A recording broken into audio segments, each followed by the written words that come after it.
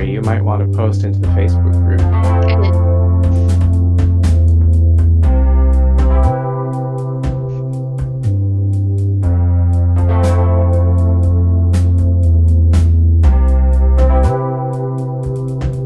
Okay, so here's the live stream.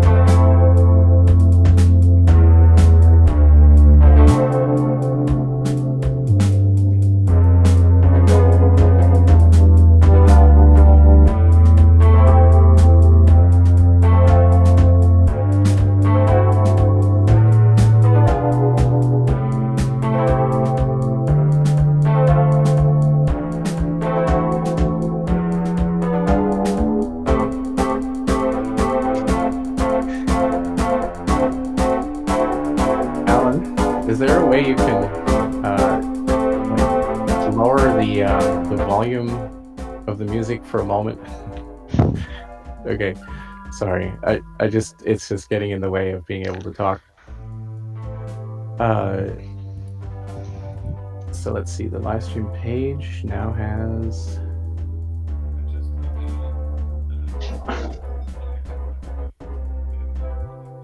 Yeah, but what is live stream showing? The actual carboncopies.org live stream, because it's a redirect, right? It redirects the inactive. At least on my browser it does, but of course it may have cached that.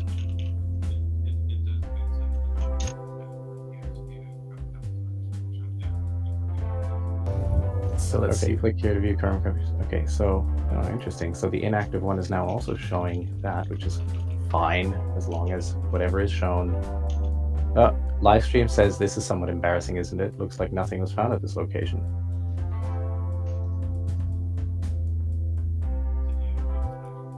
Yes. Oh, so that's a problem, huh? Okay.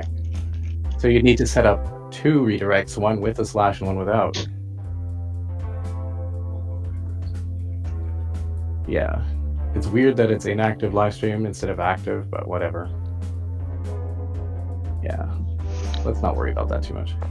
There is a separate active live stream page. Yeah, but Alan can update that when he has a little moment of time. We've only got 3 minutes right now, and we still need to make sure that the YouTube page gets the little text that says what to do to ask questions.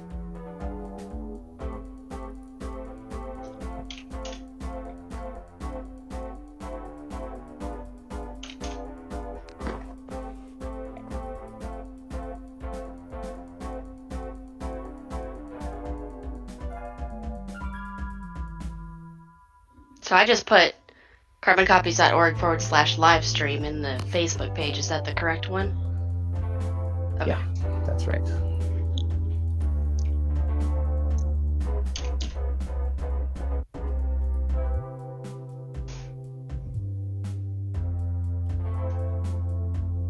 Okay, that works.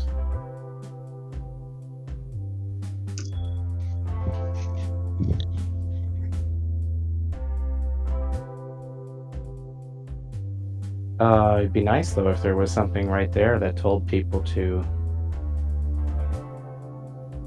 just put their questions there. And I guess we'll just mention it, but yeah. Okay. Well, we'll make do. All right. I guess that's it then. We're about as ready as can be. The live stream page points to the right place, I think. And it says how to do Q&A. Oh, actually, let's add a little info right on the live stream page that tells them how to do questions and how to ask questions. Just copy that from wherever. I wonder if it's on our event page even.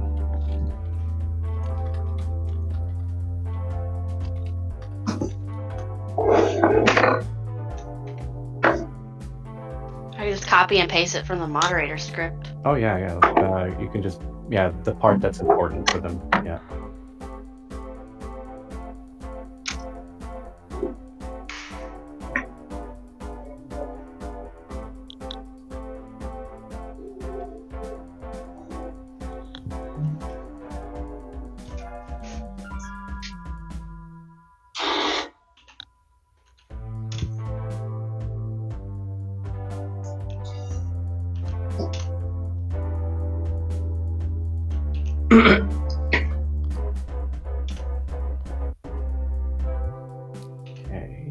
So we must be almost going live right now.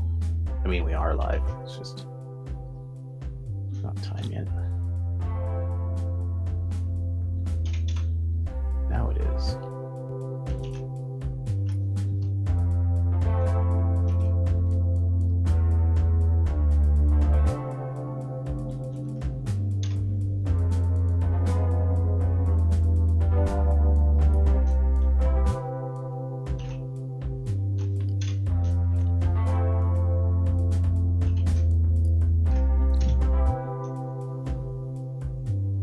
All right, so it's 8 o'clock, I guess. First of all, are we currently audible on the live stream there? Oh, okay, you copied it into there, Mallory. All right. I thought we were copying it onto the live stream page, but maybe that's what Alan is doing. Oh, So Alan, in case you're wondering where the description is that Mallory was going to give you, it's not in the back channel document. She posted it into the chat of the live stream. Not Meet, the live stream. YouTube live stream, chat. Which is actually a good place to put it. Except I suppose it'd be nice to have a copy of that over on the live stream webpage. All right, so 9 people are watching right now. That means some people have started tuning in. yeah. And Ken wants to come in. Yes, hello, Ken. And we're audible right now? Yeah, could someone, yeah, I don't have the audio on for the live stream right now, so if someone is watching who is also on the Meet here. Yep, it sounds like we're audible. Yeah, we're audible? Perfect. All right, I guess we should go ahead and get started, right? Indeed. Let's do it. All right. Welcome to the Carboncopies Foundation Spring Workshop of 2019. The event is produced entirely online with the help of our generous patrons and donors and our team of talented volunteers. I'm Mallory Tackett, and I'll be moderating the event, the panel discussions, and audience participation. This event is our kickoff meeting for the critical review of the 2008 Roadmap on Whole Brain Emulation, produced by the Future of Humanity Institute at Oxford, for the process to bring it up to date for 2019 and 2020. Our agenda for today is as follows. Our first speaker, Professor Yoonsuck Choe of Texas A&M University, will talk about understanding the brain from within, tying in the importance of considering sensory motor learning, analyzing internal neuronal dynamics, and the need to consider external material interaction. Talks are typically followed by 5 to 10 minutes for Q&A and comments from our panel. The first opportunity is right after Dr. Choe's talk. Our international audience can participate by using the live stream chat to post questions. Our moderator will select questions, and the audience member can opt to call into the meeting to engage directly with the speaker. At about 8:45 a.m. Pacific time, Professor Dong Song of the University of Southern California will provide an update on mimetic neural prosthesis. Continuing to elaborate on mimetic prosthesis with a focus on hardware is Professor Alice Parker, also of the University of Southern California, with the presentation Is a Spike Just a Spike, an electronic neuron that has input-specific spiking at 9:30 a.m. U.S. Pacific Time. At 10 a.m. Pacific Time, our chairman, Dr. Randal Koene, will present a short review of the 2008 Whole Brain Emulation Roadmap with indications of important changes in the last decade. Right after that review at 10:30 a.m., we'll conduct our first panel discussion with speakers and audience members, hopefully beginning to identify main bottlenecks and hurdles and the current challenges to developing whole brain emulation. Presentations will resume at 11 a.m. with Dr. Diana Deca's examples of electrophysiology and insights into large-scale electrophysiological recording. Our final presentation, 11:45 a.m., features Dr. Ken Hayworth, who specializes in brain preservation and connectomics, and who is intimately familiar with all the aspects of the roadmap to whole brain emulation. At 12:30 p.m. Pacific Time, we resume our panel discussion about main bottlenecks and hurdles, further detailing the challenges to developing whole brain emulation in the context of the preceding talks. Dr. Randal Koene will give a summary with closing remarks at about 1:15 p.m. Pacific Time. As I mentioned, our workshop is participatory and is open to all of our international attendees and viewers. You can ask questions, and when it is your turn, you can opt to engage directly with our panel and speakers, or you can leave it to the moderator to repeat your question aloud. You can write questions directly into the chat that is enabled for our YouTube live stream. One of our excellent staff members is monitoring the chat and will alert me to interesting and topical questions, which I will read to the speakers and to the panel. More complicated or multi-part questions, where it is important to establish that the question is properly understood and answered, are best asked by directly engaging with the speaker or panelists. We make this possible through our call-in number. The number and PIN are shown at the bottom of the screen. Actually, it's in the chat to the right side of the screen. They're also written in the live stream description and on the livestream.carboncopies.org webpage. They are 786-540-5631 with PIN 180-618-986 and then pound. If you're calling from outside the US, you may also use the web call-in option at call.carboncopies.org to avoid telephone charges. The process is similar to calling into a radio show. Your call will be monitored and a respectful exchange is expected. When your question would benefit from direct interaction, I will invite you to call in if you can. If you want to add a note to your question stating that you call in or that you cannot, that can be very helpful for myself and whoever is moderating the chat. Our thanks to our patrons and donors, to our volunteers, and to the many experts who make time in their busy schedules to participate in our workshops. We are a 501c3 nonprofit operating with the sole mission of advancing research in whole brain emulation. We appreciate the many contributions that have allowed us to organize events such as these. If you would like to become a monthly donor or make a one-time donation, you can visit carboncopies.org/donate and donate by PayPal, credit card, bank transfer, or cryptocurrency. With that, it's time for our first presentation from Professor Yoonsuck Choe. He is the director of the Brain Networks Laboratory at Texas A&M University. He's been involved with whole brain emulation and its roadmap since the first workshop at Oxford back in 2007, where his mentor and former lab director, Professor Bruce McCormick, introduced the knife-edge scanning microscope shortly before his untimely passing. Professor Choe carried on this important work, as well as contributing to many areas of theoretical and computational neuroscience of crucial importance. Professor Choe is presently on leave from Texas A&M, engaged in a role as corporate vice president at Samsung Research. He is speaking to us from Seoul today on the topic, Understanding the Brain from Within. So with that, I'll give it away to you, Professor Choe. Hi. Is my slide are my slides showing on the screen and on the live stream? Or yeah. Okay, great. So thank you for the kind invitation and to speak in this very exciting reboot of the whole brain emulation roadmap meeting. So today I'm going to talk a little bit more about the theoretical side of let's say whole brain emulation. So the title is Understanding the Brain from Within. Let's move on to the next slide. Let's see. What is the next slide showing on the live stream? I'm watching the live stream and it's only showing the first page. Oh, I see. Okay. Yeah, just in case any speakers are watching the live stream, if you have both of them on, especially if the audio of the live stream is on, you might get confused because of that 15-minute delay. It's just as a warning. Okay. All right. So anyway, so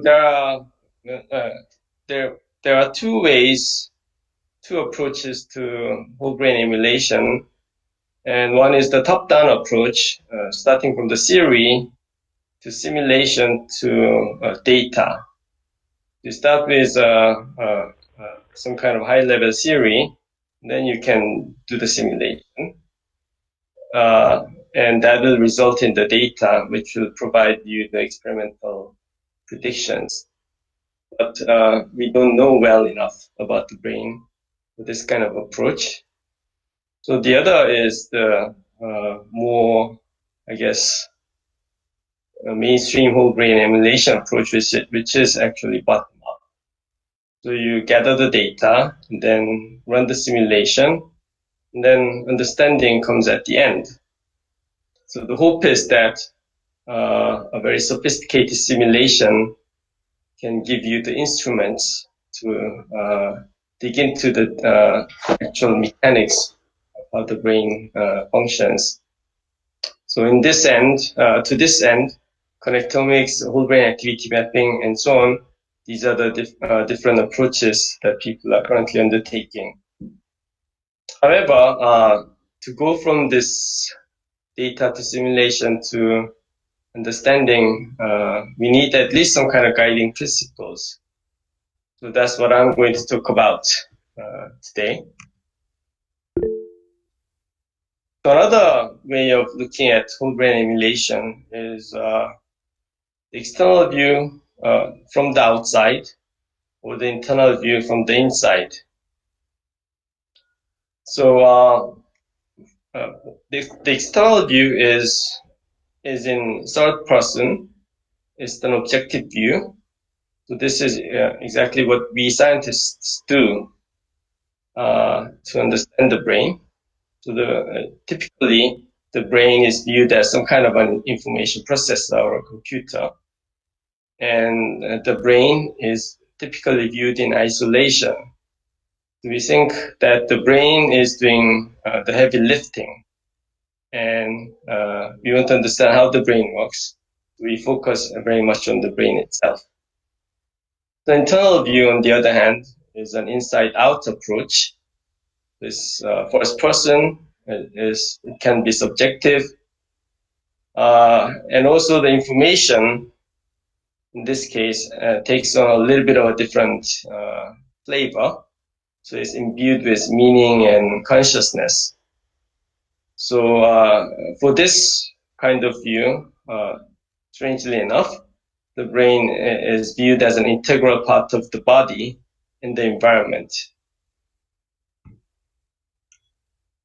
So today I'm going to talk about meaning from the inside and consciousness from the inside. So what are the different interesting insights that we can gain by starting from the inside and trying to understand what are the requirements or what are the problems faced by the brain itself when it's trying to solve these issues or trying to make sense of what's going on inside itself. So for the first part, meaning from the inside, it turns out that motor interaction will become very important for the brain to figure out what's going on inside itself. So the principle, so I told you about the principles. We need some kind of principles to successfully carry out the bottom-up approach for brain emulation. So the principle in this case is sensory motor invariance. So actions that maintain internal state invariance.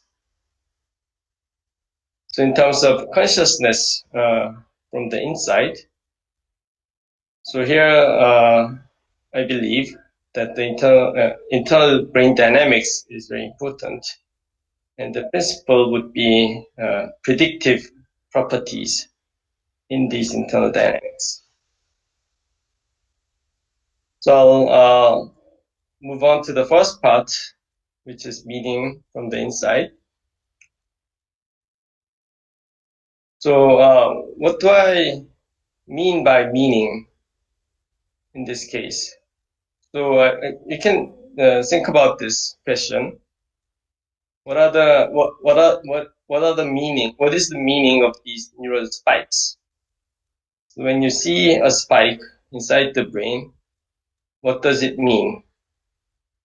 So from the outside, you can see the figure on the left-hand side. So you measure the spike coming from a neuron, which is triggered by an environmental stimulus.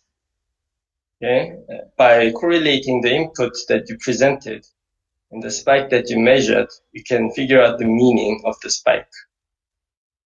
Okay, but from the inside of the brain, let's say you are the second stage neuron, okay, receiving the spike from the first stage neuron, then you don't have the external reference with you. The neuron itself, the second neuron, does not have any idea what's in the outside world. It's just receiving the spikes. Okay. So the questions that we can ask regarding the meaning of neural spikes, the first one is how can we understand the neural code from the outside? but I guess that can mislead us in a serious way. So that the correct question to ask is, how can the brain itself understand this neural code? And let's see, let me explain how that is relevant. Here's an example. The next slide, I'm showing you an animation.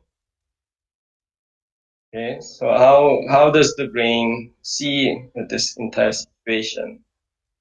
You see, so in a short moment, for those live stream, see an animation going on. So you can see there's a black box or screen, and there's some green light blinking. What do these blinking lights mean? So of course, just looking at this is impossible to understand what's going on.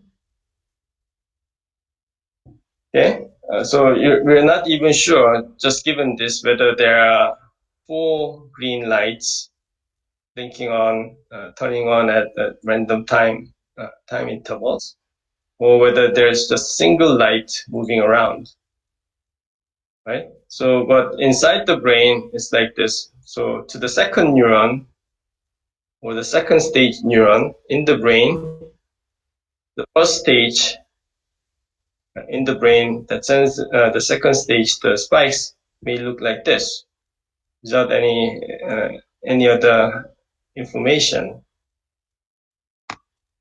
So now in the next slide, I'll show you what that previous slide was really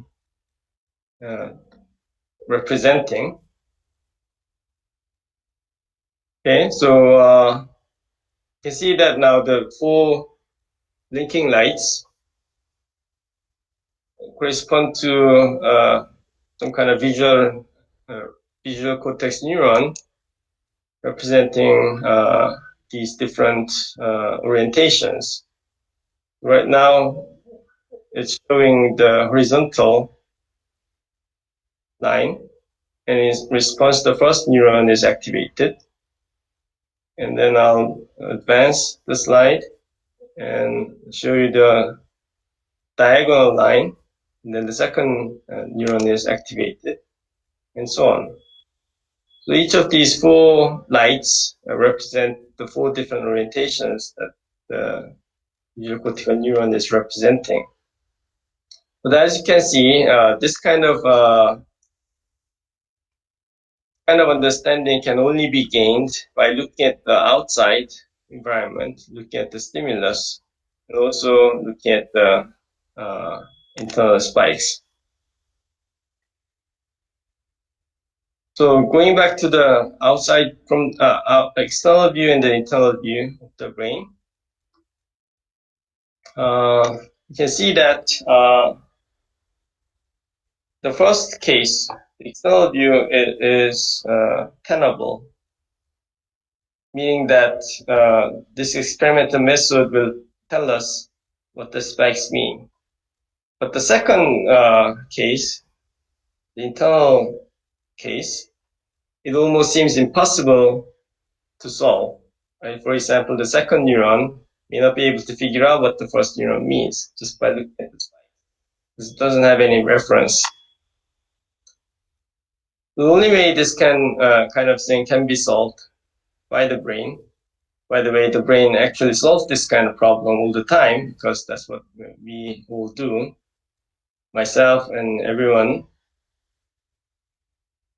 Let me explain how action, or the motor interaction, becomes very important in in the brain trying to figure out what's going on inside itself, right? Without having a direct access to the stimulus itself. In the next slide, I show you a cartoon. On the left-hand side, there's a visual scene. And then on the right-hand side is the brain with the eye and the second neuron turned on. Right now, in the visual scene to the left, this particular brain is looking at this segment in the branch, okay, marked with the circle. Okay, so since it is currently looking at that part, the second neuron is activated. Then what happens is now the gaze moves to the upper right side. You'll see that the gaze is moving back and forth between the two diagonal parts in the same branch. Then the interesting property now here of inside the brain is that the activity does not change over time. So the brain is generating some action which has a diagonal property, but as a result, there's no change in the internal state. And there's an interesting correlation between this kind of the property of action and the property, the diagonal property represented by the second neuron in the inside of the brain. What happens when the action is not aligned with the property that is being represented? So right now I'm going to move the gaze from the left to the right across the two different branches. And as you can see, the internal state actually changes over time. So it's still, the live stream is still trying to catch up. I'll wait a little bit now. You can see that that when the motion is not aligned with the property that is currently represented, the invariance in the internal state is broken. Again, once again, if the motion, the property of the motion is aligned with the property that is represented by the neuron, then again the invariance is maintained.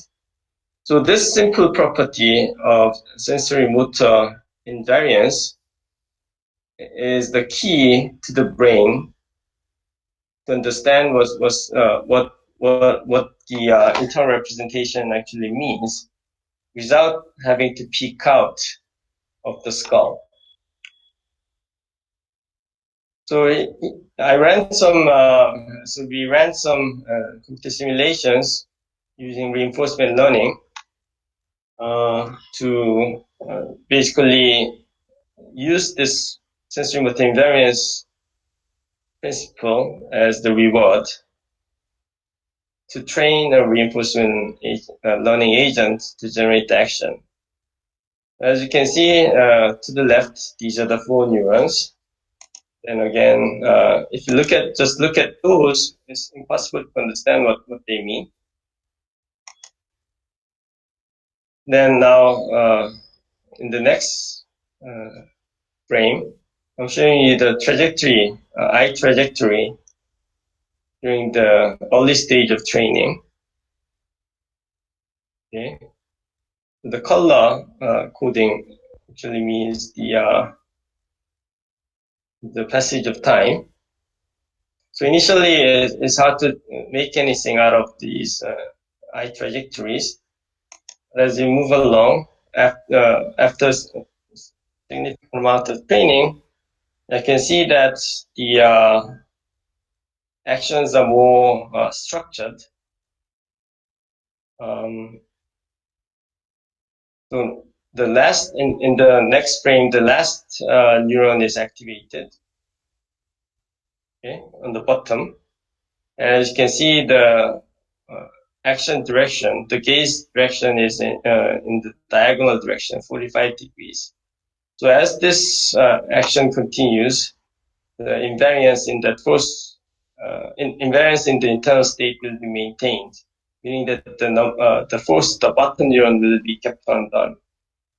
And the same thing will happen with different orientations. Now the 135-degree motion will correspond to the second neuron,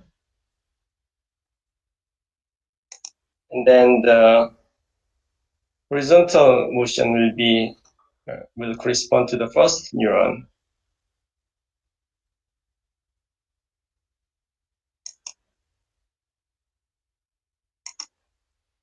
Okay, so finally, you can see what the actual environmental input was.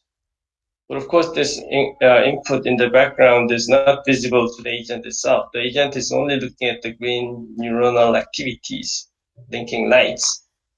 And just by generating some action and trying to observe the invariant property, you can figure out what these lights mean. And from that, you can even reconstruct the structure of the visual environment.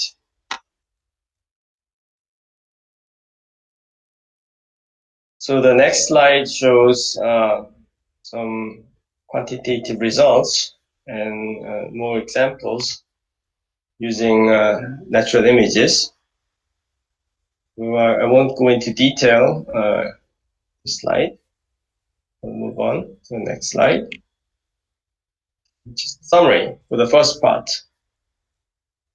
So it turns out that motor exploration is key to autonomous semantics, meaning that recovering the meaning of the internal representations from within the system without direct reference to the outside world.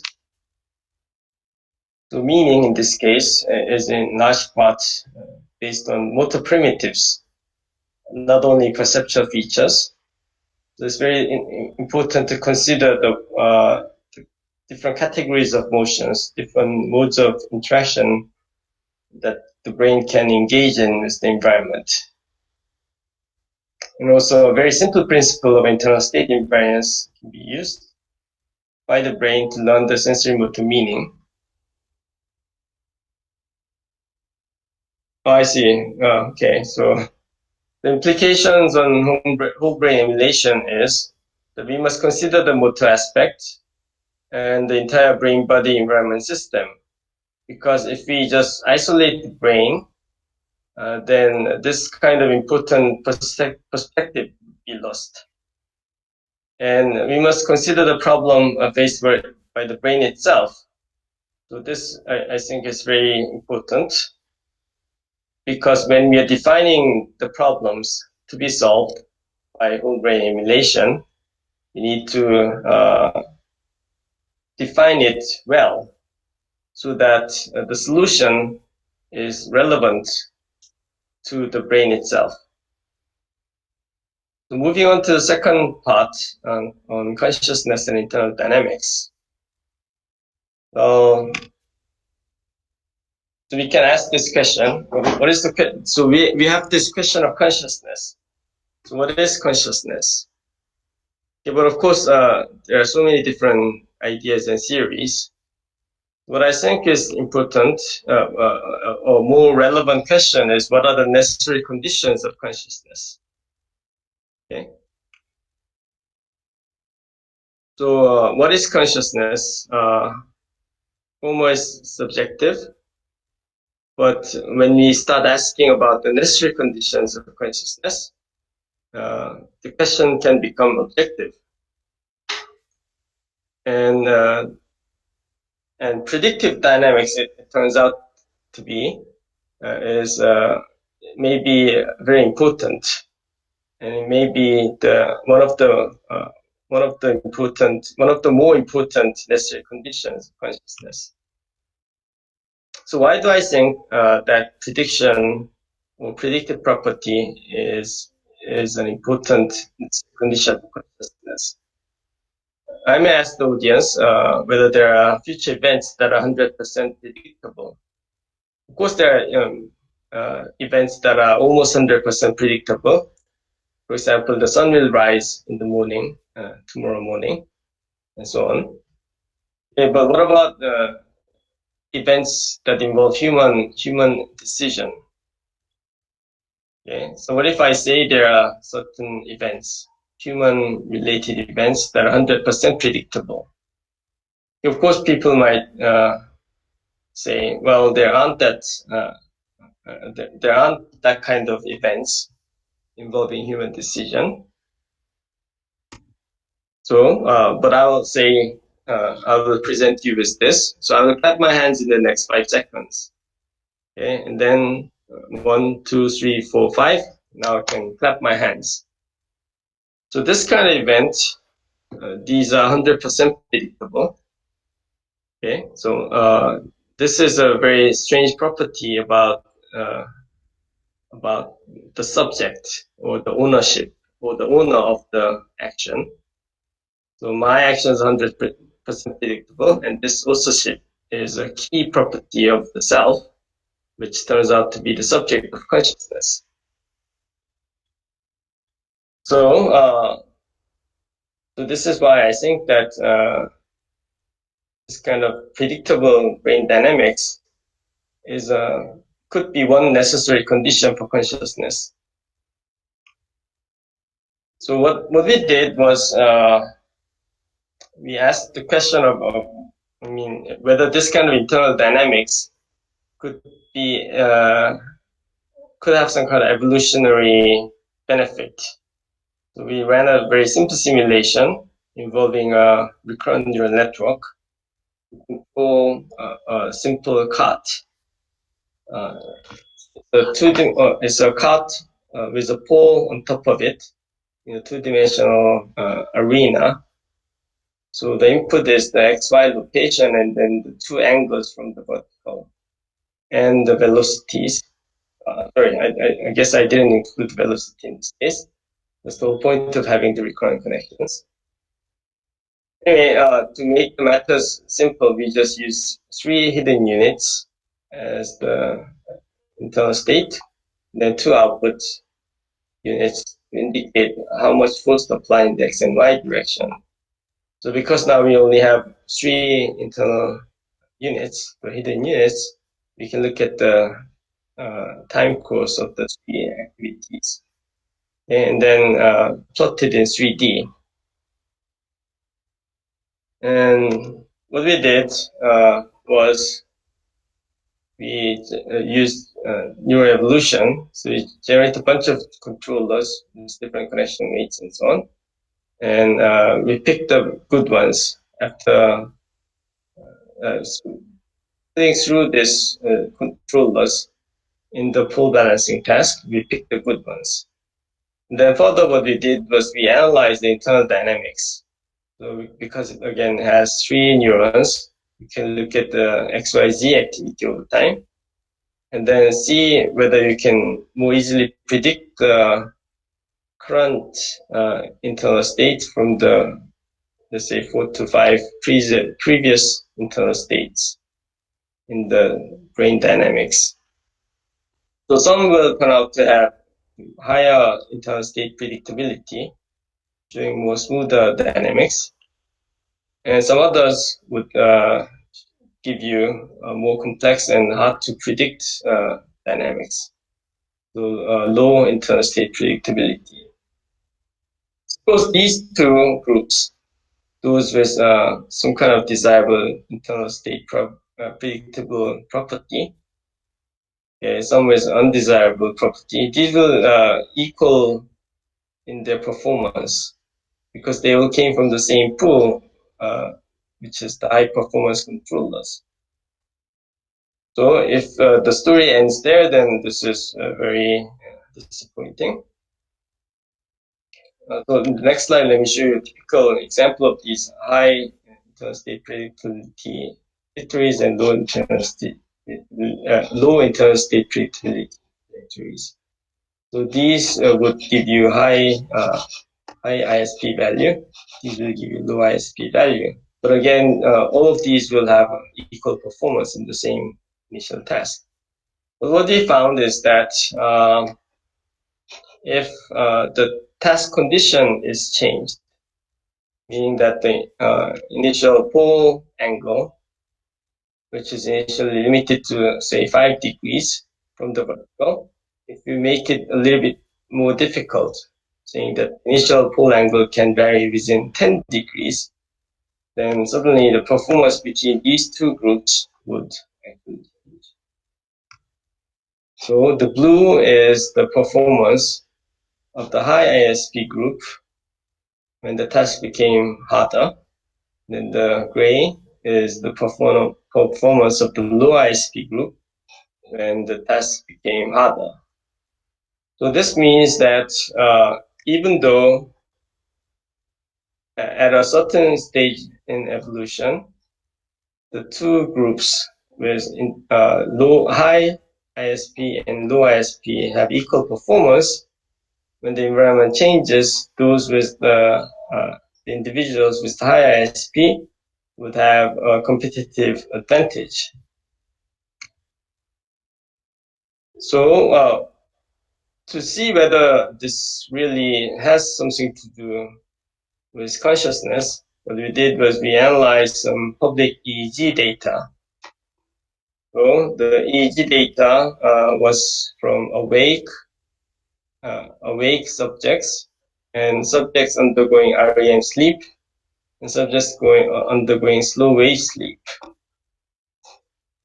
So we looked at the EEG pattern and then extracted the peaks, and then measured the distance between the peaks in the EEG signal. Then given the a small number of previous inter-peak distance, we try to predict when the next peak is going to occur. Okay, and so we took the data from 4 subjects, and we tested whether how well we can predict the inter-peak distance given historical inter-peak distance. So we found that for the awake and REM sleep condition, the prediction error is lower than the slow wave sleep. So of course, when you're awake and when you're undergoing REM sleep, the subjects are conscious. So this means that the conscious brain dynamics have a more predictable property than unconscious, which is slow wave sleep. So the summary of the second part is that the internal dynamics of neural networks can relate to subjective phenomena, and predictable internal dynamics may be the precursor of consciousness. And such predictable dynamics can facilitate an intrinsic understanding within the neural network. And the implications on whole brain emulation is that we need to look at internal neural dynamics and how it is interpreted and used from within. And we need to look at this kind of predictive dynamic properties generated from the inside of the brain. So to wrap up, taking this kind of inside-out view can lead to important new insights. So incidentally, Yogi Yusaki wrote a new book on this particular topic, the inside-out view. It came out in 2000, actually this year, just a few days ago, I guess. And meaning and consciousness can be scientifically investigated. And sensory motor invariance and predictive internal dynamics are important principles of brain function. And these could hopefully guide research into whole brain emulation. So the lessons we learned is that whole brain emulation may consider whole brain body environment system, because the sensory motor aspect, interaction is very important in the brain, trying to understand the external world. And whole brain emulation may consider how internal dynamics are utilized from within.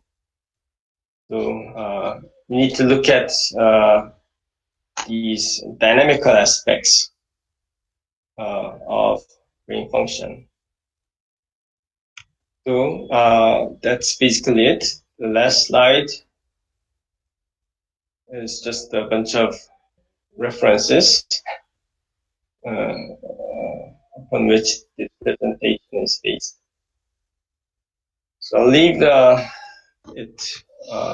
the slide on the conclusion page, and maybe take any questions. Mm-hmm.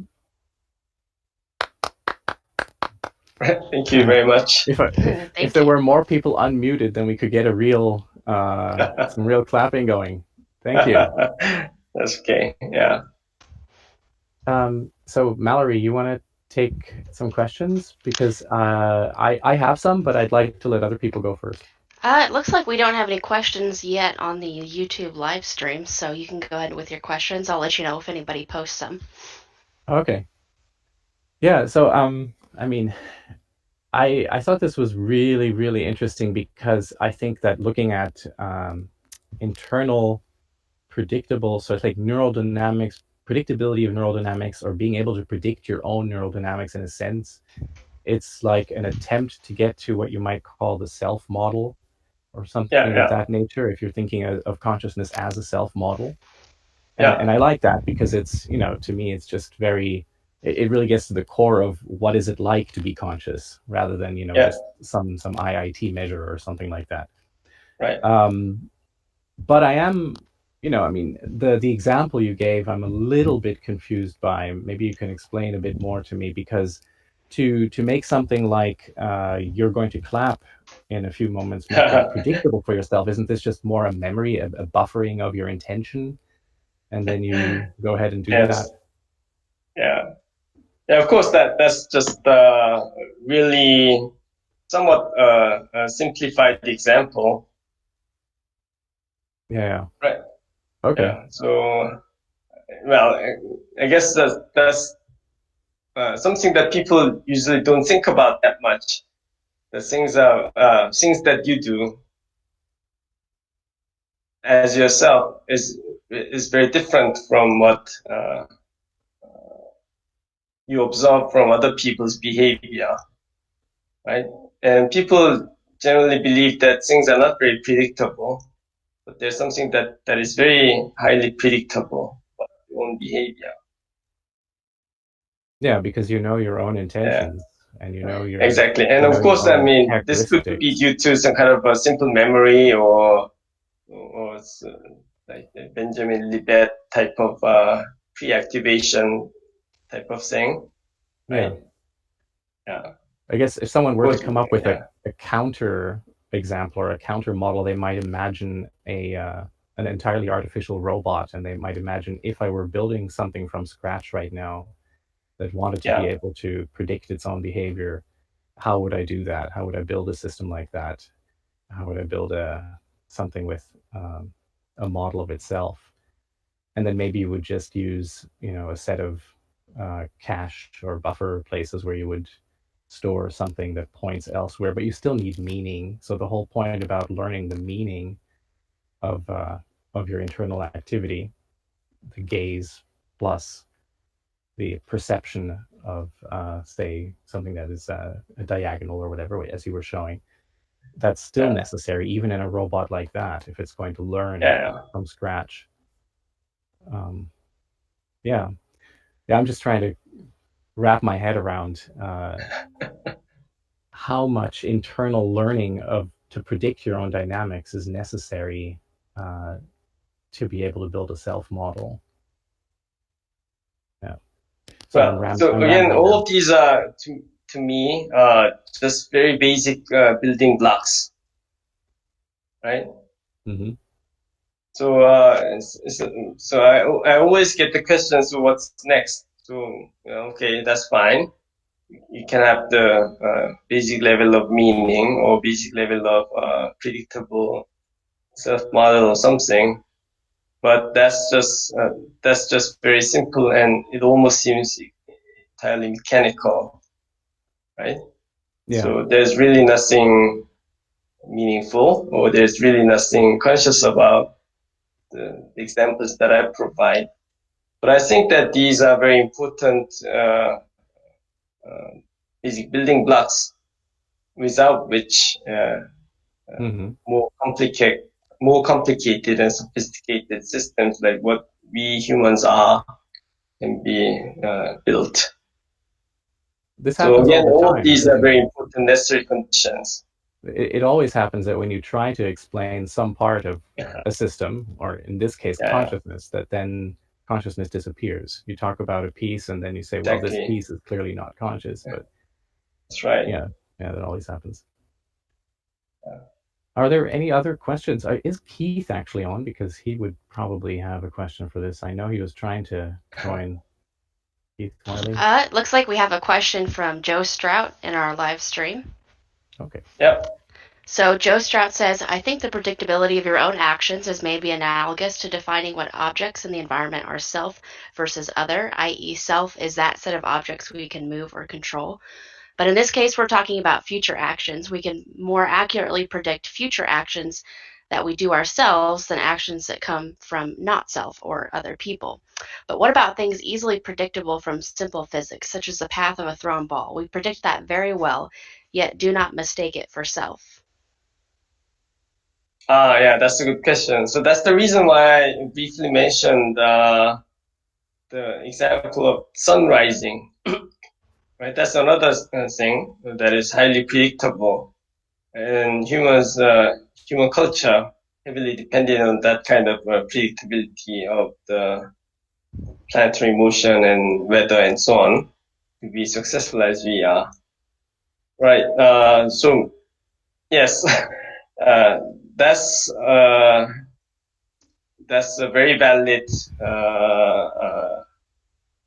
example, and I guess I don't have a clear answer to that question. Yes, there are very predictable events, and not just generated by yourself. Yeah, so that's why I somehow limited the example to things that involve human decision or human behavior. Of course, my wife might say that my behaviors are entirely predictable. So that's another counterexample. All right. Looks like we don't have any more questions, so it's time. I do have a question. Oh, sure. Yeah. So in your EG example, I didn't. I probably missed your the method. How did you measure the predictability of your EEG signal? Are you using some kind of like autoregressive model? Well, similar to that, basically we use a neural network. We take 4 previous inter-peak interval values as input, and then put in the next inter-peak interval value as a target output, and just train and move the sliding window and train. Yeah, I see. Yeah, that sounds very similar to what some people use to predict, to classify actually epilepsy. I see. Right. So based on the predictability, it's possible to differentiate normal activity from. Okay. Very interesting.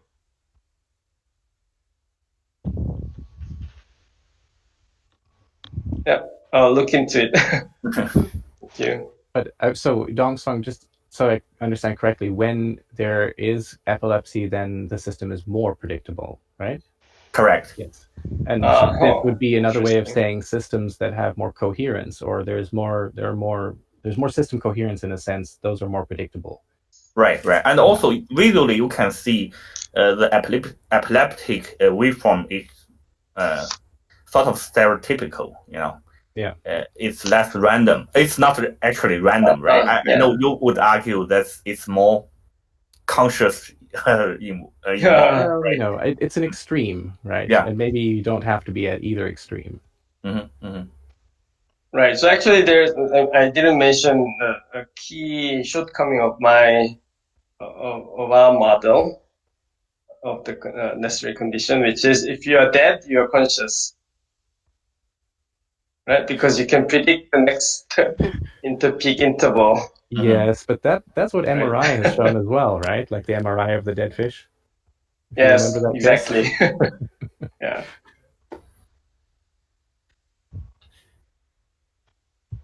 Okay, I think with that, maybe I'll introduce our next speaker, who just asked a question, Professor Song. He's a veteran of our workshop series. He's presented in our workshop from brain preservation and reconstruction back in April of 2018. Those of you who attended that workshop know that Professor Song has been closely collaborating with Professor Berger at USC, developing a neural prosthesis for regions of the human hippocampus. Professor Song returns to us today to update his insights on real patient-specific neural prosthesis, a first testable brain region-specific brain emulation, and the data and the computational modeling that requires. Professor Song is traveling and joins us today from Hong Kong. His presentation is Building Hippocampal Prosthesis based on computational modeling of memory codes. Let's see.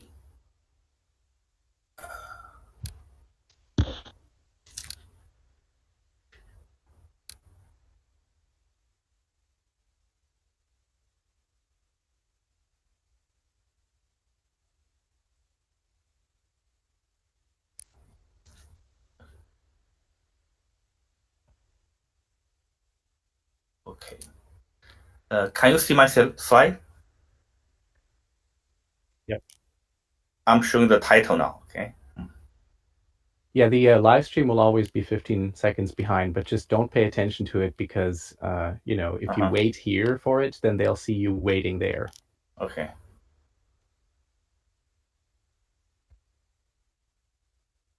I see. But I won't be able to see you, right? I can only see my slides because I'm in display mode. Okay, that's fine. So now I'm moving to the second slide. It's a hippocampal memory prosthesis diagram showing a head. Are you seeing that? Yes. Okay, perfect. So the goal of our team is try to build a hippocampal memory prosthesis. So the idea is that if you look at this animation, right? If the hippocampus is normal, it can transform short-term memory information into long-term memory information. But if hippocampus is damaged, then the short-term memory is still normal, right? But since the signal cannot be transformed or processed by the hippocampus correctly to form the long-term memory, then the long-term memory function is gone. So the goal of our project is to try to build this biomimetic device that can mimic the input-output property of the hippocampus, right? So bypass the damaged region that cross, right? And then receive signal from a downstream region of the hippocampus, transform it properly, and send it electrically, right, by electrical stimulation to a downstream region of the hippocampus.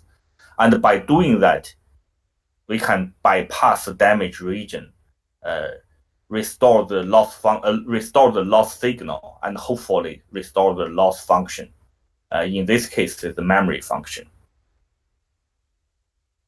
So the clinical implication is mainly dementia and some brain damage caused by like traumatic brain injury and also Alzheimer's disease. So the reason we choose hippocampus is that hippocampus is a very relatively simple structure compared to neocortex. So this figure shows the hippocampal feed-forward pathway. Right? As you can see, it receives input from entorhinal cortex and then sends the signal to dentate gyrus unidirectionally. And then the signal passes from dentate gyrus to C3, again unidirectionally. Then C3 from C1, and then C1 to subaculum, and subaculum will again go back to the entorhinal cortex. So that provides some unique advantage of the emulating or modeling this hippocampal function, because this is like a one-directional bridge, right? When it's broken, the information is completely blocked since it's a unidirectional pathway. But if we fix it, it's at least theoretically it's possible to restore the information transmission and also the function. And this is not true almost in any other brain region, like neocortex, like basal ganglia, like cerebellum. The information is typically bidirectional, but in the hippocampus, it's unidirectional. And also the information is more kind of converged, right? So my mental image of hippocampus in relation to the neocortex is like this image, right? So the information are all from the neocortex, the input information, but it got passed to this narrow arc or bridge, right? And then the information goes back to the cortex again. So you have this narrow range you can manipulate. All the information will converge, get processed along this narrow path, and then sort of diverge back to the neocortex.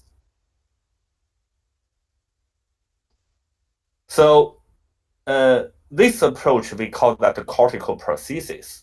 This is very different from deep brain stimulation, although they are both they both involve implantable device. Also, both use electrical stimulation to the cortical region to restore or modulate brain functions. So the main difference is that in the cortical prosthesis, this approach, we try to mimic the neural code.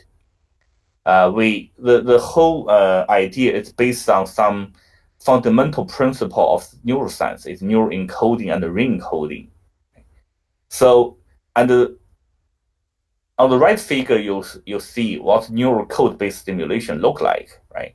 It looks like a spatial temporal patterns or action potentials, and it involves multiple channels with asynchronized and a very small signal. That's very different from the DBS signal, as shown on left. It's typically with a fixed frequency, fixed interval, highly synchronized, much higher intensity, and obviously there's no information encoded at all. So basically our approach is try to model the brain function as an input-output property, right? As shown here. For the sensory function, right, we consider that as a transformation from sensory input to internal representation of the information, which are spike trends. For the motor function, we represented that as a transformation from an internal signal, again spike trends, to motor outputs.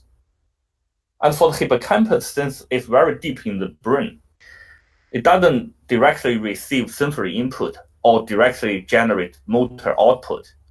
So both input and output signals are spike trends. And then the hippocampus function is represented as this input-output spike trends transformation. Okay, so in order to understand the function, basically we need to solve the problem described at bottom. We have an input spatial temporal patterns on left and the output spatial temporal pattern spikes on the right. And the goal is try to mathematically, computationally describe this transformation.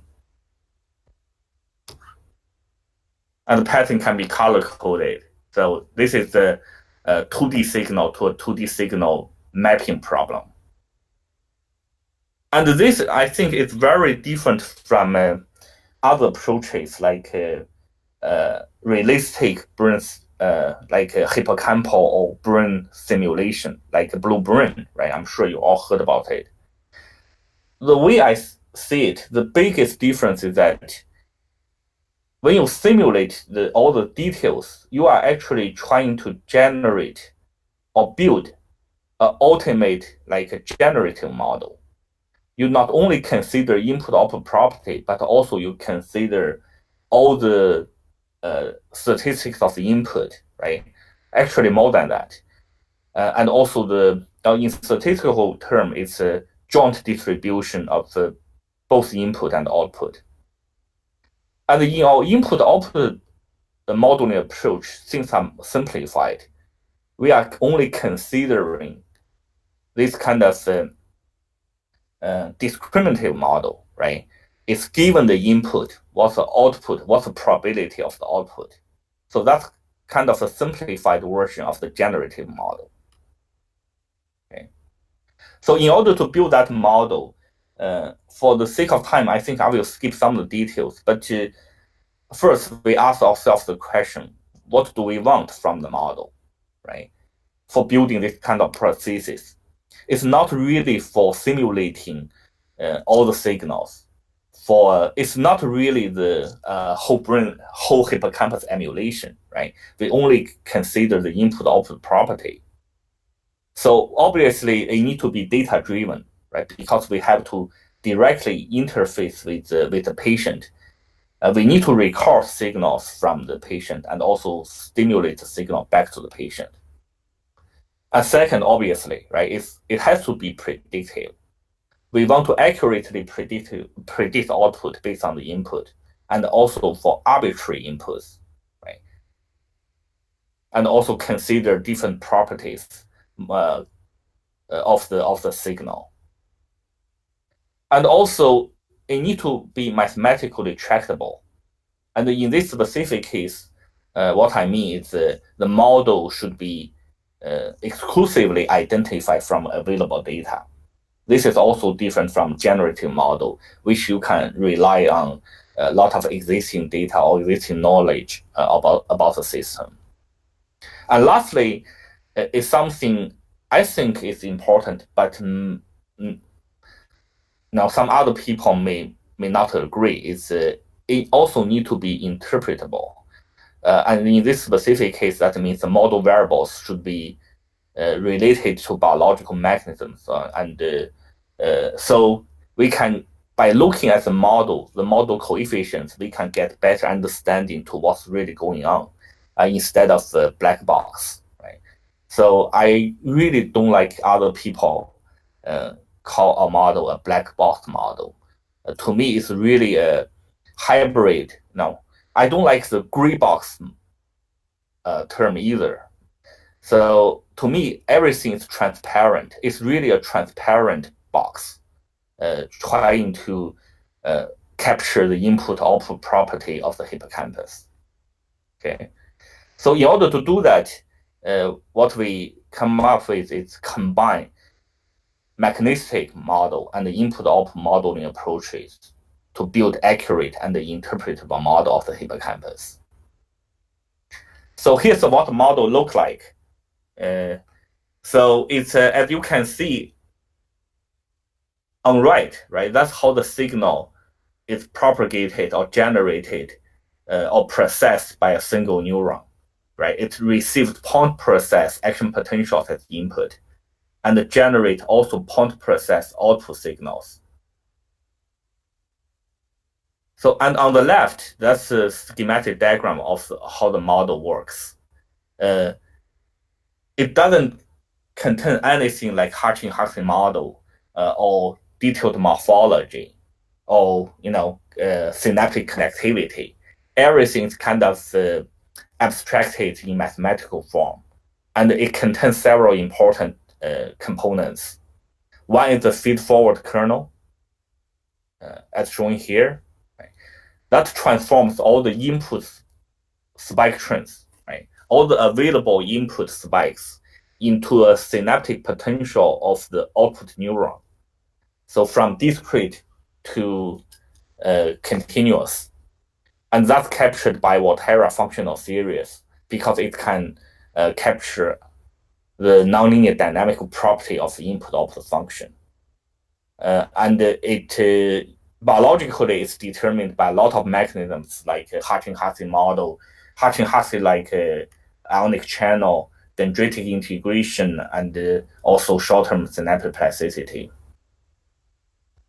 So in order to capture the stochastic property of the action potential firing, we also included the Gaussian noise term. It's a pre-threshold Gaussian noise, and it renders the whole model stochastic. And there's also a feedback term. It's described by a single input, single output, again, nonlinear dynamical Volterra power series. So when the action potential is generated, it also changes the internal states, the internal continues the synaptic potential of the memory potential of the neuron. And that biologically is determined by both intrinsic after potential caused by internal dynamics of the ionic channels, and also some extrinsic interneuronal feedbacks like GABA A or GABA B. Okay. So that's a model. So we first tested the model, that's about almost 15 years ago, with animal model, right? So we trained the rat to perform a delay non-matched sample task, which is shown here, right? The rat was put into a cage, and on one side there are two levers. So in the beginning of a trial, one lever will be presented to the rat, and the rat was trained to press on that lever, right? And try to remember that lever actually. Then the rat go back to the opposite wall and nose poke another lever when the light is on. So the light is actually introduce a variable delay to the task. So when the light is turned off, then the rats need to go back to the original wall. Now two levers will be presented, and the rats need to remember what the previous lever is. And then if he successfully presented the opposite, right, the non-matched lever, then the rat got rewarded by a drop of water, right? So in order to do this, the rat need to remember a binary spatial location, either to the left or right. So it's a memory-dependent task. So when the rat is performing this behavior, we use multi-electrode array to record the spatial temporal patterns from two regions. One, the C3, which is the input region, and then C1, which is the output region. We recorded spatial temporal pattern spikes simultaneously from these regions. Another thing about this task is that by plotting the percentage of the correct response as the function of the delay, the length of the delay, we can get a nice forgetting curve as shown here, right? So that's the chance level represented by the dashed line. And as you can see here, when the delay is get longer and longer, the rats tend to forget more and more about the previous location and get a lower correct ratio. Okay. And when we after we record signal, we found, right, the hippocampal activity, right, it does represent those informations in the spatial temporal pattern of spikes. And those are the patterns for left sample. Sample means the first time the animal press the lever. And the non-match means the second time the animal press the lever. As you can see, right, for left and right, for sample and the non-match, the rats show very different patterns of the behavior, right? So that means the information is actually encoded in those activities, and it should be possible to decode what the animal is doing from those activities.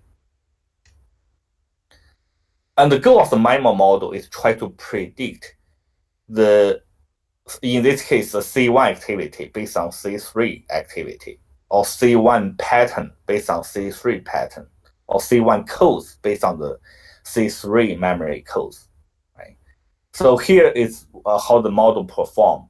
At the bottom, that shows the spatial temporal patterns of actual C1 region on top.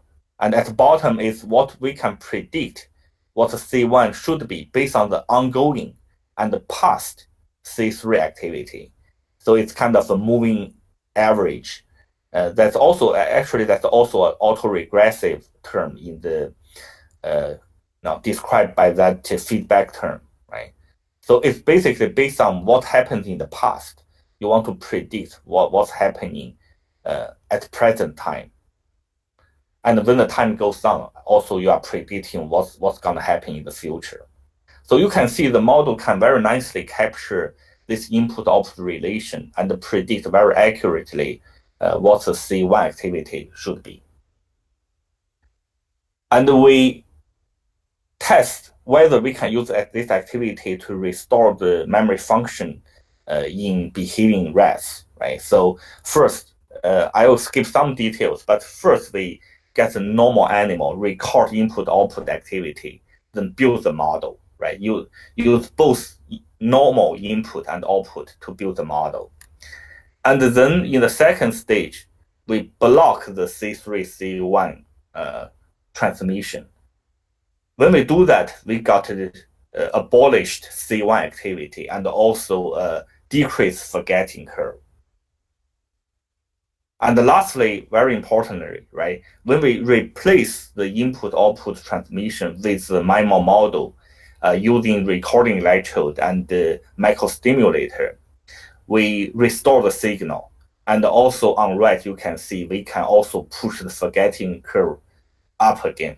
Not quite to the original level, but significantly higher than the damaged forgetting curve, showing that not only the signal were restored, but also the memory function was also partially restored.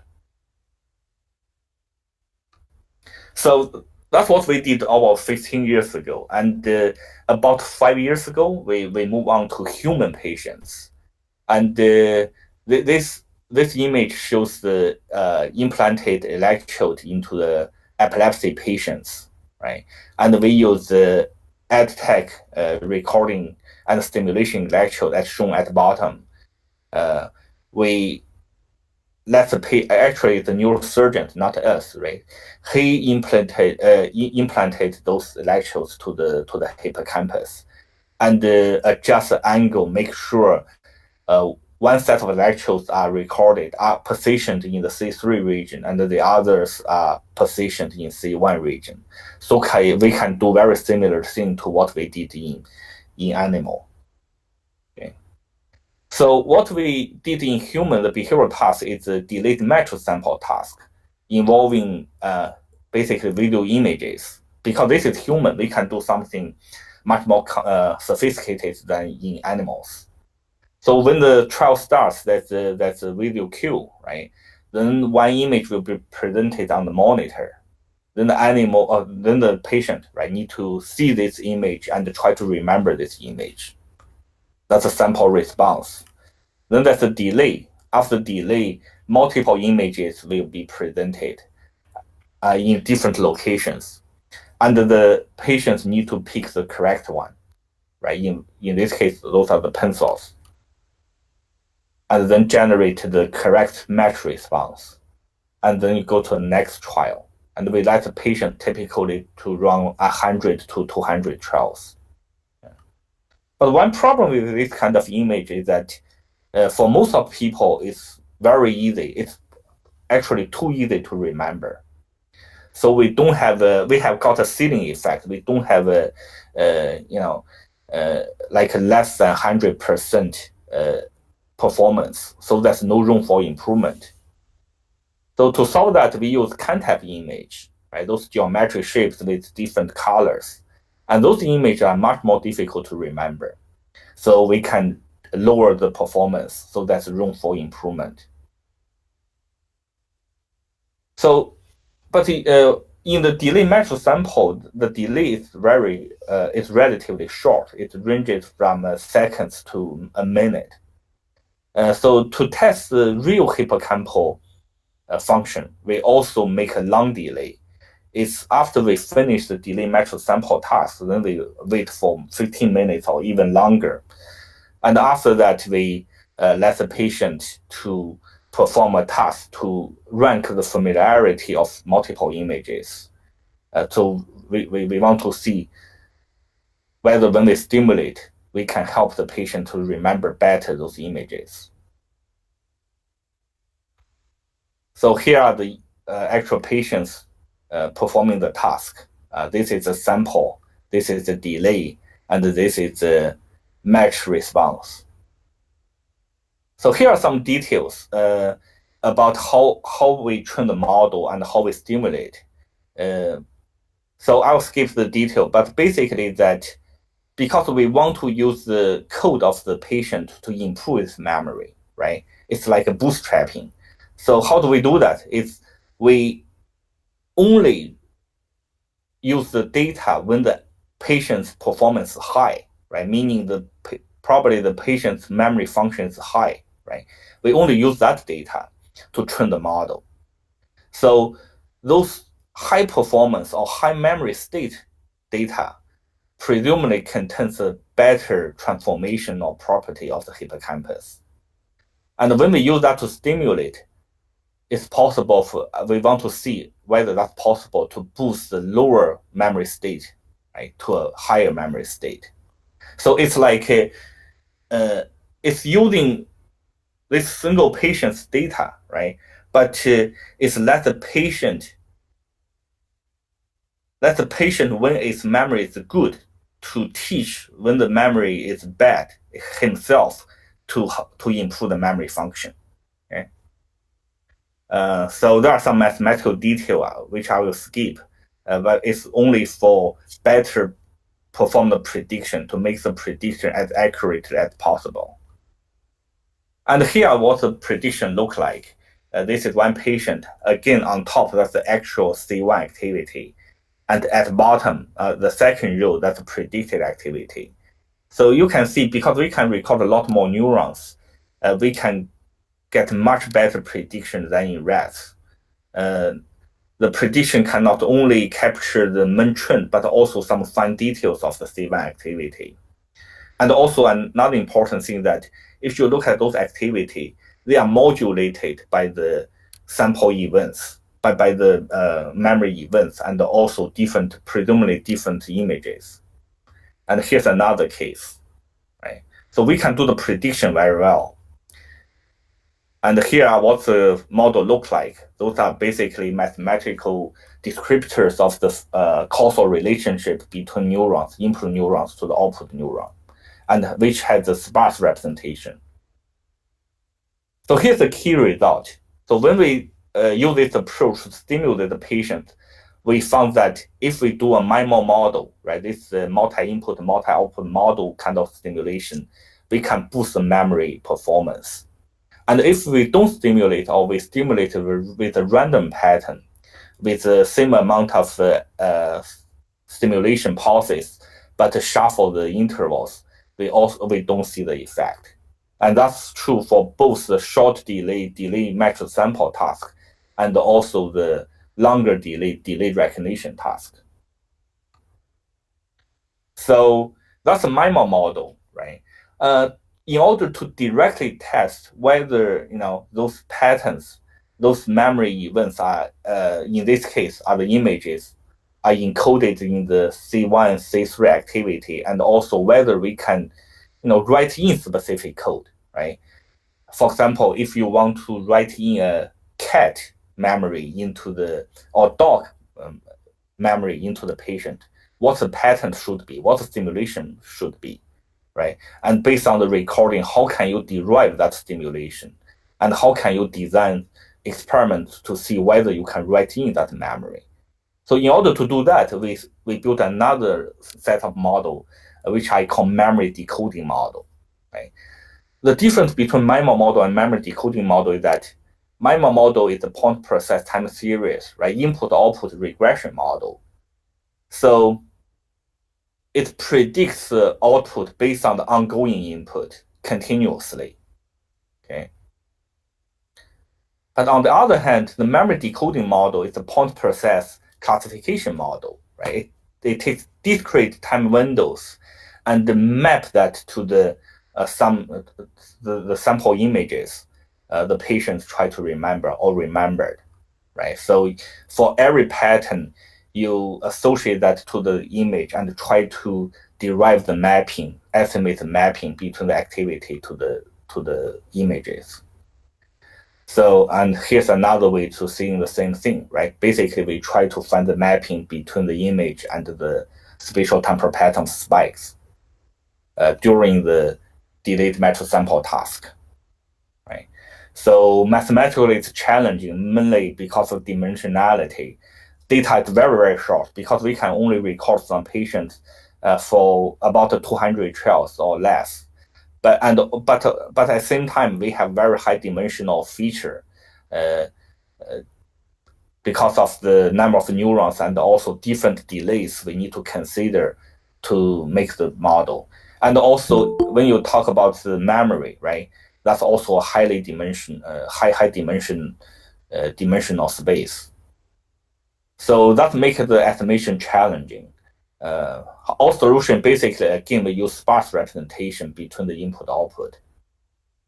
And also we reduce the complexity of the images by labeling those images using an online survey. We let normal person using social media, Facebook, to rank all those images and come up with a smaller number of labels. So we can use those labels as the training data, as the teaching signal for the classification. Right? So what we end up with what I call a multi-resolution, multi-trail memory decoding. Again, I will skip all the mathematical detail, but the key idea is we use some ensemble machine learning technique to reduce the prediction variance and also avoid overfitting to boost the performance of classification. And in the end, we got a pretty nice prediction quantified by those massive correlation coefficients. So each color bar represents one patient.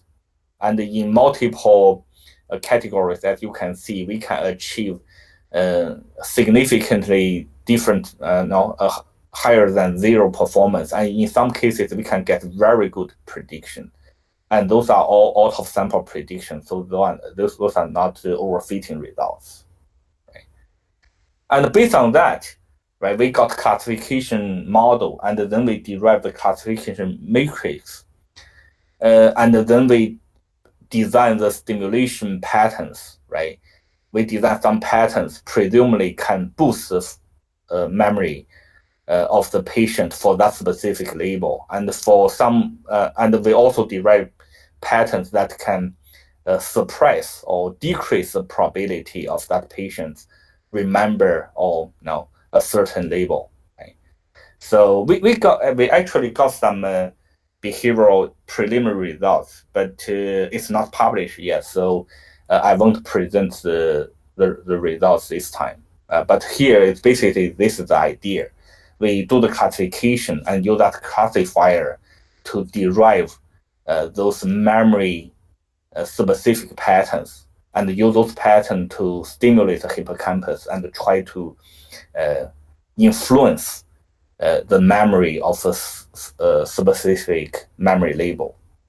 Okay, so here's the summary of what we did. Right, we first built this MIMO model, which is a discriminative model, not a generalist model, to describe the input-output relation of the hippocampus.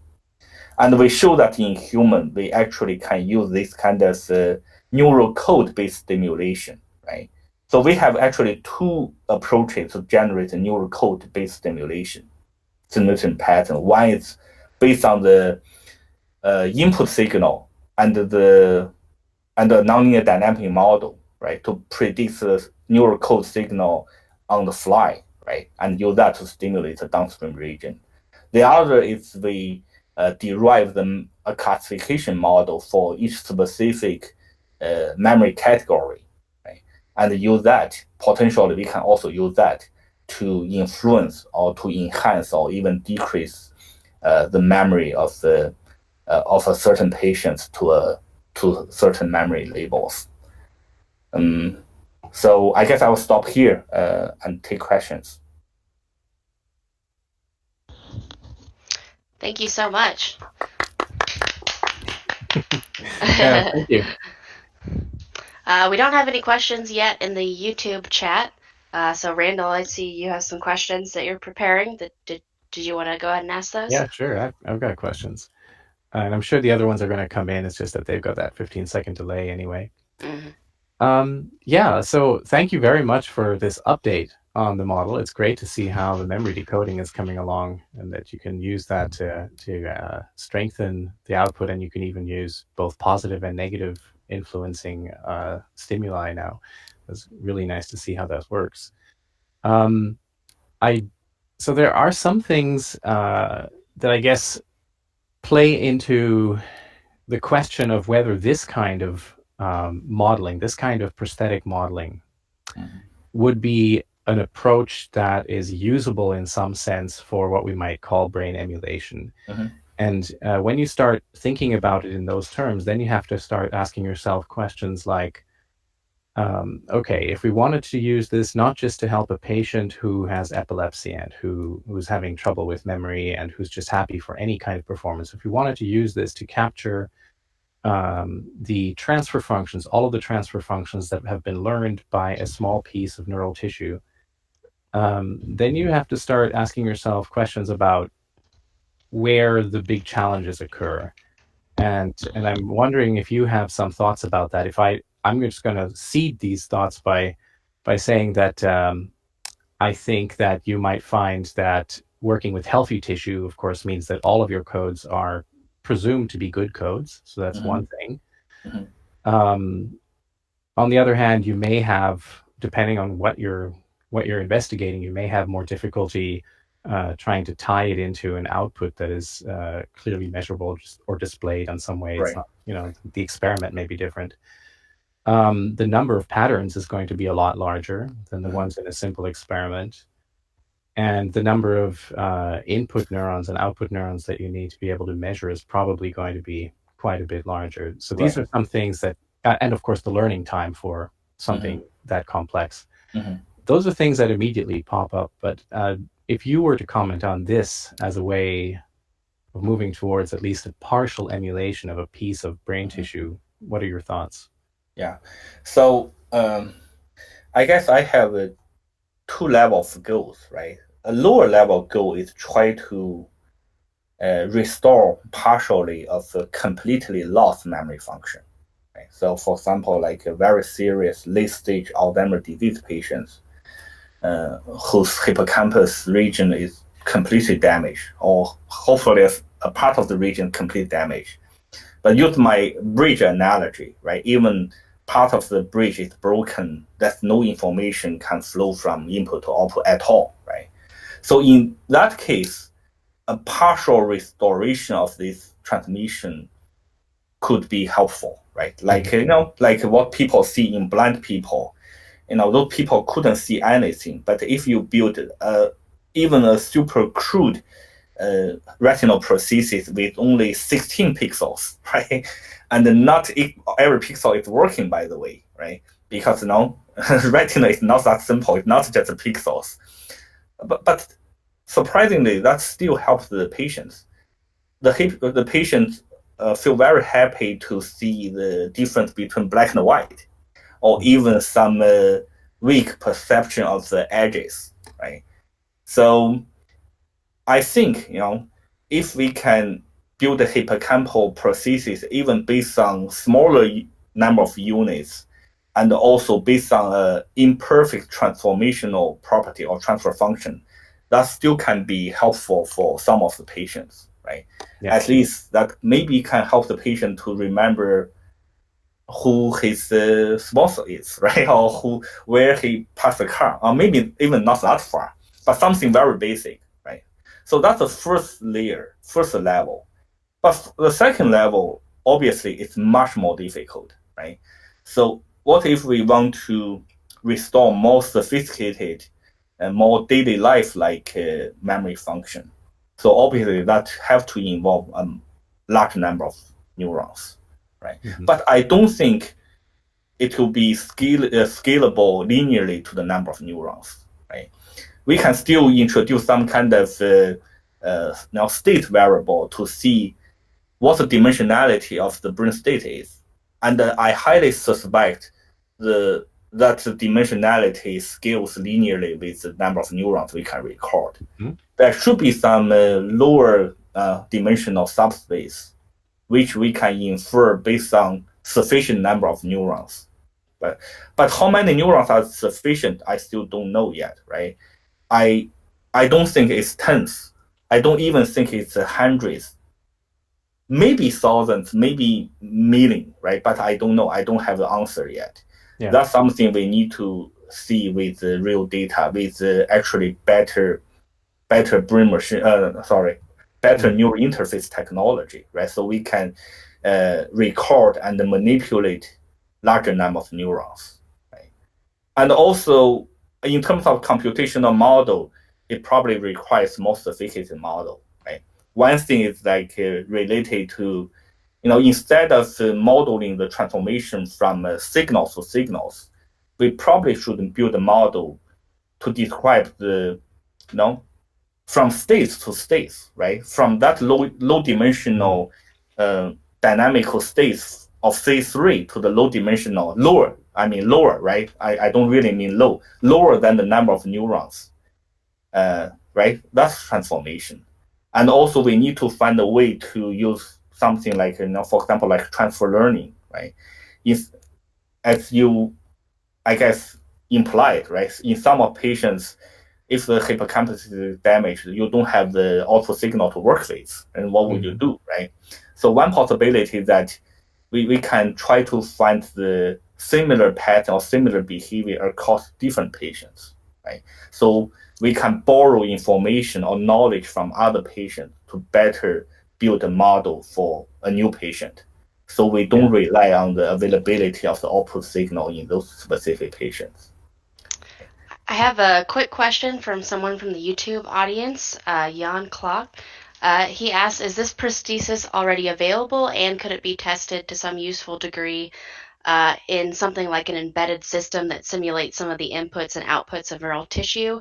Could we connect it to, say, a tissue chip like hardware in the loop? So in terms of the testing, we have gone beyond the tissue testing many years ago, right? When we started about 20 years ago, when I was a graduate student, the first step is we try this approach with the hippocampal slice, right? That's obvious. There's no memory. It just not even in vivo experiments. It's in vitro slice. We use this approach to try to restore signal, right? So, but now we are doing human test, right? So we are already testing this approach in human. But whether we have a real prosthesis, we don't have it yet. We definitely don't have an implantable chip.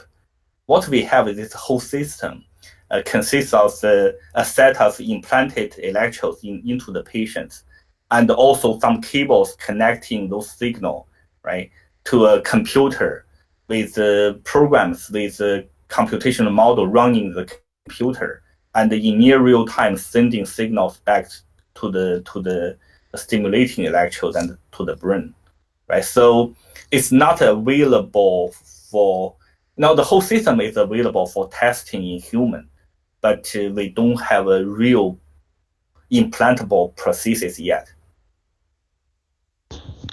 All right, thank you so much for that. Our next speaker is Professor Alice Parker. She is the Dean's Professor of Electrical Engineering and Professor of Electrical and Computer Engineering at the University of Southern California, and leads the BioRC Biomimetic Real-Time Cortex project. The project tackles the problem of building an artificial brain that can implement and effectively carry out a whole brain emulation. Professor Parker's presentation is titled, Is a Spike Just a Spike? An electronic neuron that has input-specific spiking. And with that, I'll hand it over to you, Professor Parker. Okay, let's see if sharing screen is working. Is that working? Are we good? Great. All right, so the question is, what information is in a spike and in a train of spikes, and can we exploit that information? So the Bjork project, it's not working?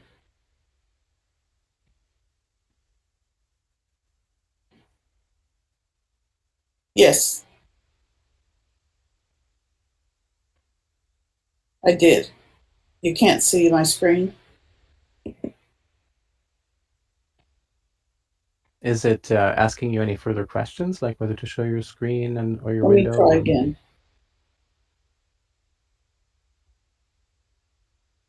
Share. Oh, I'm sorry. Okay. There we go. There we go. Give it a second. Now you should be able to see it. Working. Okay, great.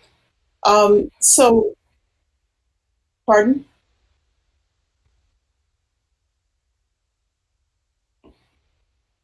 Okay.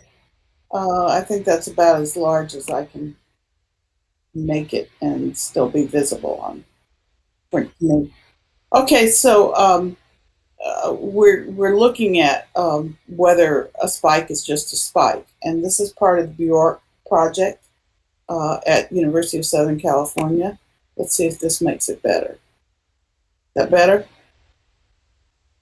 And the idea is that we're looking at whether a spike train conveys more information than just a yes, no, it's spiking, it's not spiking. And we know from neuroscience that that's not true, that there's a lot of information. And so we're trying to exploit that information, and particularly to exploit it with learning.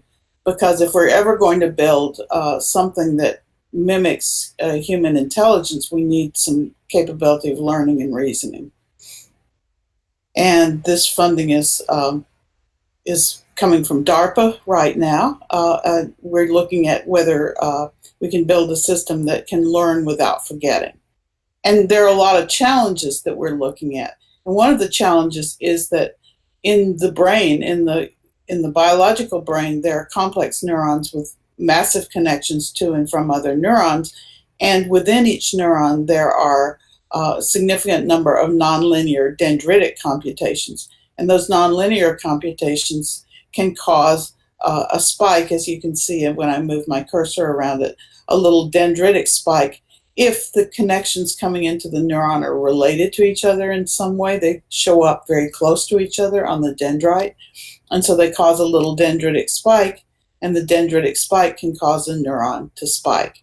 And so that particular phenomenon allows you to recognize your friend who's walking toward you wearing a blue hat and a red coat, because you've seen that pattern again and again and again. And so your brain says that's Henry. And when Henry gets close, you realize it's not Henry anymore. It's not anybody that you really recognize. But that first recognition is like a dendritic spike, because you're a couple of inputs to one of the neurons are saying, hey, something is happening here, and they're close to each other because of recognition in the past, and so the dendritic spikes take over. Another thing that is complicated for whole brain emulation is the fact that each individual neuron's behavior is governed by proteins that are expressed through RNA, expressed by DNA, and the Allen Institute Brain Institute has looked at this. There are a lot of human genes that are expressed in the brain. At least 82% of all of the human genes are expressed in the brain somewhere. And so each neuron is expressing, in essence, different proteins that control the behavior of different neurons. And so nobody's quite sure in the neuromorphic community what to make of this, but it seems like this is something that important that we should pay attention to. So another challenge is the neuronal network is changing all the time. Synapses are appearing and disappearing. And Kandel, of course, got a Nobel Prize for talking about silent synapses and their role in memory. But silent synapses, I've shown a little picture on the right coming from Wikipedia, and we see that there's AMPA channels that are inactive and NMDA channels that are active. So the NMDA channels are waiting for a voltage potential that's high enough to open. And so the synapse isn't going to be active because the AMPA channels aren't creating that potential. And so they're silent. Some potential builds up somehow, and the NMDA channels can open, and then we find that the silent synapse wakes up. We're going to exploit that in learning later in the talk. So when there's also in the hippocampus, there are new neurons in the adult hippocampus. So neurons are being born even as adults are aging. Up till about age 90, they've shown that new neurons are being born. And so the question is, how do you take a rigid neural network that you've designed and have it enhance itself and change itself with new neurons being added as the adult prosthetic ages? So that's a real challenge.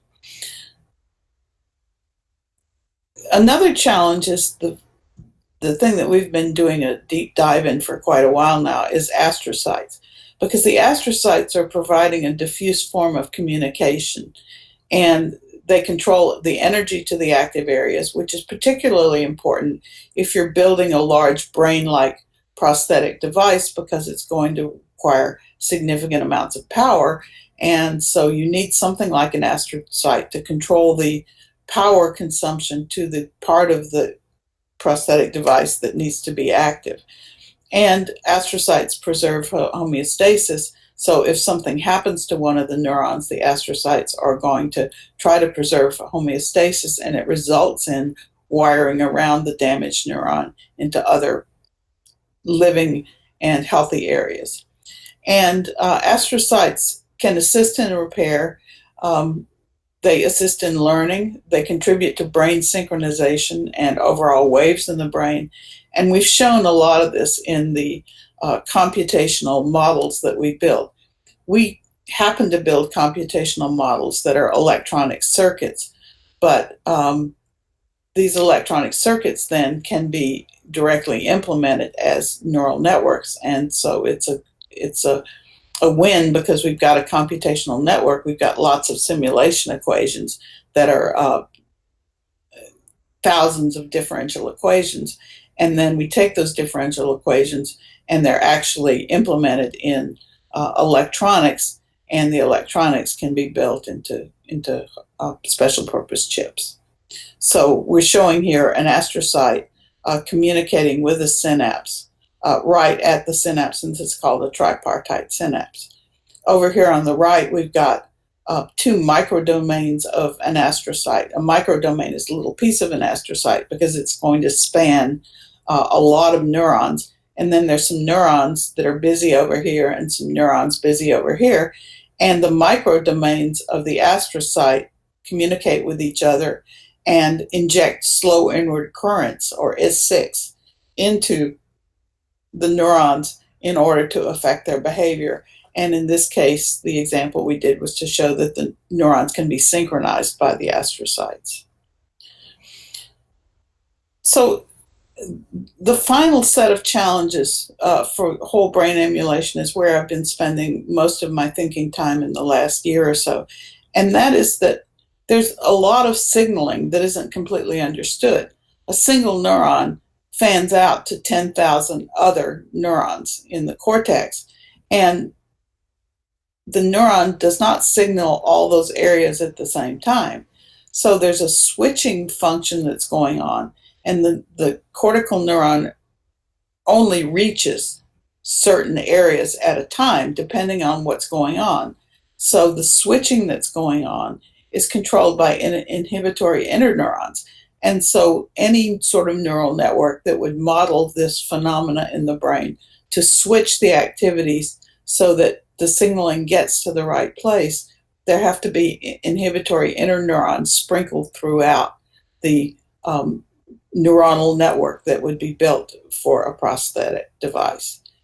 And the signaling might contain information depending on the spiking patterns or the spike shape.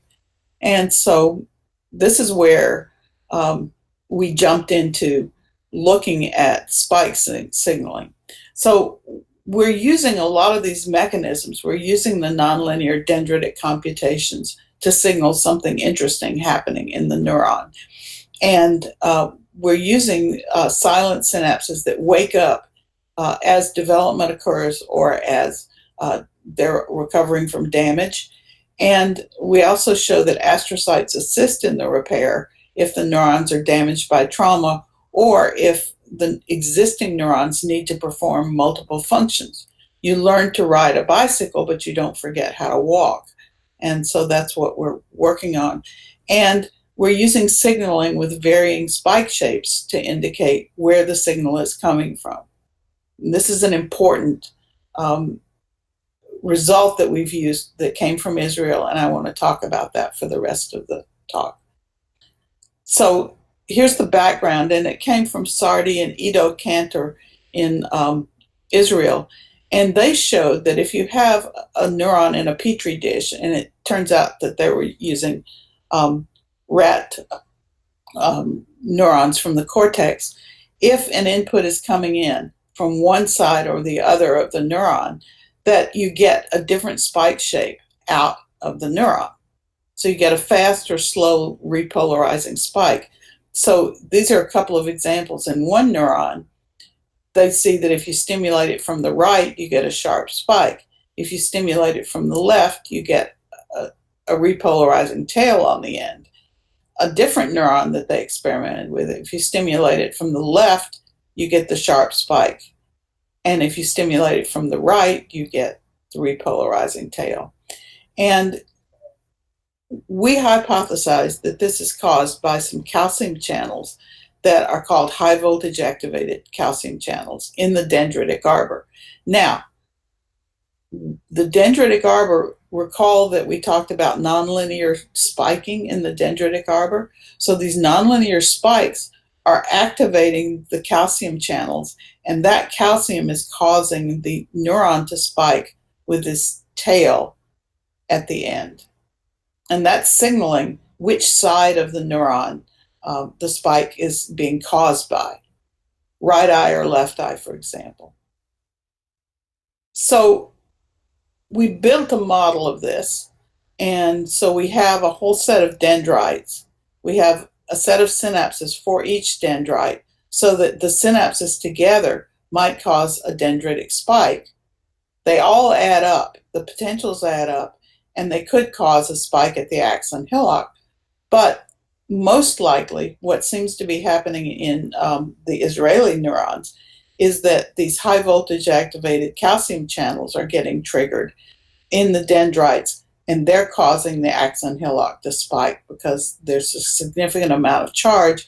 The calcium has persistence in the tissue in the neuron, and so this high voltage activated calcium channel causes the neuron to spike. So this gives you an idea of what our mathematical computational model looks like. It looks like an electronic circuit because it is an electronic circuit. And each one of these devices is governed by a set of differential equations. When you put all this together, you get a set of differential equations that describe the entire network. So it's a computational model, but it's a very specialized computational model, and you can turn it directly into a device, a CMOS device. So this is the axon hillock circuit. Here's the soma, and the voltages that are formed at the soma are the sums of all the postsynaptic potentials. But these two pink boxes here are representing dendritic spikes that are coming from particular dendrites here. And those are going to cause differences in behavior of the spiking neuron. So this is the results slide. And what we see is we've got a couple of action potentials coming in here on one side of a neuron and a couple of action potentials coming in on the other side. If I have a single action potential coming in, I don't get an action potential out.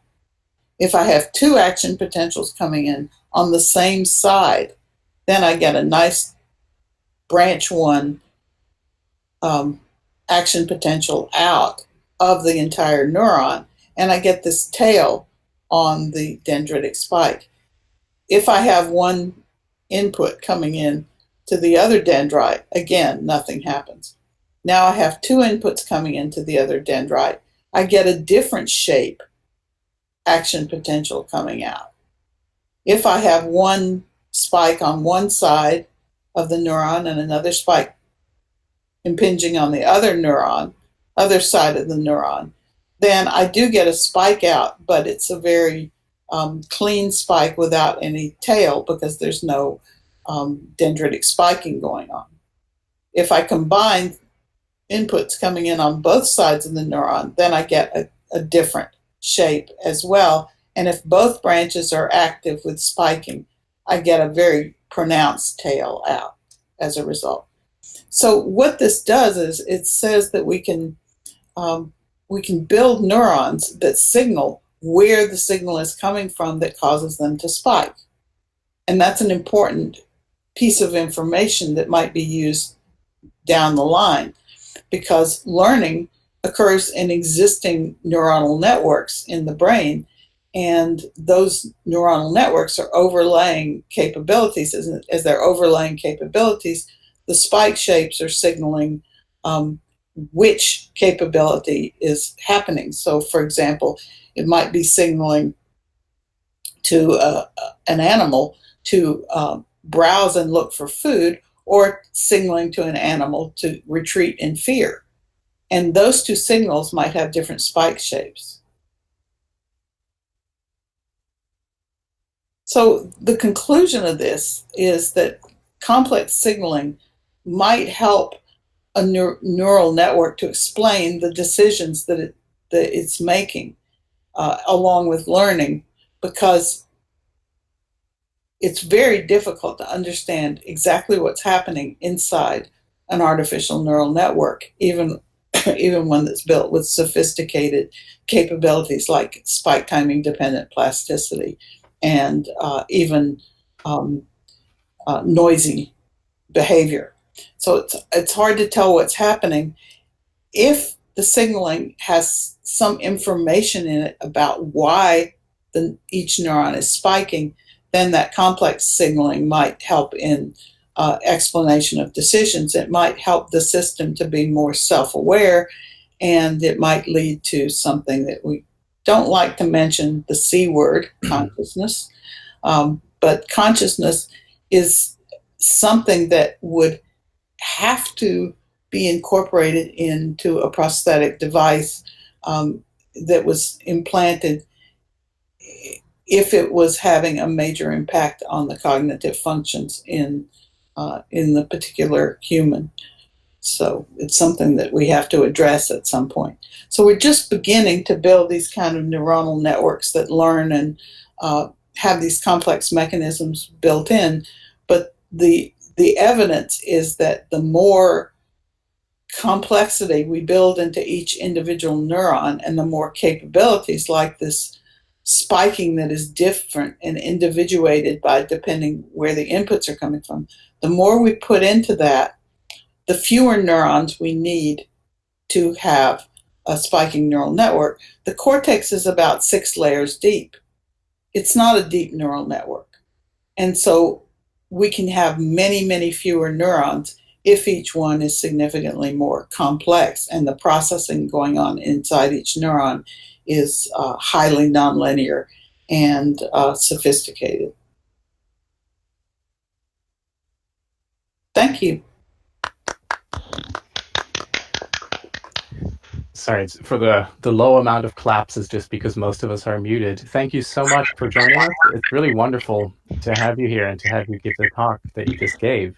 I don't think anyone has presented about the details of individual spikes yet and their potential meaning, at least not at our meetings.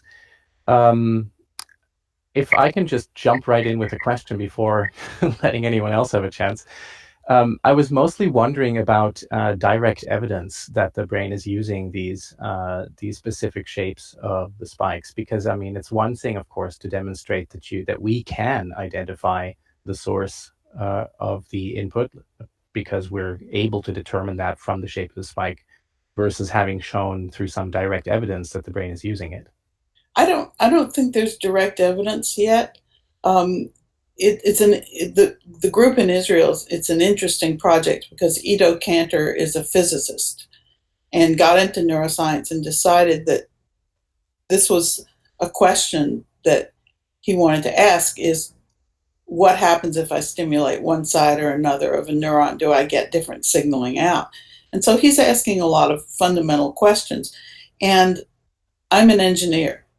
And so I open up my toolbox and I see, oh, there's a neuron that spikes differently, depending on where the signal's coming from. That may not occur in biology. And so the question is, can I use it anyway?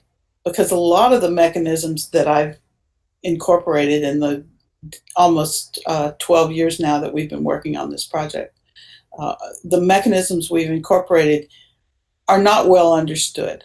And so we incorporate them, and then it turns out that people show that there's a reason why the mechanism is there and how useful it is. So as the neuroscience results emerge, we're putting them in our toolbox and using them. And it seems like that the way we're using them is possibly a way that the brain might use them. We're also looking at different spike patterns, and that's a more immediate way of using the different spiking information. So that's an easy to implement right now, and that seems to be, there's a lot of research on neural signaling and the fact that it's not just a rate code, that we're looking at the spacings, and that a burst followed by silence isn't the same as the average spike rate that you would see. So there's some things about signaling that are well understood. So the spike shape is probably the most esoteric one that we're looking at, but some of the others, there are results that say yes, what's in the spike pattern does affect what's going on. And the question is, why do inhibitory interneurons switch the pathways of a cortical neuron that's signaling, so it only arrives at some postsynaptic neurons and doesn't arrive at all of them? And so the neural signaling is somehow allowing this switching to occur, and the question is exactly how. Nobody knows at this point. The fact that this switching is going on just emerged in the spring of 2019 as a mechanism in the literature. So it's a very useful mechanism, especially I'm thinking back to some of the models with Michael Hasselmo, where you have learning in EC3 and EC2, and you need to be able to switch between modes where you're encoding versus modes where you're retrieving, because you have to do both at the same time. For that sort of thing, it's extremely useful to have a mechanism that can switch the source of your input.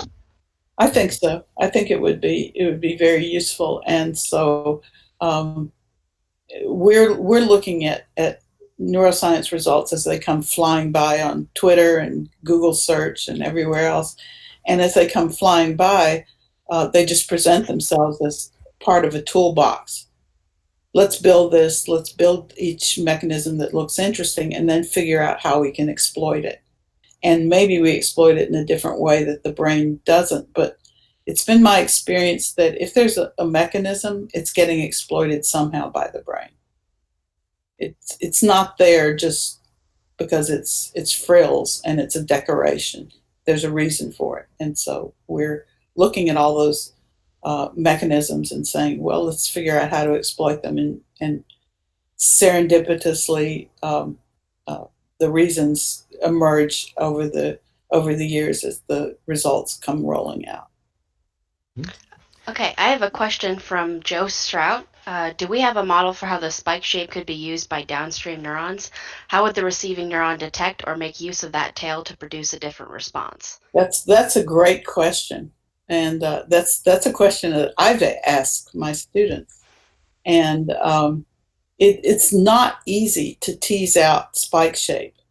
But it appears that the tail, because of the duration, it changes the amount of postsynaptic potential that's going to build up in the recipient neuron, because we're looking at analog signals. And so an analog signal comes in, and if there's a long tail to the spike, then it's going to allow the postsynaptic potential to rise more quickly. And it turns out that the slope of the potentials rising is really important to the neuron that's going to spike, because the faster the slope rises, the more quickly it spikes at a lower potential. And so the thresholds change for neural spiking. So the shape of the spike could indeed change which neurons spike and which ones don't. And you could have neurons that are sensitive to different shapes, or even synapses that are sensitive to different shapes, and then signal what they saw as a result. So there's a lot there in the next step, and that's the open question hanging in front of my group. Okay, and then we have another question from Jan Klock. How accurate or complete is the direct mapping from measurements to device already, and what's needed to make it better? Well, in general, the models that we're building are what you'd consider a first order physics model. They're very crude. This is not at all biology. This is orders of magnitude simpler than the biological functions. And the fact that we can match some device behavior to biological waveforms is just accidental, possibly serendipitous. It doesn't mean that we've gone to a great deal of effort to do matching of wave shapes. So yeah, we could be a long way, and the models shift as the technology shifts, and what will be required eventually is some form of nanotechnology. We're looking at a lot of different nanotechnologies. We're looking at carbon nanotubes. We're looking at molybdenum disulfide as a planar technology. And all of these nanotechnologies we're looking at have different behaviors that get embedded into our mathematical models. So it isn't clear whether the ultimate technology will have a good matchup with the way that ion channels actually behave and protein synthesis actually occurs. So we don't know. We don't know.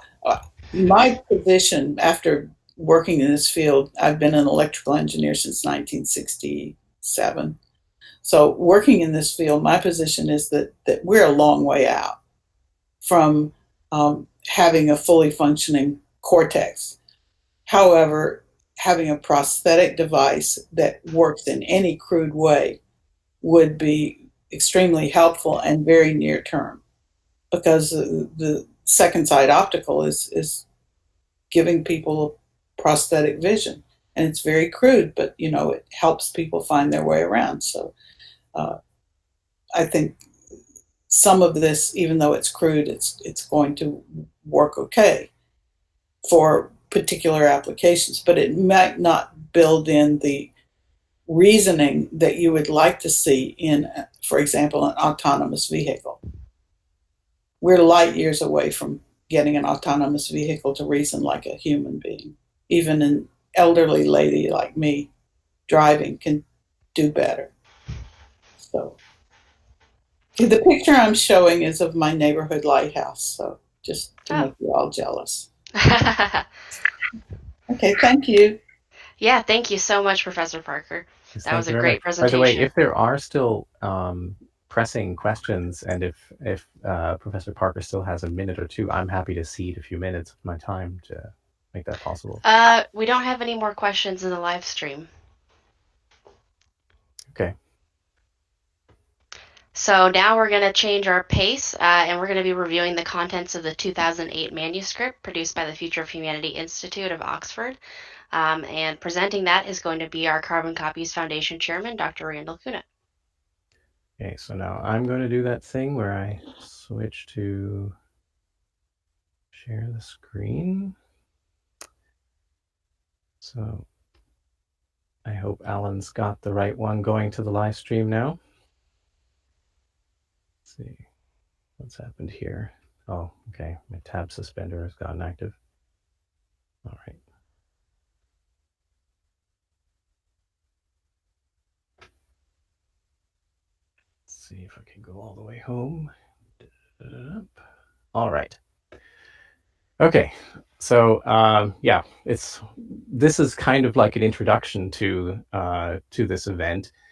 We've put it sort of in the middle of the event, mostly because our early speakers had to be in those time slots due to their time zones and other obligations. But right now, I'd like to try to give a little overview of what the roadmap, the 2008 roadmap, was really about, and move on from there. I think a critical review of a roadmap, an update, has to look at changes since the roadmap was created, obviously, and you can look at different kinds of changes. And by the way, I haven't switched to a new slide yet, so I am rambling this long for the title slide. What you'd like to know is where we are now in that map, that terrain, and what advances we've made in there. So which routes have been taken. If you really imagine this being an actual map for a moment. We'd also like to understand what needs to be corrected about that map. You know, how has our knowledge of the terrain been improved? Which routes have we discovered that we didn't know about? What new insights have we got that changes our understanding of this terrain? When the Future of Humanity Institute at Oxford convened a group of scientists back in 2007, that was the attempt they were trying to do. Was they were trying to map the terrain and discover these routes. Every participant of the workshop knew just a small piece of the terrain that was part of their field of expertise. So, for example, Ken Hayworth was focusing on how to take electron microscopy to levels where you could do systematic mapping of large brain volumes. Robert Freitas was focusing on nanotechnology and methods for inspecting the workings of the brain in vivo, and so forth. Now, it's been a decade since then, and the roadmap that was published at the time needs updates about these advances that have been made in that map, and also corrections. In the brief review that I'm going to give here, I'm mostly going to try repeating knowledge that was already collected in the roadmap, since it's already easily to read and available there. Instead, I'm going to try to explain the structure of the 2008 manuscript in terms of the assumptions that drove its particular construction. And I'm going to try to attempt to highlight some ways in which we would now construct the roadmap perhaps somewhat differently due to new insights. It's probably fair to say that I'll be leaning more into pointing out the need for corrections than the need for updates on our advances. But fear not, this is just the kickoff meeting for a longer process. And even today, I think it's safe to say that several of our speakers are presenting advances. So if I'm leaning more on the other side, that's probably fine. So the original manuscript, of course, has to start out by explaining a few things, and I'll do that here as well. What is whole brain emulation? I'll just read that off here. This is actually verbatim. This is a small piece of the explanation they had there, of course, and this is verbatim from that document. The idea is to take a particular brain, scan its structure in detail, and construct a software model of it that is so faithful to the original that when run on appropriate hardware, it will behave in essentially the same way as the original brain. And in that sense, brain emulation is the logical endpoint of computational neuroscience's attempt to accurately model neurons and brain systems. Okay, people may have slightly different definitions or different reasons for getting into it, but this is certainly a scientific and technical description of what whole brain emulation would mean. Now, the manuscript, of course, had a purpose as well. There was a reason why the Future of Humanity Institute was interested in it, and why Dr. Anders Sandberg decided to write up the manual the way he did. And again, this is straight from the manuscript. It aims at providing a preliminary roadmap for whole brain emulation, sketching out key technologies that would need to be developed or refined, and identifying key problems or uncertainties. Now, here's the outline in terms of all of the topics. This is the contents of that manuscript. And you can see that it has a lot of different sections. There is a part that's actually called the roadmap, and that talks mostly about the requirements and so forth. But there are also some parts in there that that may not be as important today. So I've highlighted here in red the parts of this manuscript that I think are most important to our technical critical review of where whole brain emulation is going. And perhaps these are also the points that I would be most interested in seeing in a new manuscript. But the other ones are also useful and interesting. It's just that for me, they don't arise to the kind of criticality where I say these are the main challenges, the reasons why we do not have a whole brain emulation, even of a tiny system, even of a tiny animal like, say, a Drosophila or something even smaller. I was going to say C. elegans, but that always has some extra issues that we can describe later.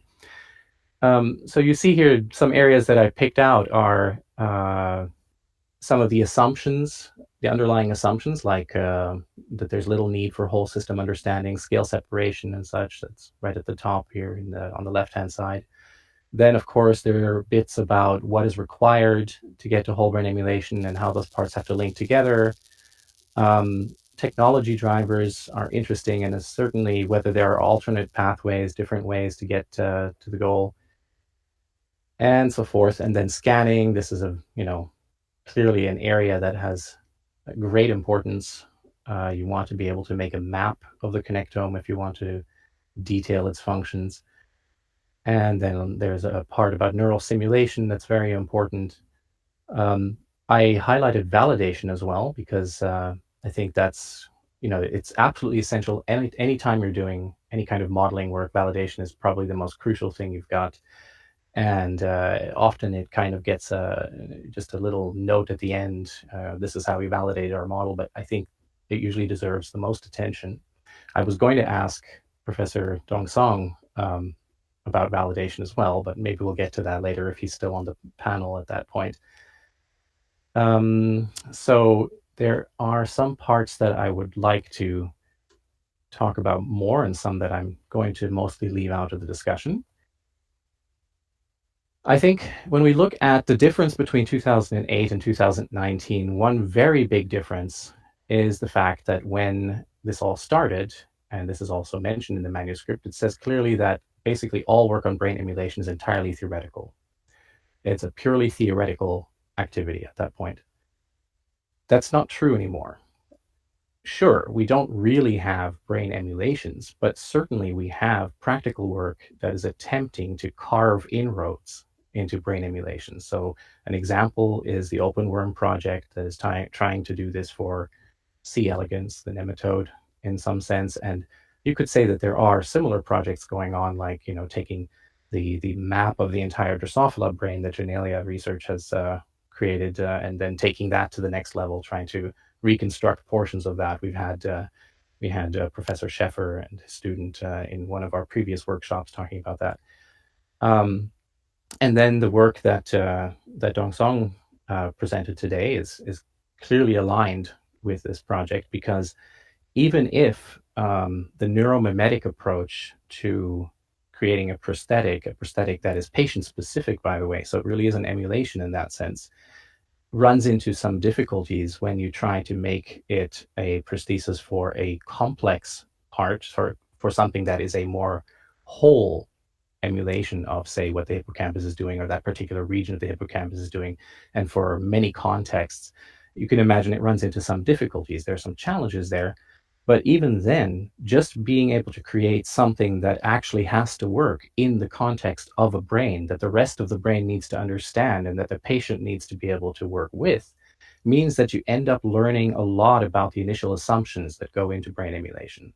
So these neuromimetic approaches are really practical attempts to not just create devices that help patients, but also to learn something about what is the lowest level at which we need to simulate these systems? What is the percentage of neurons we need to be able to record from if we need to make, be able to classify the signals that we're receiving, or if we need to be able to attach meaning to them, etc.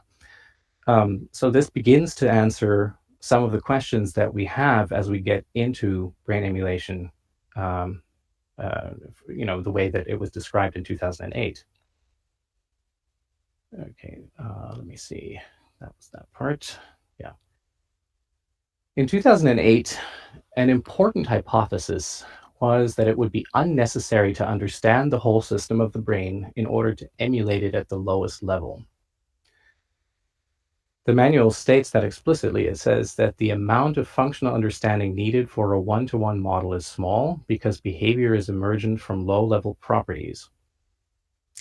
I think naively that sounds theoretically correct, but to any experienced modeler, this also rings practically impossible or unfeasible.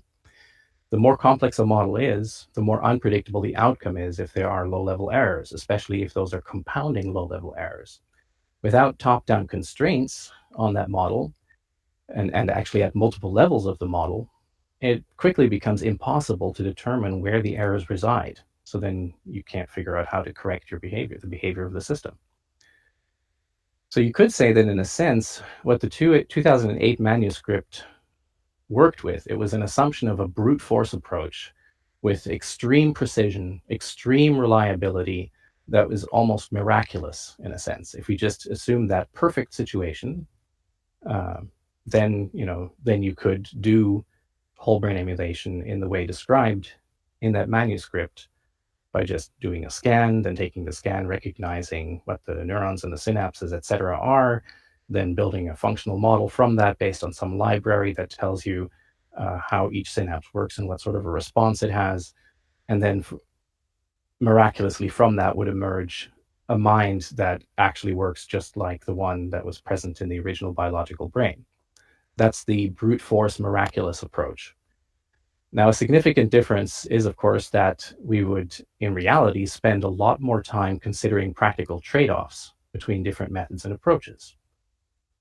So, for instance, it may turn out that recording 100% of the neurons is just unfeasible, but we can record from, I don't know, maybe 20% of the neurons and focus on a certain distribution of them in a given region of the brain, and then use that together with some kind of constraint mechanism based on what is an acceptable type of output of that region of the brain to make sure that you're still producing the output that you need, and it can still fall within the constraints of what becomes defined as the success criteria for when do you have a successful whole brain emulation.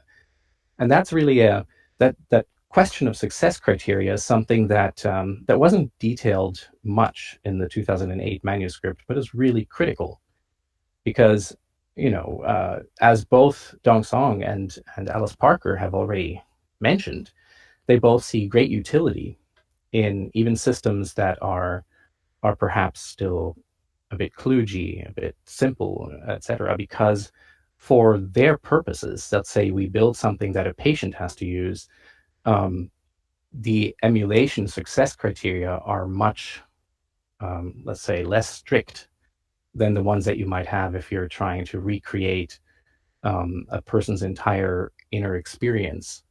But even then, if you're trying to create a mind, if you're trying to create a whole brain emulation that includes everything that you normally experience, even there, the success criteria probably differ from person to person and from purpose to purpose, but they will probably not be that this brain has to produce exactly the same spike patterns that you would have observed in the biological brain, because first of all, those spike patterns probably aren't that reliable and predictable anyway.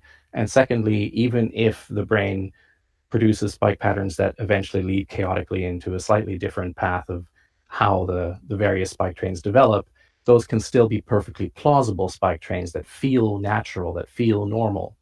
So success criteria for whole brain emulation need to be determined in one way or another. And this is something that just didn't get a lot of attention in the 2008 manuscript.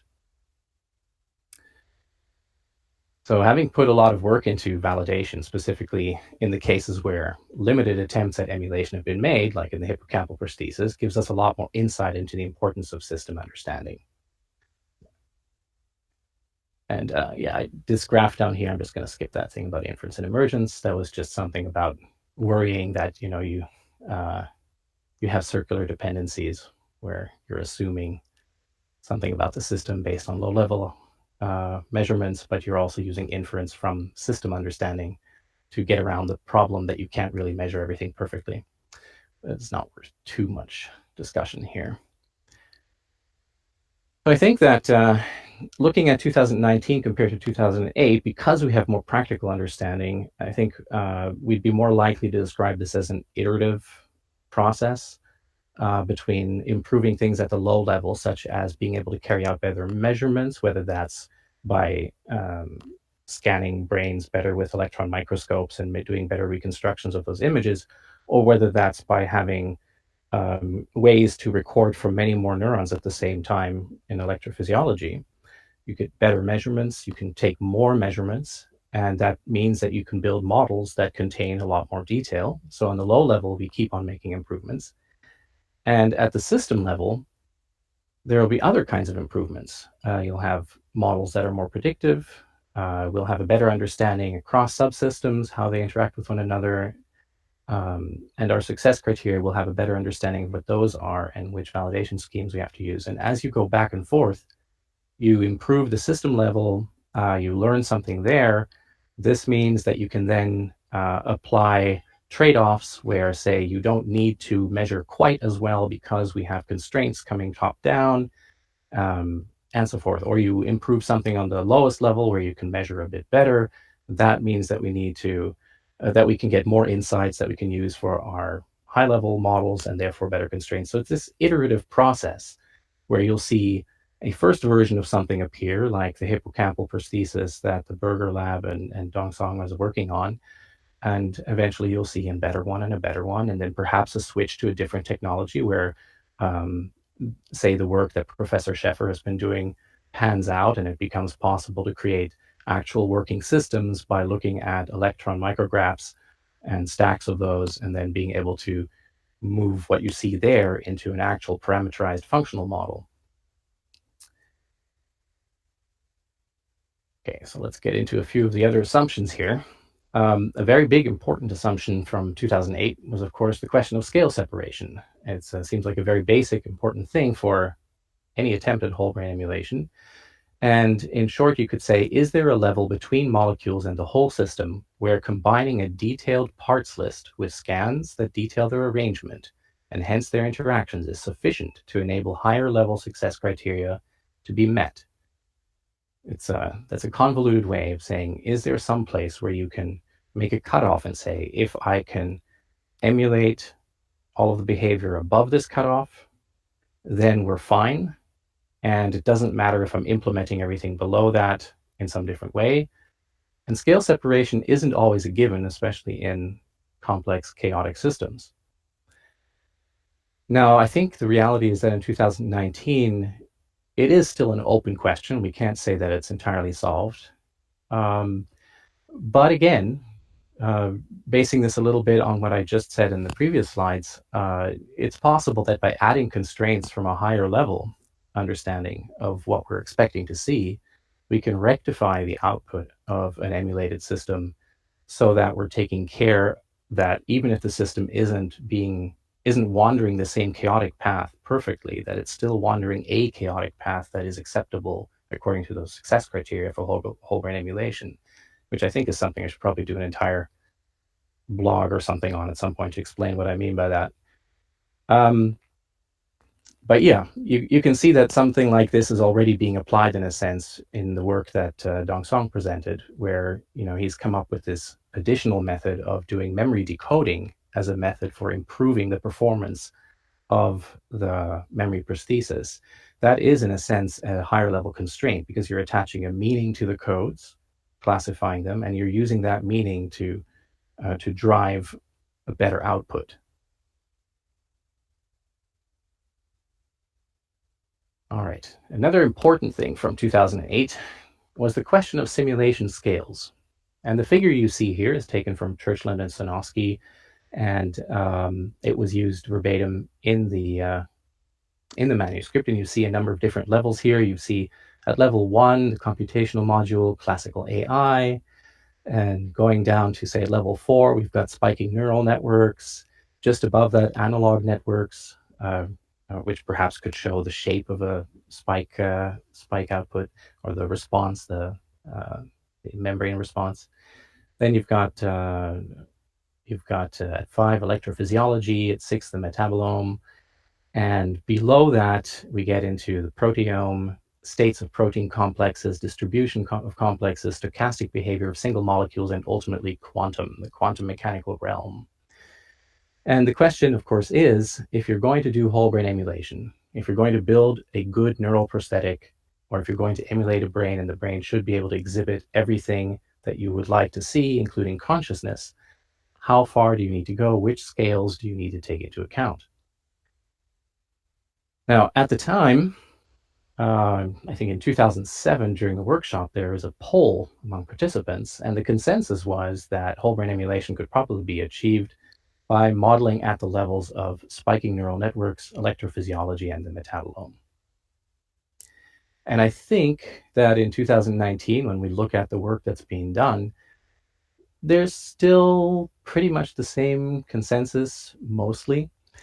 There are additional things that look like they may be interesting to take into account as well. But I think on the whole, we're still in kind of the same area there. And of course, when we talk about this later in the panel, feel free to disagree with me, but it looks like that's still very similar right now in 2019. Now, as for the approach, and maybe some of you recognize this slide. This is actually from a talk in a previous workshop. One of the things that happened in the manuscript was an attempt to make an attempt to forecast how technologies are going to be developed. And then, of course, if you're going to forecast the development of technology, you need to pick one. You need to pick one or several that you think are possible routes for accomplishing whole brain emulation. And the approach that was given the most attention was, of course, the approach of taking a brain and preserving it in some way, then sectioning it, and then scanning that, and using those scans to reconstruct a three-dimensional image that contains a lot of recognizable components. Perhaps those components are recognized also through some other form of labeling. And then those labels, that recognition is used to create a functional model. And that functional model, when populated with the right parameters, leads to a function that can be validated and so forth. And you see this general approach shown here on this slide, where you're building things like cable models with Hodgkin-Huxley equations ultimately, and so forth. This is the standard approach, I guess, for how whole brain emulation is imagined, at least at some point in the future. Now, I call this approach ultimately because this is the approach where we're putting a lot of effort into the first parts of it, like how do you best preserve a brain right now, or we're putting a lot of effort into the imaging aspect. How do we take this preserved brain and then create good image stacks from it?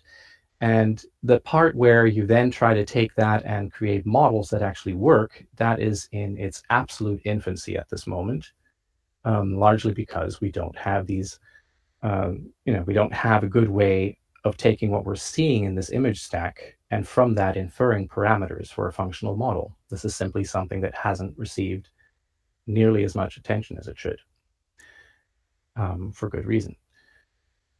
Now, what we've learned since 2008 is that there are other ways of approaching the problem. And of course, I mean the neuromimetic approach here, because this has been mentioned so many times already, that instead of looking at the system as a structural map and then trying to convert that entire structural map into function, what if we take more functional information and just a bit of structural information? Like, we know generally how a hippocampus is constructed, the feed-forward pathway that Dong-Song described.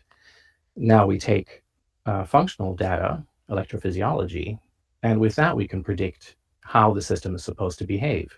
And you can build a model from that, and that becomes your prosthesis, and ultimately, if you had a very complex one, an emulation of that piece of the brain, and then perhaps of an entire brain. I'm calling this approach learning. It's the stage where we're learning a lot about the brain and how you would even build a new brain from the data that you've got, and how you can make this mapping from measured data to functional model.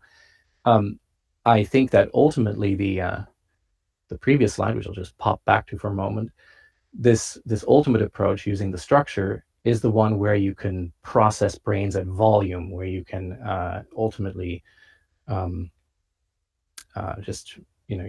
think it'll ultimately turn out to be more applicable in a sense, because the other approach, the neuromimetic approach based on electrophysiology, requires that you record you record activity in the brain for an extended period of time, and there's no guarantee that even if you recorded over an entire lifetime that you would really capture all of the functions that are embedded in that system.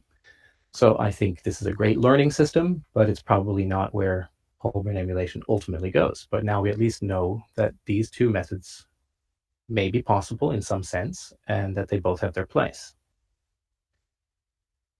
Now, a quick overview of the assumptions that were there. So the manuscript actually described the following 7. There was physicalism, which I won't get into too much, but yes, that's generally assumed. Computability. Now, the 2008 manuscript focused a lot on the Church-Turing completeness, and that therefore, if you had a system that was itself Church-Turing complete, then you could model any other Church-Turing complete system. But that gets away a bit from this practicality that we've learned since then. Right now, when we actually build systems, we have to deal a lot more with problems such as, what are the success criteria? When do you call this system successfully emulated? It's not going to be one-to-one at the atomic scale or anything like that.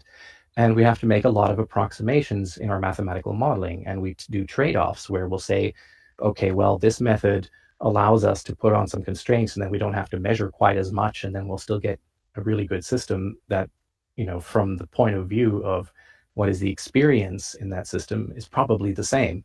Now, this whole question of is probably the same, that's where you get down to the success criteria, and that's what deserves a lot of attention still. The non-organicism assumption here is this idea that, the low-level understanding is really all you need, but below that, at some level, we just replace everything with a non-organic system. The caveats there I've already mentioned earlier. Scale separation. Note, of course, the possibility of top-down constraints to work around issues that disrupt a strict scale separation. And then component tractability. There, the manuscript was talking about the ability to understand the components needed, and I think we should add here the ability to measure a sufficient proportion of the components needed at a sufficient precision and reliability. That's something that wasn't in there.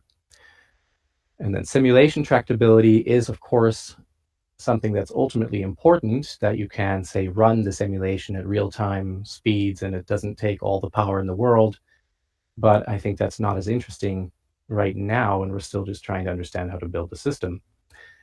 And then brain-centeredness, which basically said we don't need to emulate the whole body. It's true, Yoonsuck pointed out, of course, where it is important to know how we are embodied and how that embodiment helps the brain understand itself and be able to predict itself and so forth. So I don't think this is meant to say that you shouldn't have the brain within the context of a body and within the context of a world, but it just means that the problems we're dealing with right now are mostly about reconstructing the brain itself, and so there isn't that much attention going towards the other parts of it. All right, I better pick up the pace here. So the requirements. In 2008, the manual mentioned 3 main requirements: scanning, translation of the scans to a functional model, and then the simulation of that model. I think in general that's still correct. The important things I would add is that validation is extremely important and deserves a lot of attention. And then those are actually a sequence. There's validate, correct, and iterate. And that's something that did not get attention in the 2008 manuscript.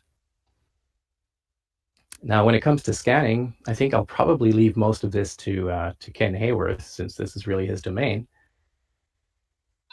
But it's worth noting a few advances at least. So in 2019, some big strides have been made on multiple fronts. So for brain preservation, first of all, of course, Ken Hayworth runs the Brain Preservation Foundation, or has founded it at least. Many people run it together with him. And as a result, they handed out a prize to the team from 21st Century Medicine that came up with aldehyde-stabilized cryopreservation that improved the protocol used for brain preservation. Then when it comes to imaging, there's a multi-beam imaging approaches now. There in electron microscopy, you could use serial block-phased focused ion beam scanning electron microscopy. There are a lot of methods now that improve on what EM was like in 2008. And there are also non-electron microscopy methods that are on the horizon that look like they may be useful for extracting information about the connectome. You could use optical methods that are facilitated by entirely new sort of out of left field approaches like expansion microscopy. And you can use molecular tagging to derive the connectome and so forth. So some really new ideas there. So yeah, and then translating image data, which used to be a big problem. This had its own topic at the workshop back then, that it was really a manual thing, right? Translating image data into components, identifying neurons in there, identifying synapses was a totally manual task. But now there are several projects that do serial reconstruction almost entirely automatically. A software that Genelia Research uses is New2, that does automated and interactive reconstruction. And now Google has also entered the field with their high precision automated reconstruction of neurons with flood filling networks. So this is quickly gaining steam, largely because AI is chipping in, and it's an interesting problem for AI. I'm sorry, I've got some plane noise in the background. I hope you don't all hear that as well. So the question now would be, where are the bottlenecks still? What are the main bottlenecks here? I guess scanning to produce the right data and enough data to attempt a reconstruction, image processing to enable a reconstruction, scan interpretation to enable functional modeling, model building, validation, and iteration. And then, of course, you could take this and you could look at the same questions for the other side of the other approach. How is our electrophysiology improving? How many neurons can we record now compared to 2008? And that certainly has gone up by some orders of magnitude, but it's still not anywhere near where we would like it to be. I would say that that imaging has gotten a bit further than electrophysiology so far, so it's got some catching up to do.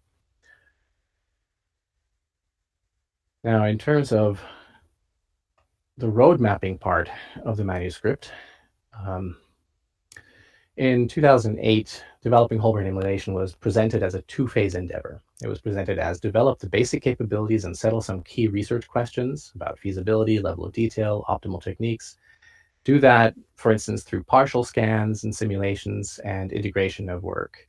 Then scale up, automate the process, enable whole brain emulation for larger, more complex brains, reduce the time and cost while improving outcome. Now, in 2019, we can appreciate that both of those phases are necessarily iterative, because basic capabilities come in many alternative forms, and settling research questions leads to preferences. And at the same time, better capabilities gradually leads to better answers for research questions. So you can imagine iteratively generating new scientific knowledge, such as for unknown ion channels and neuromodulators, neurogenesis and remodeling. And scaling up is, of course, a component of that iterative process. Now, this is going to take just a few steps here. This is about the roadmap again, and I'd like to just highlight a piece. So the roadmap, as you see in this block diagram that was included in the manuscript, had a lot of pieces, but I think the most important ones for us are the ones that I enlarged here. The part that includes everything about validation and ground truth models, the scanning, function deduction, and then partial emulations and so forth. Now, in 2019, I think we would add in this iterative part where the emulation work we're doing leads back to better understanding of success criteria, better validation methods, allowing us to make corrections and trade-offs, and the application of top-down constraints so that we can deduce functions that need to be emulated more easily without, for instance, having to record every single neuron. And in addition to knowing the appropriate level at which to do the modeling, we'll probably also learn, we want to learn a lot about the appropriate proportion and distribution of the components that need to be measured and the appropriate reliability of those measurements. Now, the document also looked into technology drivers, because for forecasting, it was important to note which parts of the problem were receiving some push by commercial endeavors. And I know this is sideways, so it's a little hard to read. I just didn't want to make it even smaller by flipping it over. It's not that important to be able to read it, really. I'm just going to point out that, the problem of general purpose computing. So general purpose computing and parallel computing, this of course feeds into all of the simulation related necessities. That has direct commercial drivers. Scanning at greater volumes at higher resolution receives some commercial attention from tangential fields, and there are, of course, exceptional companies like 3Scan that focus entirely on that. Translating images benefits from general advances in object recognition and image processing, and again, that's due to tangential fields that are pushing the envelope. And software models of neural systems, which I've highlighted here, receives extremely little commercial push at this time. Here we're not talking about building deep learning nets, we're talking about generating software emulations of biological neural systems. If we're being honest, the pioneering edge cases here are projects such as the neuromimetic prosthesis. And companies have attempted to find the market drivers there, I'll just say kernel, but have not succeeded, at least yet, in making that market case. So the market push on that front is just not there yet. Okay, and this is my final slide. So I'll say that for the critical review and update, I think this kickoff event is clearly time constrained, and so we're not going to be able to properly address every topic, but we do hope to identify the main obstacles or bottlenecks in 2019 so that the output of the workshop can lead into an outline for the critical review, revision, and update of the 2008 manuscript. And so we're having this kickoff meeting here, and hopefully there will be follow-up events arising from that when we process what we've learned, as well as releases of some portions of review. Then we'll take that, hopefully in collaboration with the Future of Humanity Institute. I'm assuming this may be late 2019 or early 2020. I believe that by that time we can expect to run workshop number 2 there, and the output of that would be a version 2.0 manuscript. And that is my presentation. Thank you.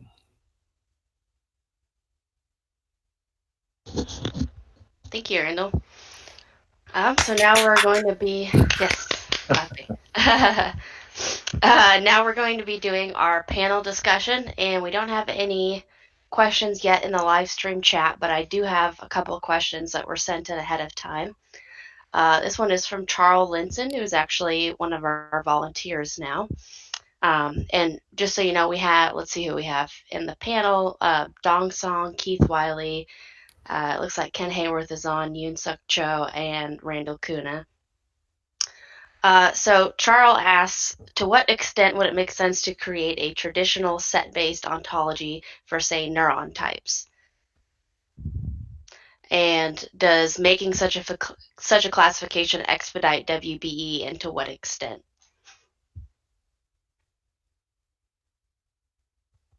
Okay, by the way, is he able to, he's not able to be on live, right? Or Charles, no. No, okay. Let's see.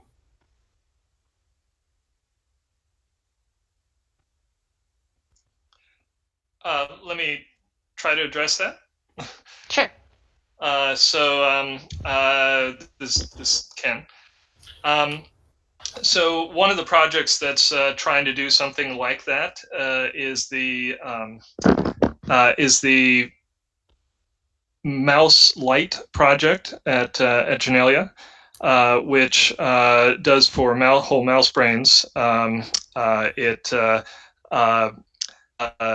virally tags just a subset of neurons within each mouse brain, within a single mouse brain, causes them to be fluorescent, and then scans the entire mouse brain at pretty much the best light microscope resolution in order to get its entire morphology across the entire brain. And doing that over and over and over again for many hundreds of mouse brains, I think thousands of mouse brains, the plan is to get just such a set of neurons, of neuron types that are defined by morphology, and then to go into those particular types and get their mRNA expressions as well. So I think that project is something that is well recognized as being important in the neuroscience community, and there are several groups that are already trying to do that, if I understood the question.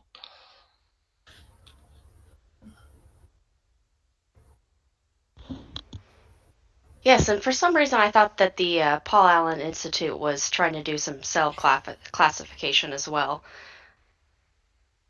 Can anybody correct me on that, or does anybody know about that?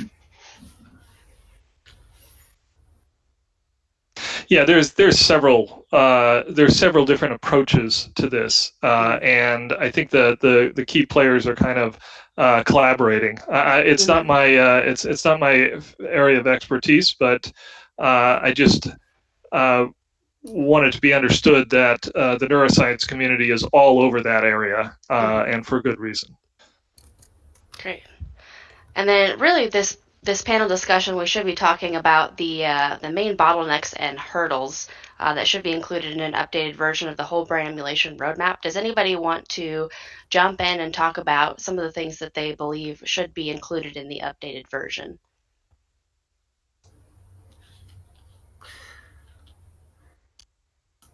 Can we also? Yeah, I'm wondering. Sorry, yeah, go ahead.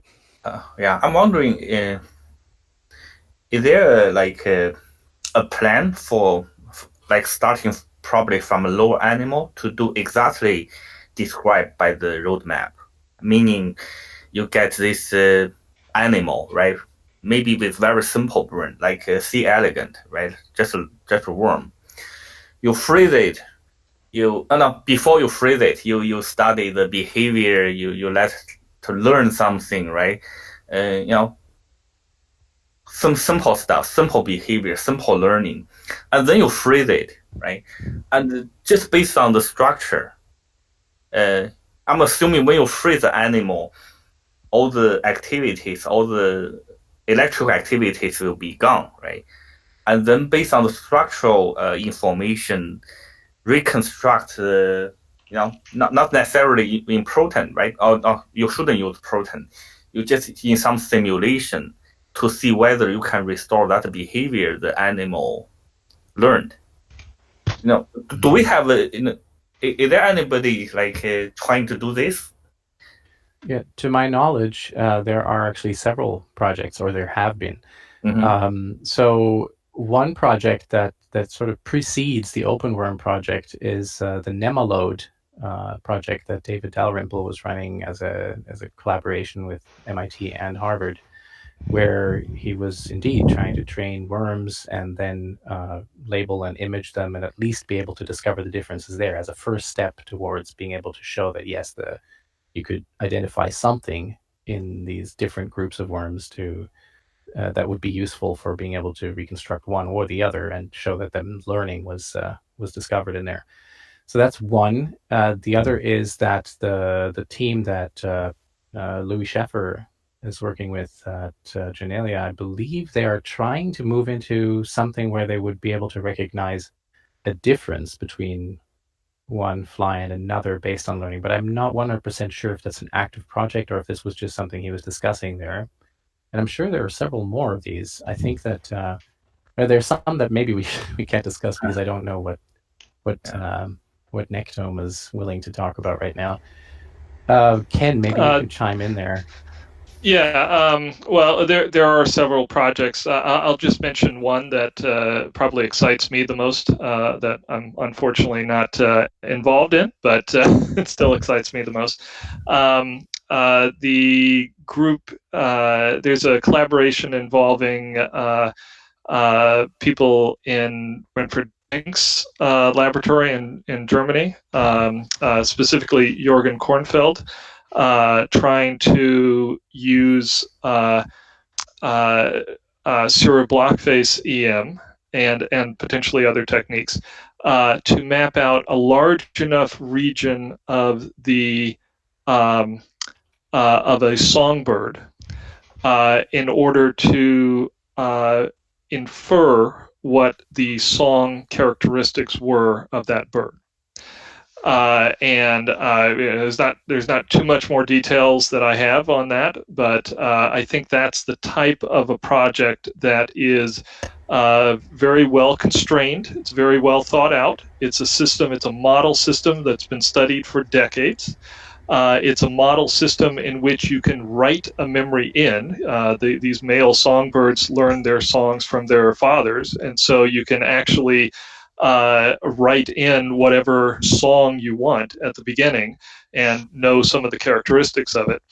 And they have good theories and good electrophysiology on what areas of the brain are actually controlling the timing and which ones are controlling which syllables come next, etc.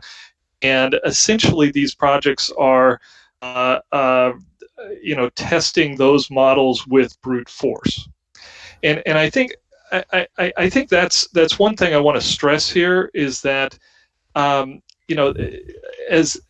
please disagree with me, but the neuroscience community has been figuring out how memories and learning are encoded in neural circuits for decades and decades and decades, and it has been getting better and better and better and better. And but it has used indirect means of doing this.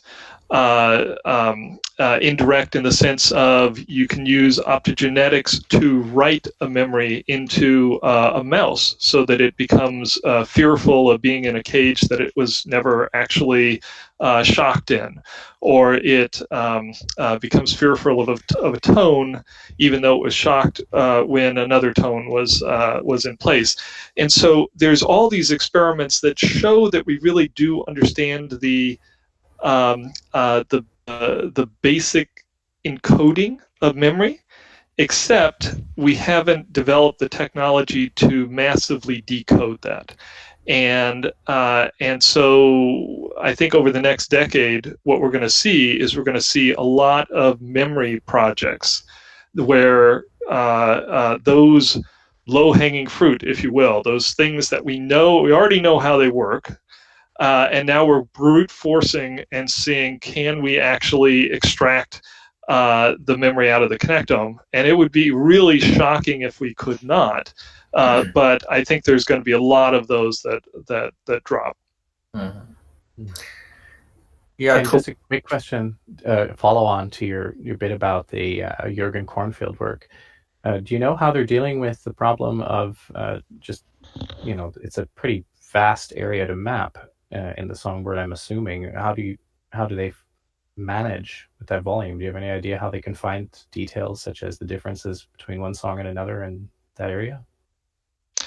I know more than I can say.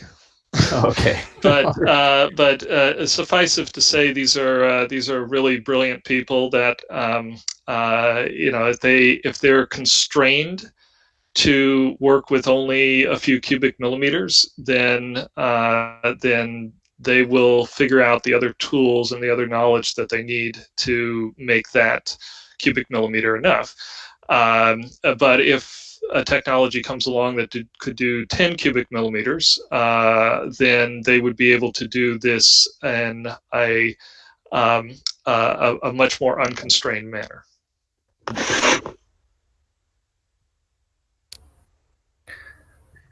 So this project is on individuals or species? Like the goal is to train a particular bird and euthanize it and study that one brain? Absolutely, yes. This is on an individual basis. So, you can only study any one brain once. So they're not looking for, this is what the brain looked like before we trained it, and this is what it looked like afterwards. They're just hoping that by knowing certain qualities of a song that they train with, that they will be able to infer the correspondences in the brain afterwards. That's right, and I think I think we shouldn't be too surprised that that's possible. I mean, if you look at recordings that people have done before big connectomics projects, like in the retina or in the visual cortex, they could correlate the circuit motifs that they saw, the connectivity that they saw, with the recordings that they took beforehand. These were simple correlations of the order of, we know that this cell is responding to visual motion to the right, and we see that its connectivity is such that the theory would predict that it would respond to visual motion in the right. So things like that have already been done. Thanks. I've got a question from Joe Strout. One issue we should consider for the new roadmap: which model organisms are most promising now, and what are their pros and cons?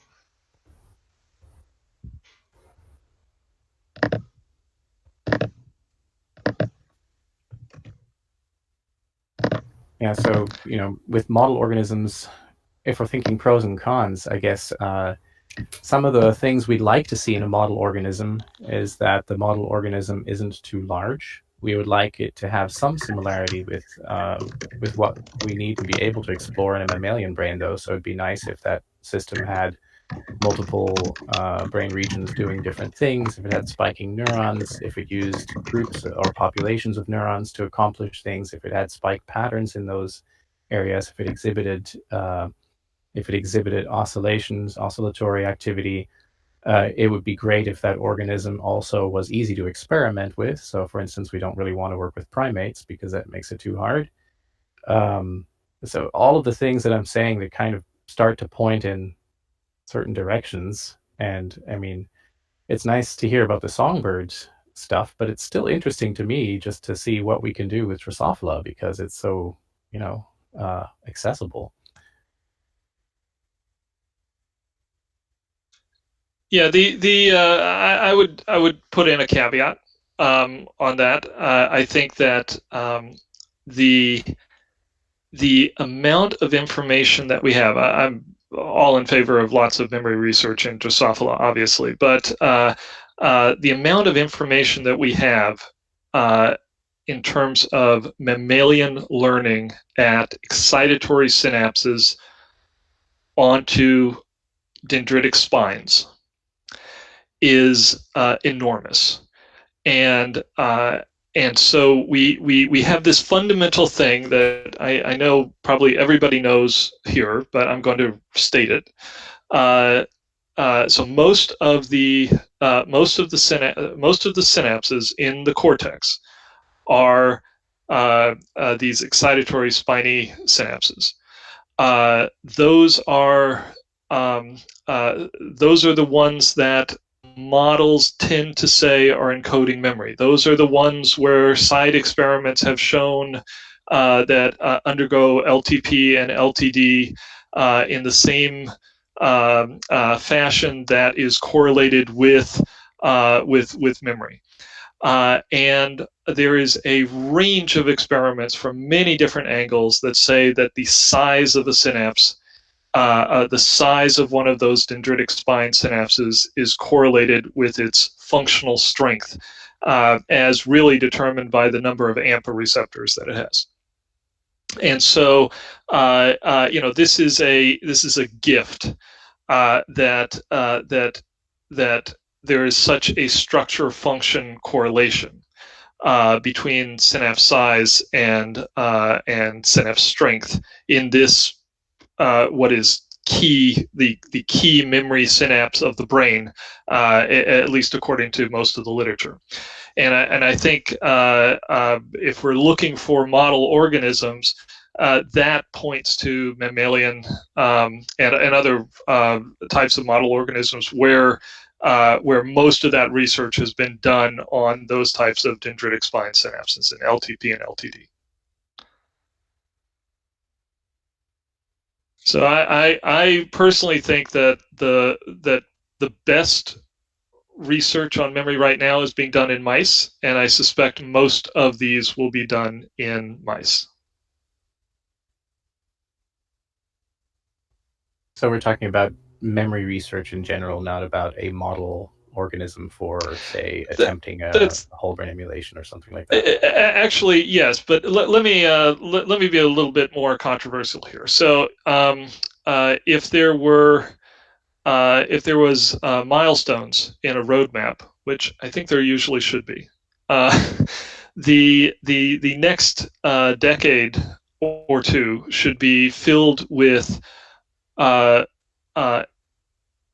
not whole brain emulation milestones, but memory decoding milestones, where you get better and better and better at decoding more and more and more behaviorally complex memories from from mammalian or model organisms like mice. That will set the stage for a whole brain emulation of a mouse. When would that occur? Maybe 20, 30 years from now. Not sure. And before that milestone has to be hit before the world kind of takes a step back and say, holy crap, we just showed that you could upload a mouse. It's time to start an Apollo scale project for uploading a human. So I think that's kind of the three milestones that could structure a roadmap, in my mind at least. Mm-hmm. Yeah, it's interesting to hear you say this after I was describing differences between how we would approach this now versus 2008, and the importance of understanding memory and demonstrating our understanding of memory. Again, it underlines that maybe we do want more understanding built into it than maybe the manuscript at first assumed. I don't know if you have a little bit of a sense of that as well when you look back at that time, that there was some sort of assumption that one could naively build things from the ground up without top-down understanding. Yeah, I find it a little bit fascinating that, tell me if I'm wrong with this assumption, but it seems like that's what the European Human Brain Project and Henry Markram take as their starting place. That we will build stuff from the ground up without trying to artificially steer it in the direction of known top-level models. I think that Markram may have begun with that assumption. I don't think that the Human Brain Project as a whole did, since that includes so many other labs who don't share his opinions. Yeah, that's probably true. Yeah. I agree too. I believe some of the researchers they just try to use that whole project to as a vehicle to perform their own research, right? Many of them are interested in like a single neuron modeling, understanding just like the behavior of neuronal network, without worrying too much about how that network will generate real behavior or real memory, real brain functions. Yeah, but Henry Markram never said that, right? But it's sort of implied in his in his vision of the whole project. But yeah, he never literally says it. That's true. Right, it doesn't say that. It's really interesting.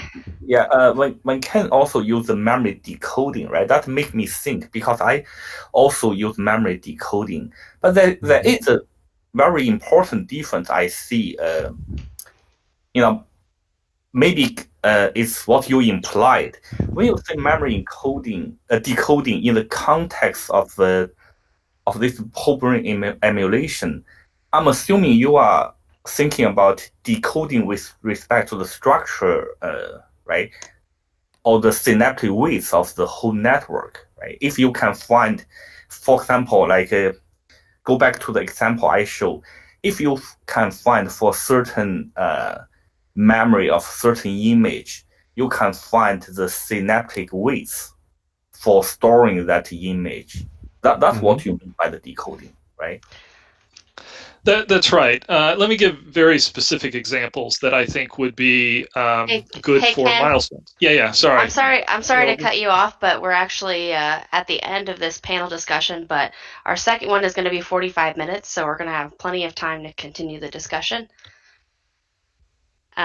But I wanted to go ahead and introduce Dr. Diana Deca, who's going to be speaking next. She's another veteran of our workshop series and a scientific advisor to the Carboncopies Foundation, and a dedicated pioneer in whole brain emulation research. Dr. Deca has published numerous papers in the field and recently used her role as launch specialist at the journal Frontiers to advance publications focused on whole brain emulation research and technology. Dr. Deca comes to us today from the UK, where she is co-founding her company it at Entrepreneur First. So Dr. Deca, go ahead. Hi, can you hear me? Yes. Yep. Great. Thank you very much for the very nice introduction. Sorry to join in late, guys. I just got the last part from the discussion between Ken and Don. That was very interesting about memory decoding, with the structural versus electrophysiological approach. I just have one question. Oh, okay. I just need to find my slides. Sorry.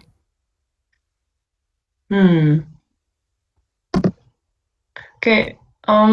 So my presentation title refers specifically to electrophysiology, but actually what I would like is to talk about going from the different levels. So going from the electrophysiology to simulations and then to hardware implementations, which is something I've been presenting a bit in the past, and I'm also kind of more or less trying to do that in my company.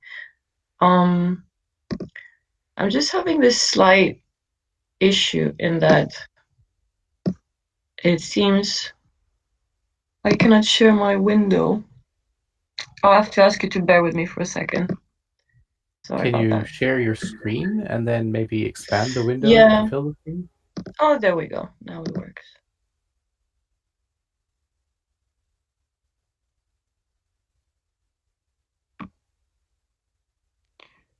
Okay. Can you guys see the presentation now? Yes. Mm-hmm. Okay, excellent. Let me just make it full screen then.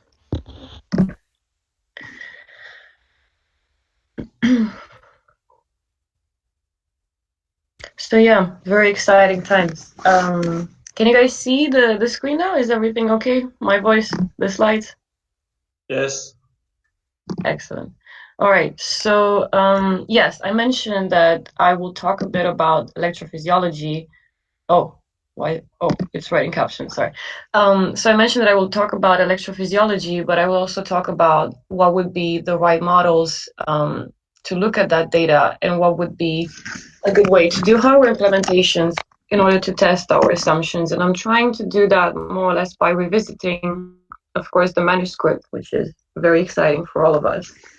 And I will focus specifically on grid cells. So a bit about my background. I actually did my PhD in Munich on single neurons. So I looked at single input computation from spines into the dendritic tree, out into the output using two photon microscopy combined with electrophysiology in the living mice, in awake mice actually.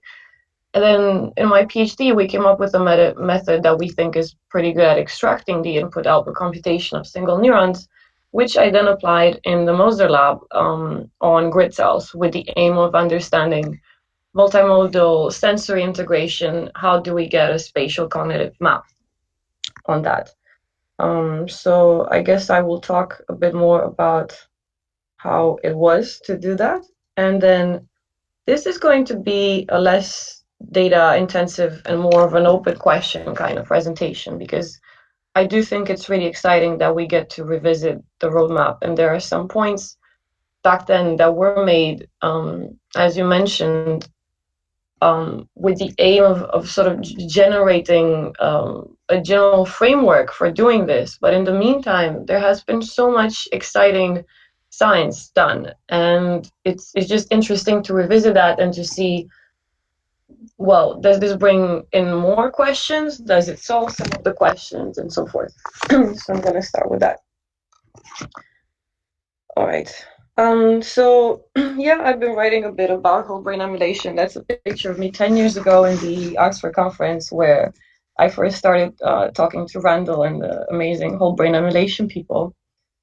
So my first paper on this was called Available Tools for Whole Brain Emulation. And well, back in 2012, it was just interesting to see, well, whole brain emulation is such an exciting topic, and it seemed a bit futuristic at the time. Also, just the philosophical possibility of doing this. But then, it was just also interesting to think, well, what are the tools now? What do we have, and what else do we need? And then my work has been going more into editing collections of articles about whole brain emulation, which as a general term is something that we probably most of us agree on more or less. And, it's more of a matter of seeing for each method to be realistic about what the limitations are, and most importantly, finding some sort of agreement on concepts like memory and consciousness, which is the more difficult part, I would say. Yeah. So revisiting the roadmap, there are some bits in it that I think I could attack from this new perspective. Of course, many, many very important things were said in the old roadmap. So one thing that is shown in figure 9 and figure 10 of the roadmap is, how exactly this would work. I mean, if we do an emulation, we'll probably need some sort of body simulator as well as an environment simulator. And that would imply the interaction with the outside world. The emulation in itself, also for testing, it should probably be connected to other things to see if it becomes part of a bigger system. So this is something that I'm going to try to tackle a bit, specifically with implementations of grid cells that I've been working on.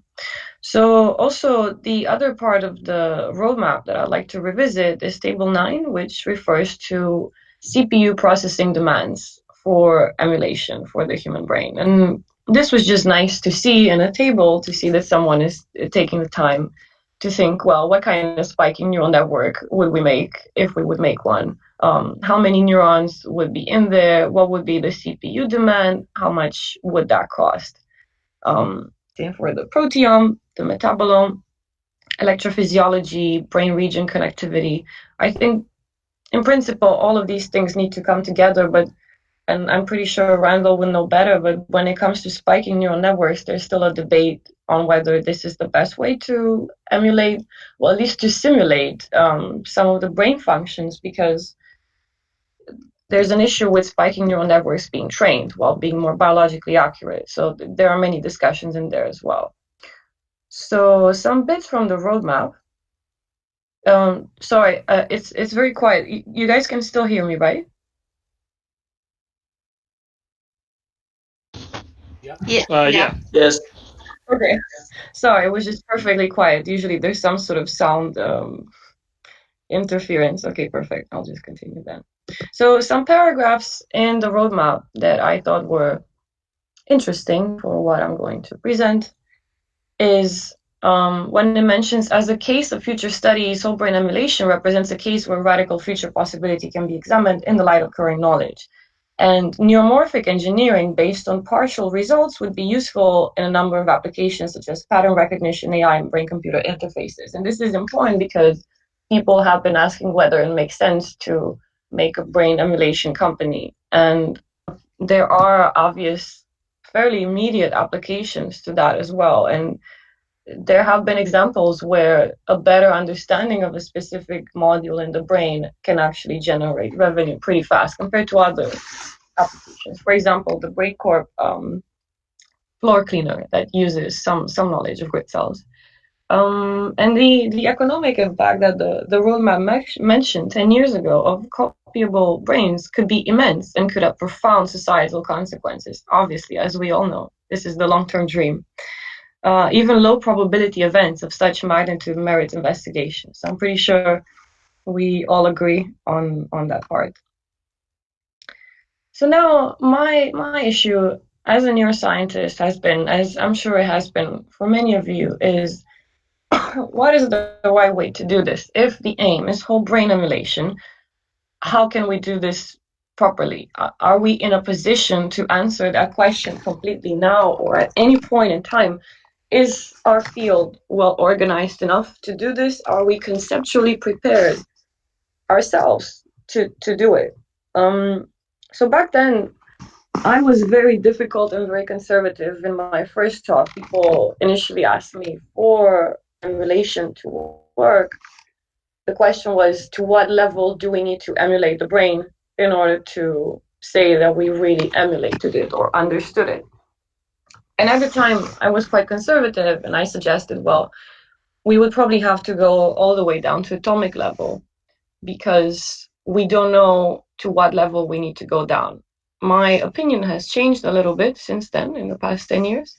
My argument was, if we send a Mars rover on Mars, and if a single grain of sand can break it, then we would need to simulate that single grain of sand. And now I realize there are many approaches that we can use at the same time, and we can focus on specific questions that we then, once we make incremental steps toward a better understanding, we can combine all these different modules. I explain that later.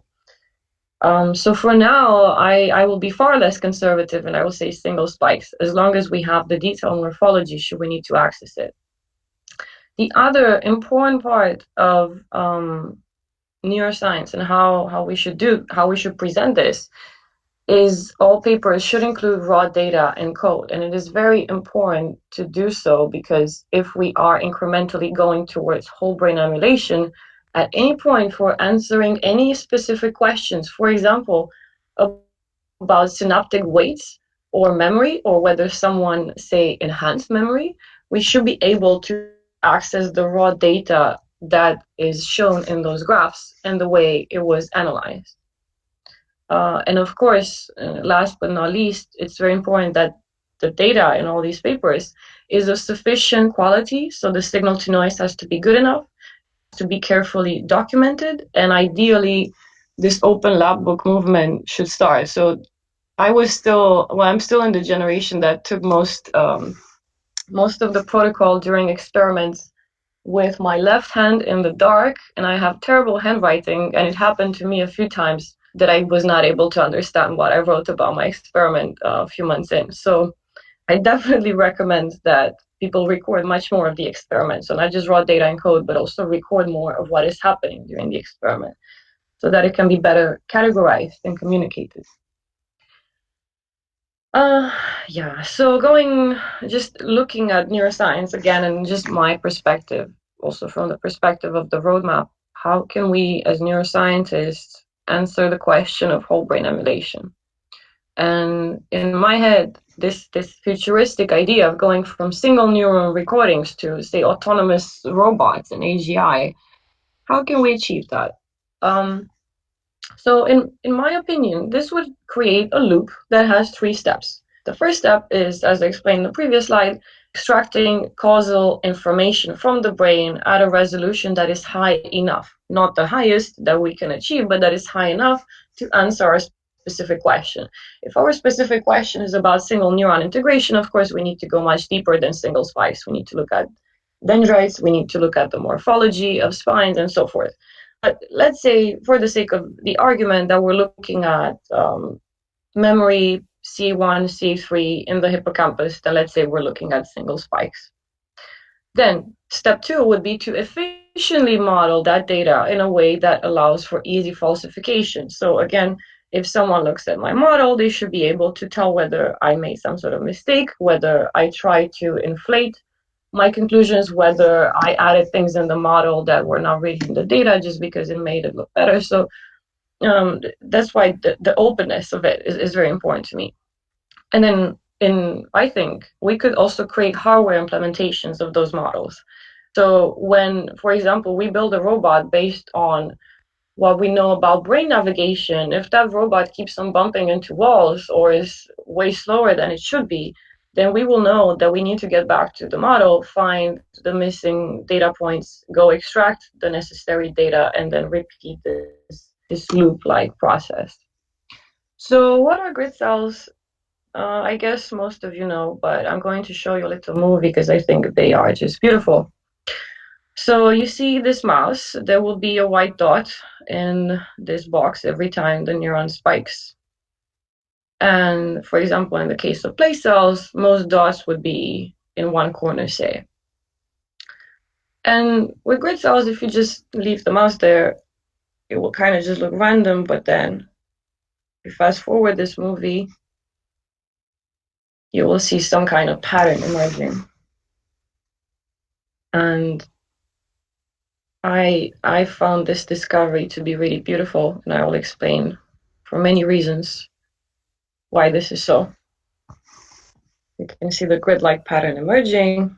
This is back in 2013 in the lab of my postdoctoral supervisors. So grid cells are place-modulated neurons whose multiple firing locations describe a periodic triangular array covering an open space, so far covering a 2D space. And their perfect crystalline structure in their firing fields is not a result of sensory experience, so what the literature say, but does change in response to environmental cues. Now that's a difficult, it's a complicated statement. I'll explain that a bit later. So grid spacing increases from one module to the next by a factor of 1.42, which is the square root of 2. And this enables the inner ring of the grid hexagon to double from one module to the next. And the grid size and spacing are updated either by changing the speed-dependent head direction signal or changing the width of the radius of recurrent connections. So it looks like they create a mathematically perfect pattern in response to sensory cues that changes to some extent. So we have head direction signals that code for a specific direction of our head. And that also gives a signal to the grid map, and that can change it accordingly. Same with velocity. More recently, object vector cells were discovered, in fact, a month ago or so, which essentially represent a vector from where you would stand to, say, the upper left corner of the room that you're in, and based on the distance between you and that object, your reference system of the entire room would change. Also, time cells were discovered this year in the same lab, and they are more or less a memory process encoding a sequence of events, which also leads the discussion towards the relativity of time and a lot of other very interesting topics. So the second statement that I made here, the crystalline structure of grid cells is not a result of sensory experience. This is, at the moment, people think that we are born with an innate ability to map space, and that mapping can change. And so we could think of grid cells perhaps as a grid maps as a blanket that we lay on top of the world. So there's also the discussion on whether the world is inherently structured in such a way that maybe our brains just evolved to have an isomorphic representation with the inherent structure of the world, but that's just going into Plato and Aristotle, and it's becoming a weird discussion that I'm happy to have in the Q&A, but let's just go through this slide. And of course, you will not get rid of me being all philosophical. So the question that this raises then is, do these cognitive spatial maps give us an a priori representation of the world as soon as we're fed sensory input? So this is a theory initially proposed by Immanuel Kant, and he said humans are able of synthetic a priori judgments. For example, the knowledge of mathematics implies that we are able to say things about the world or estimate things that will happen in the real world without having the actual sensory experience of it. For example, we can calculate how fast something is going to fall if we drop it. And this is a priori because it happens before, but it's also not dependent on the senses. So our grid maps, synthetic a priori, this is still a remaining question that we can consider.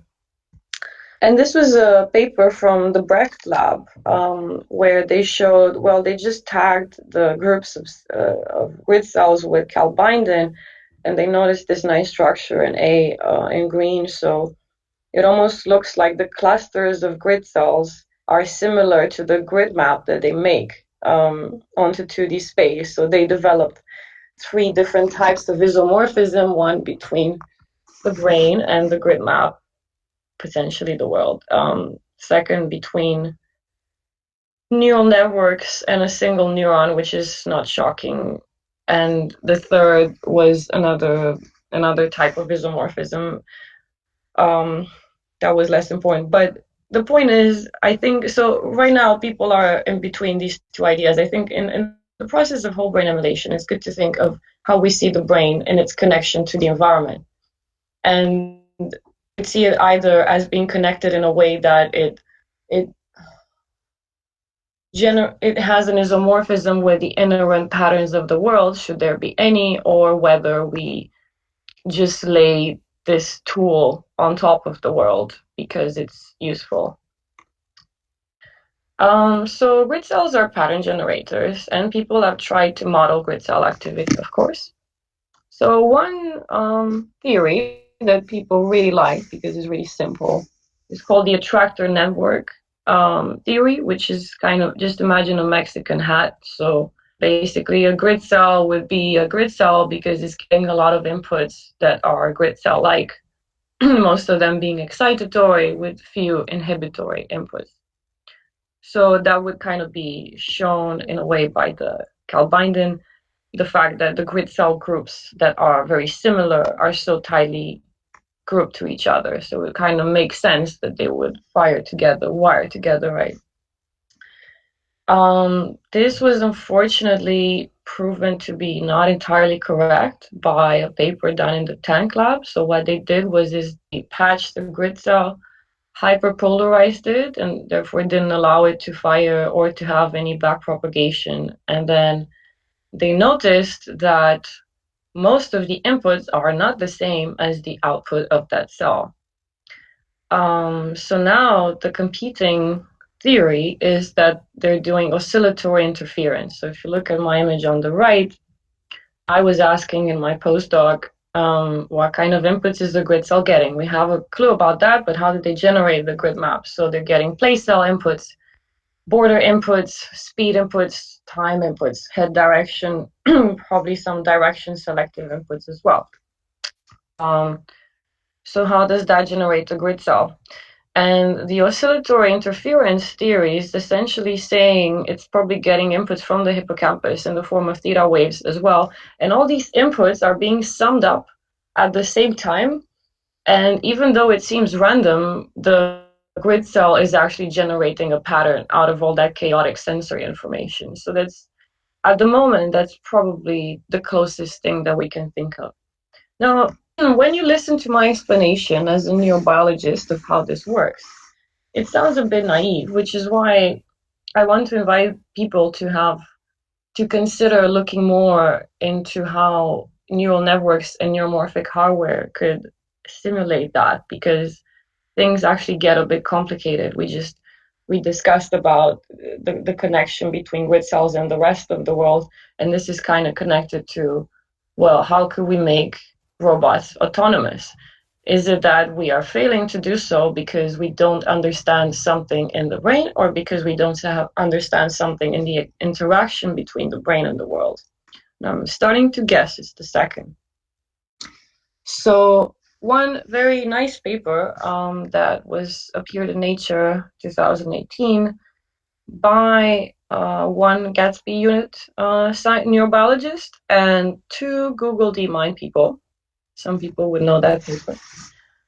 Showed that grid cells and their inputs appear spontaneously as a result of path planning in neural networks. And of course, I like that idea very much. So what they did was they gave a neural network the output of a grid map. So the neural network knows that this is its output. It was not a spiking neural network that was generating a grid map. That's a bit advanced. And then they also gave it a trajectory in left figure B here, that the trajectory of a foraging mouse. And when the neural network had to adapt to that and perform path planning, it basically started generating modules which are otherwise only in the brain, like head direction inputs and velocities. And these cells appeared in the hidden layers of the neural network pretty much in the same percentages as they appeared in the brain, which raises the possibility that our brains were actually tuned for millions of years to perform efficient and energy efficient navigation and path planning. And the interesting thing is, so they trained this neural network on a 2x2 square meter arena simulation. And then they took this neural network and they put it in a completely novel environment that you can see on the right. You see here all the corridors and the hidden parts. Is not intuitive at all, right? And they were very surprised to see that they needed far less training data than a neural network would normally require in a new environment. In fact, in robotics, this is probably one of the biggest issues, that for any new room that an AI or a robot is in, they just need so much training data to understand every single bit. Just how computers need to compute every single move in chess before they can actually move on with the next. So this paper, also for neurobiologists, show some indication that we can use things from neurobiology efficiently and actually make neural networks better. Because this has been a problem for a long time. Neuroscience is interesting in itself to be emulated and simulated, but honestly, what would be the immediate benefits of that in the real world? And this is a very clear example of that. Maybe we can make robots autonomous. That would be one of them. So I'm getting quite close to the end, and this is just an example of a hardware implementation, how this could work. This is just something I also tried to play with. So basically, you would upload the spiking data of a single neuron. Based on that data, you give it transfer functions. Let's say when a neuron spikes a lot, I want the car to move left. Then in your simulation, you can have a little brain model, make your neural network, and then you can actually control the car and make it learn playing with your data. My guess is that we would probably need to make much more complex neural network representations, and we should always make sure that we're in this loop that I keep on referring to. So I said for whole brain emulation, I would like to go from neural data to simulations to hardware implementation. In the case of grid cells, because they're such a nice example to study, you can extract the grid maps from tetrodes very easily. It's a very simple way of doing that analysis and getting that map out. Then you would do your computational models, whether it's attractor networks or oscillatory interference. And then you can have your hardware implementation using only oscillators and say less inputs for recall. So there was an implementation of grid cells called RADSLAM, which was trying to improve current SLAM models, and that was problematic because apparently it integrated way too much visual data from the camera. So our brain doesn't do that. So they actually went back, and then they only started sampling, say, 5% of the time from their data and tried to use other things. For example, how cars use other sensors like radars, LiDARs, and so forth. So I guess I'm kind of done. I would be very happy to take your questions and develop on any of these topics and any other topics that you might come up with that are related to this. Thank you very much. Oh, thank you. Randal, do you have any Diana? questions for Diana? We don't have. Sure, I have some. Actually, if you look in our document where we're keeping track, there are quite a few I see some. Okay. Yeah, thank you. What a great update. And I like that you also tackled the problem of actually diving into the manuscript to try to see how you would look at that roadmap today, and it sort of reminds me of how I try to tackle it a little bit. So you have these steps that you see as being important for going to whole brain emulation, and one of them you mentioned is extracting causal information. And I'd like to understand what you mean by causal information when, for example, we're talking about the case of a preserved brain, since that's what often people want to see as a process you would use for doing whole brain emulation, or is that outside the scope of this learning cycle that you're talking about right now? Yeah, I think that's a really good question. So it's hard to extract causal data from the brain because it's kind of like emulating a smartphone without us knowing how a smartphone works, right? So we'd have to understand the internet out of there somehow. So how do we go about this? So I definitely think the morphology is important. So not to discredit the amazing work of Ken and many others. I think it should be combined with electrophysiology. And like I said, we probably need some kind of platform to efficiently upload all of that data. So for electrophysiology, for example, people are now starting, and human experiments, when they do electrophysiological recordings from a person, if that brain area is damaged and it gets removed during the surgery, it's nice to have that exact part of the brain as is done regularly with mice and have access to that. So, because I guess the point is, if you have a loop where you try to do emulation and you simulate and you go into models, you might, as you make the model, you might start having questions, very specific questions, like that neuron had a weird spiking rate. I wonder what its morphology was. So then it would be cool if you could just go back and see, oh, that is why it has this weird dendritic tree or things like that. Yeah, Yeah. that totally makes sense to me. Yeah. Mm. You also you mentioned taking grid cells as, say, basically a given, something that we're born with, and then using that to map out spaces and map out more than just spaces. And I like that you went there, because I've also been hoping for a while that we see evidence at some point that that grid cells, which, in rats we study them for navigation, but that in humans, the same grid cells could be used to map other things, other concepts, and that perhaps mapping out concept space like that in an immediate way is something that you need if you want to be able to do one-shot learning of things that you've never experienced before. Um, anyway, I'm kind of going on a long sort of hypothetical track there, but I just wanted to mention that I thought it was really nice to see that this let's apply grid cells, but not only to navigation, other things as well. Yeah, no, I think it's fantastic to start these discussions, and I also was apologizing when things were getting too philosophical, but the truth is, I think for whole brain emulation, we will have to get philosophical in our discussions. And with grid cells, I mean, I just took them because, first of all, the data is clear, and second, it's a good example of some sort of cognitive process. And then it's very easy to kind of look into the hippocampus as well, and then see to what extent is spatial knowledge related to memory processes. Then we go into the question of time. And then a lot of people that did navigation experiments also did some decision making tasks. So maybe there's a connection with that. So yeah, I think it makes sense to start from there. Concept space, whether we use some grid cell like process.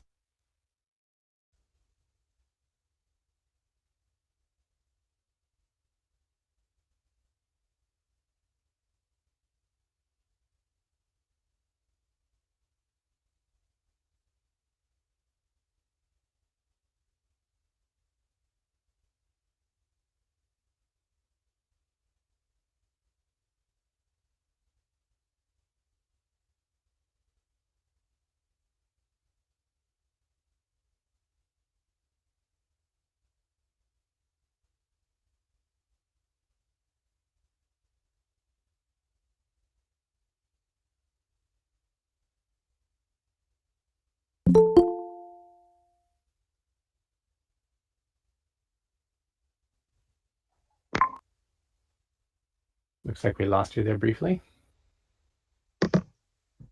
Sorry, I got disconnected for a second. At which point during my explanation did you stop hearing me? Somewhere around using grid cells for something like concept space, and you were about Oh to yeah, that was more or less the end of my explanation. I'm also scared of going in there because I'm not aware of clear data yet, but it's definitely a possibility, and it's something that we probably intuit as being the case. Navigating. Well, there was this fMRI paper that showed that people might be going through concept space the way we go through space with grid maps. So yeah, that's interesting. All right, we have a question from Jan Clock. What you're building at NeurobotX, would that potentially work as a partial host for whole brain emulation or uploads? That's a really good question. So this is all very new, and I'm still working on the idea from my company and how exactly we're going to do this. But yes, I've been fascinated with whole brain emulation for the past 10 years. That's why I wrote all this stuff about it. So yes, in in a company setting, I think the aim is to make something that works, that might aim for AGI. And as part of AGI, as whole brain emulation has often been presented, this is a part of it. But I think the difference is, well, Henry Markram was mentioned before, and the Blue Brain Project. I just wanted to first of all to explain that Henry Markram is running the Blue Brain Project and is one of the 12 people running the 12 people involved in the Human Brain Project. So there's also a robotics part. There are some neuromorphic parts as well. So yeah, I do think as part of AGI, whole brain emulation might be part of it. It's definitely going further than other companies have gone in the past. And but yeah, this would be my answer. There should be definitely some separate project on whole brain emulation as well, which there is. Yeah.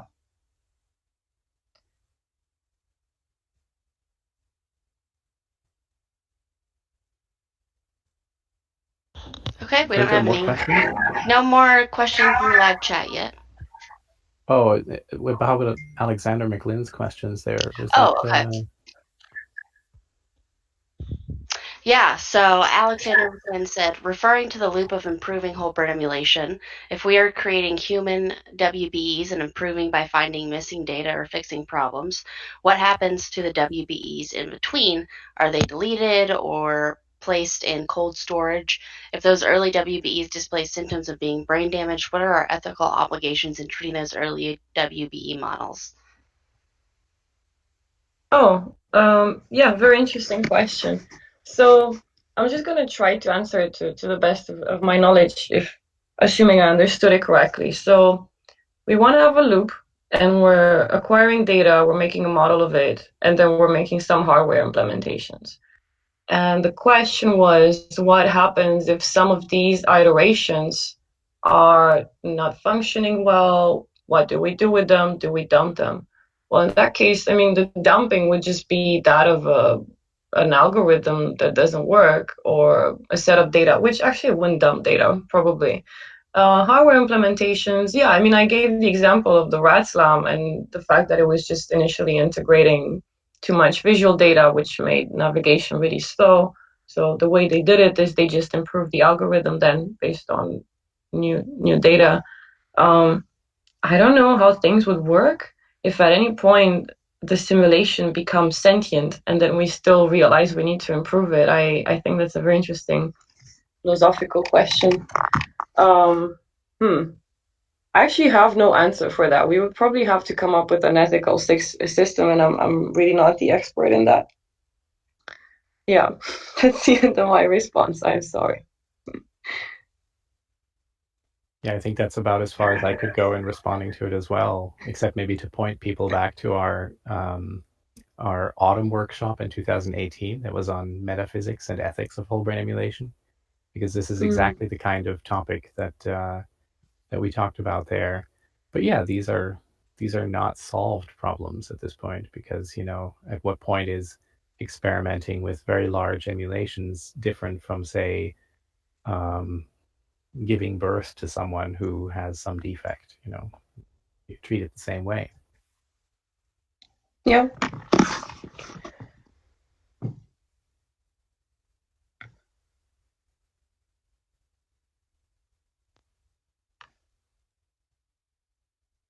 So does this mean we actually have a couple minutes before the next talk?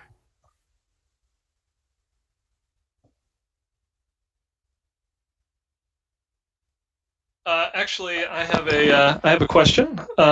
So I loved that you brought up that paper by Google DeepMind about the grid cells, and I was wondering if you had any kind of further thoughts along the intersection of what has happened in deep learning over the past 10 years and its relevance to whole brain emulation. So, just to set the stage, I look at that as significant progress toward the question of whether whole brain emulation is possible and at what level. seeing that deep neural networks can achieve a lot of things that we thought the cortex did. And I'm just wondering about your thoughts on that. That is such an excellent question. It goes really to the core of what I have to try and do myself. So just to start, I am not yet an expert on deep learning and neural networks. I'm starting to look into that now. I'm having a lot of fun with it. I'm a neurobiologist, mostly with a background in philosophy of and logic. But what I can say is there are definitely some clear applications. I mean, the dream is that we could actually move past the deep learning era by integrating some parts of this. And that's really the core of my talk is basically the suggestion based on the DeepMind paper that by emulating more of the navigation system in the brain in a neural network, potentially spiking, we could actually get closer to autonomy. We could have neural networks that can navigate completely novel environments with very little training data, which is what the brain does. I'm not sure if we have enough knowledge about grid cells or about neural networks at this point, but to answer your question, I think quite a bit of progress has been made, and I think if we do this properly, we might see some exponential growth in that kind of progress. But I'm very humbled by this task, I have to say. It's not easy. It will require all of us to work together efficiently, I guess. Ken, in your question, did I detect a part of, well, deep learning is kind of a proof of concept that all of the sort of behaviors that we would like to discover from exploring a connectome can actually be stored in that? Is that what you were trying to get at? Yes, absolutely. I mean, if it's an interesting exercise to go back in time and look at the objections that people had to mind uploading and see how many have been checked off. I had I was invited to give a rebuttal in Skeptic magazine a few years back to somebody that was saying that chronics doesn't make any sense at all, and mind uploading doesn't make any sense at all, things like that. And so I looked him up, and I looked up another Skeptic article that he had from, I don't know, 5 or 10 years before that. And it was a straightforward neural networks are never going to achieve anything. They're not going to be able to recognize objects. They're not going to be able to, do motor control tasks. It was just it was a wonderful example of how somebody can not see the writing on the wall, essentially. And so I think that within this deep neural network revolution that we're in, I think we need to make the connection between whole brain emulation and this proof of concept, essentially. Mm-hmm. Yeah. Yeah, excellent points. I really like it, obviously.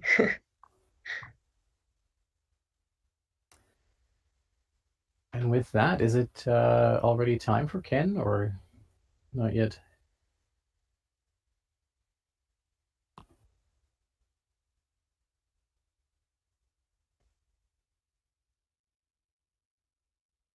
Oh, okay. Mallory's microphone is not working at the moment, but I am assuming that it is indeed Ken's time to talk. Should I try to hit the present now and see what happens? If you want, you can just introduce yourself briefly. I mean, I could do it for you. I could say, "Oh, we've had you on a gazillion times. You've been part of this effort forever, and you go way back to probably even before that first workshop." Oh, yeah, actually, you do, definitely. And so you know all of this inside and out, and therefore, I'm sure that your presentation is going to be a wonderful trip into what has happened since 2008. There you go. Kenneth. Yeah, so thank you. I should say, first of all, that my presentation is a disorganized mess, mainly because this is a very small group, and I want it to be driven by questions. So feel free to jump in at any point in my short presentation and try to steer me into stuff that you think would be more interesting to hit. So I'm going to talk about two different things. I'm going to talk about some of the imaging stuff that I think has drastically looking back at that whole brain emulation roadmap, it really gives me an impression of how far we've come, and at least the neural circuit mapping category. It's pretty painful to read that old roadmap, or maybe it's not painful. Maybe it's a good thing. But before that, I figure I will do something a little bit more controversial. I'll start with a discussion on where we are in brain preservation. And the reason for that is I think, the way, if I was a bystander on this, and I wasn't actually actively participating in some little tiny aspect of this big movement for whole brain emulation, I would look at this and say, this is like colonizing Mars. I'm going to be dead. So I'm very happy that people are working on colonizing Mars, but I ain't going to set foot on Mars. So, have at it. But there are more important things to discuss. And I think from a whole brain emulation, mind uploading perspective, I think that's where the general consensus is out there, that it is so far off that we're going to be dead. So why discuss it? And my answer to that is that we now have a technology that is relatively simple, relatively straightforward, and reliable, that can preserve entire human brains if necessary, that would cover a wide stretch of that of those levels that are being discussed on whole brain emulation. And so the technology I'm talking about is the one that won our brain preservation prize. Robert McIntyre's aldehyde stabilized cryopreservation. Very briefly, it is simply a technique that uses glutaraldehyde perfusion fixation of the brain or whole body. Glutaraldehyde to cross-link all the proteins in place almost instantaneously within the first minute, essentially. Most of the metabolism is completely shut down, but in a way that preserves the structure of the brain. It preserves the molecular information in the sense of preserving the identities and locations of ion channels and receptor proteins and other biomolecules. Yes, it obviously renders them dead, but it renders them dead from a metabolic point of view, so they don't damage themselves and other molecules, but it does not destroy the information that they are there. It doesn't destroy even the phosphorylation states of different protein molecules. So in any case, this technique starts with good old-fashioned glutaraldehyde fixation of the brain, and then it plays a few very simple tricks in order to allow cryoprotectant to be perfused in over at room temperature over a 4-hour period, replacing a good fraction of the water in the brain with cryoprotective agent, so that it can be lowered to minus 130 degrees Celsius if necessary. And what that does is it solidifies the brain. It turns any remaining water and this cryoprotected agent into glass, and this is the result. This is a rabbit brain at minus 130 degrees Celsius that was just taken out of a freezer. You can see that it is a solid block. It could stay this way for indefinitely, for thousands of years, and it wouldn't appreciably change. But yet it can be rewarmed. It can be rewarmed and cooled down and rewarmed and cooled down. It can be rewarmed for a few weeks and then cooled down again. It's very stable in that way. But once you rewarm it, you can process it for the types of microscopy, specifically electron microscopy, but other types of microscopy, immunofluorescence, etc., that we do today. And we can see that this is a video of one of these rabbit brains that has been stored at minus 130 degrees Celsius and then rewarmed and processed for electron microscopy. And we can see that the neuronal structures of the brain, the synapses, the axonal and dendritic processes, the dendritic spines, all of that is well preserved. That this has been shown on whole pig brains as well. And the implication is that if this aldehyde stabilized cryopreservation was applied to human patients, it would almost certainly support the possibility of future mind uploading. That's my controversial statement that I will just leave there for now, unless somebody wants to jump in at this point.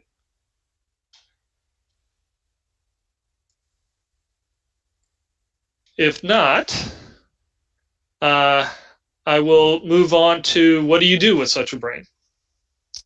So, so what I've been doing, obviously, is I've been my day job is taking electron micrograph, 3D electron microscopy of neural tissue, tissue like glutaraldehyde fixed brains, but then further processed where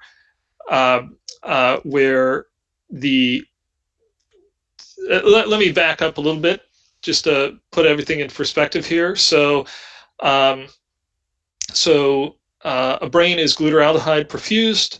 That fixes all the proteins in place. Then small pieces of it are applied with osmium tetroxide to lock the lipids in place. Other stain solutions involving uranium and lead are applied to mark with heavy metals the proteins associated with synapses. Then all the water is removed by solvents and replaced with a monomer, plastic monomer that is cured into a plastic block. And so that is the starting material for these electron micrograph images. There's a big question of whether that could be done for a whole human brain. Somebody should ask me about that later. But the question then is, what are the different technologies today that are used to generate these types of electron micrograph images? And there's two broad categories for this. there's two broad categories. One is serial section imaging, techniques that involve sectioning this block of brain material into ultra-thin sections, and then either collecting it for transmission electron microscopy, or collecting it onto a solid substrate for scanning electron microscopy. Now, the original roadmap talked a bit about tape collection. It turns out that the two labs that have essentially done the largest volumes to date are both using tape collection. So these are very recent results. So the laboratory of Jeff Lichtman is using tape collection using a solid Kapton tape that collects this atom SEM approach. It collects sections out of a water boat. Those sections are usually about 40 to 30 nanometers in thickness. That tape is then laid out on a silicon wafer, just glued to it. And the reason why they have had such success with large volumes, which is they've done things on the order of more than a cubic millimeter now, is they have combined this with a multi-beam scanning electron microscope, which I will talk about in a second. But this is a scanning electron microscope that has up to 91 beams. They're talking about a 331 beam version that they will be presenting at the Microscopy and Microanalysis conference coming up, I've heard. So this is a very fast technique for scanning the surface of these sections that are collected with tape, and the tape collection itself is relatively reliable, at least for things on the order of a cubic millimeter.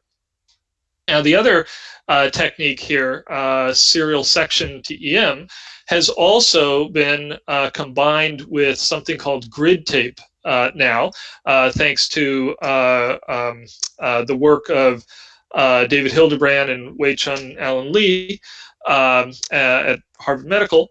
And what that is it's essentially a tape mechanism that has holes in the tape that are covered with a very resilient but extremely thin layer of polyimide. And the sections are collected directly on that so that they can be put into a transmission electron microscope and imaged very quickly, because transmission electron microscopes are also very quick by nature.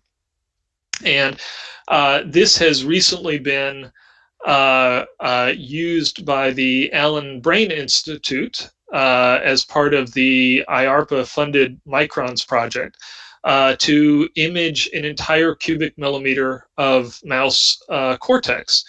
And that data set that was collected on tape and imaged by, I believe, 6 transmission electron microscopes in parallel has now been sent over to Sebastian Sung's lab to be traced out with his automated algorithms, and it looks very, very promising so far. There's probably a whole bunch of proofreading that needs to get done, but essentially we are in the cubic millimeter scale today. So if we were to go back to the original roadmap, which I believe we had some electron microscopists at the table there, and they would simply be astonished at the idea that we have 2 major technologies that have already produced cubic millimeters. The other techniques that have been developed over the interim, essentially, are diamond knife serial block face SEM, which uses a diamond knife to scrape a very thin layer off the surface of one of these plastic bedded blocks, and then a scanning electron microscope to image the surface of it, and something called focused ion beam scanning electron microscope microscopy, which essentially uses an ion beam to do the same thing, to remove a layer and then image that layer. So there's advantages to both of these. I'm not going to concentrate too much on that, except to say that that the block face imaging techniques have the advantage that they can get to essentially whatever Z resolution you might need for tracing neural circuits. So we routinely, with focused ion beam, do 5 nanometer by 5 by 5 nanometer type of voxel sizes, whereas the serial section-based techniques are limited in their Z resolution by how thin can be cut reliably. So what I've been doing is I've been trying to kind of combine these two approaches, getting the perhaps the worst of both worlds, maybe some of the best of both worlds.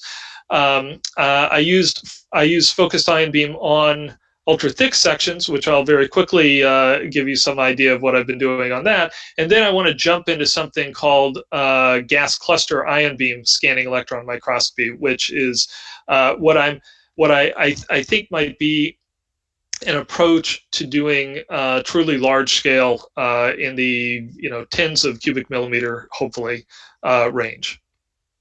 So first of all, what do I mean by the focused ion beam SEM stuff?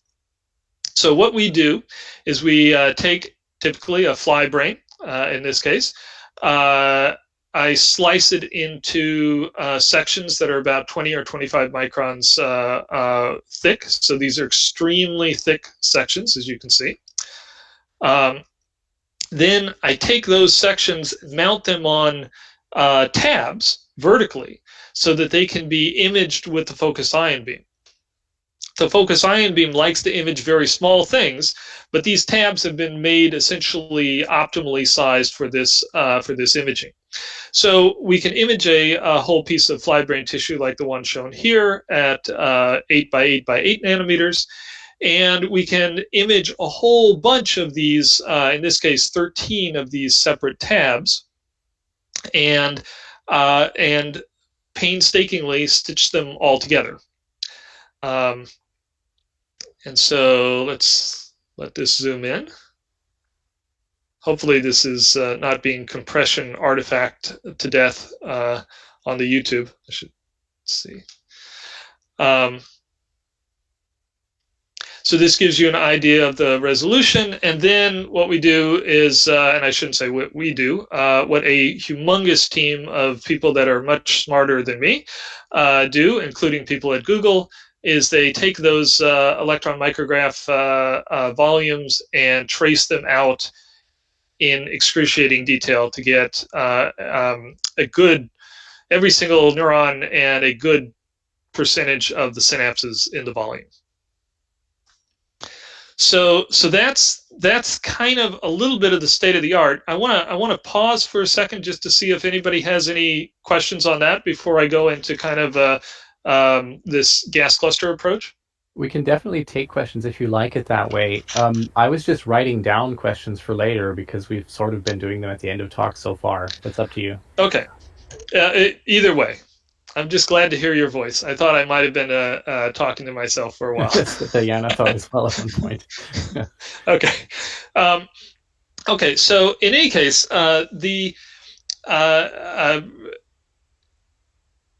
we're talking about whole brain emulation, which is eventually that, this is what I'm focused on, but realizing that this is way, way, way off into the future. Some of the technologies that we have today, that we rely on today, are simply not. It's not credible to think that they could be scaled up to a whole mouse brain, or maybe if they could do that, to a whole human brain. And so, so for instance, the technologies where you collect 30 nanometer thick sections,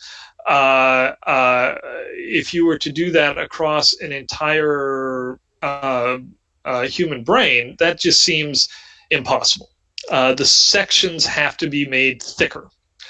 At the same time, you have to be able to really do fast imaging. And so you need to either use transmission electron microscopy, if you're using electron microscopy at all, and electron microscopy is the only way that has so far been demonstrated to be able to generate these types of dense constructions.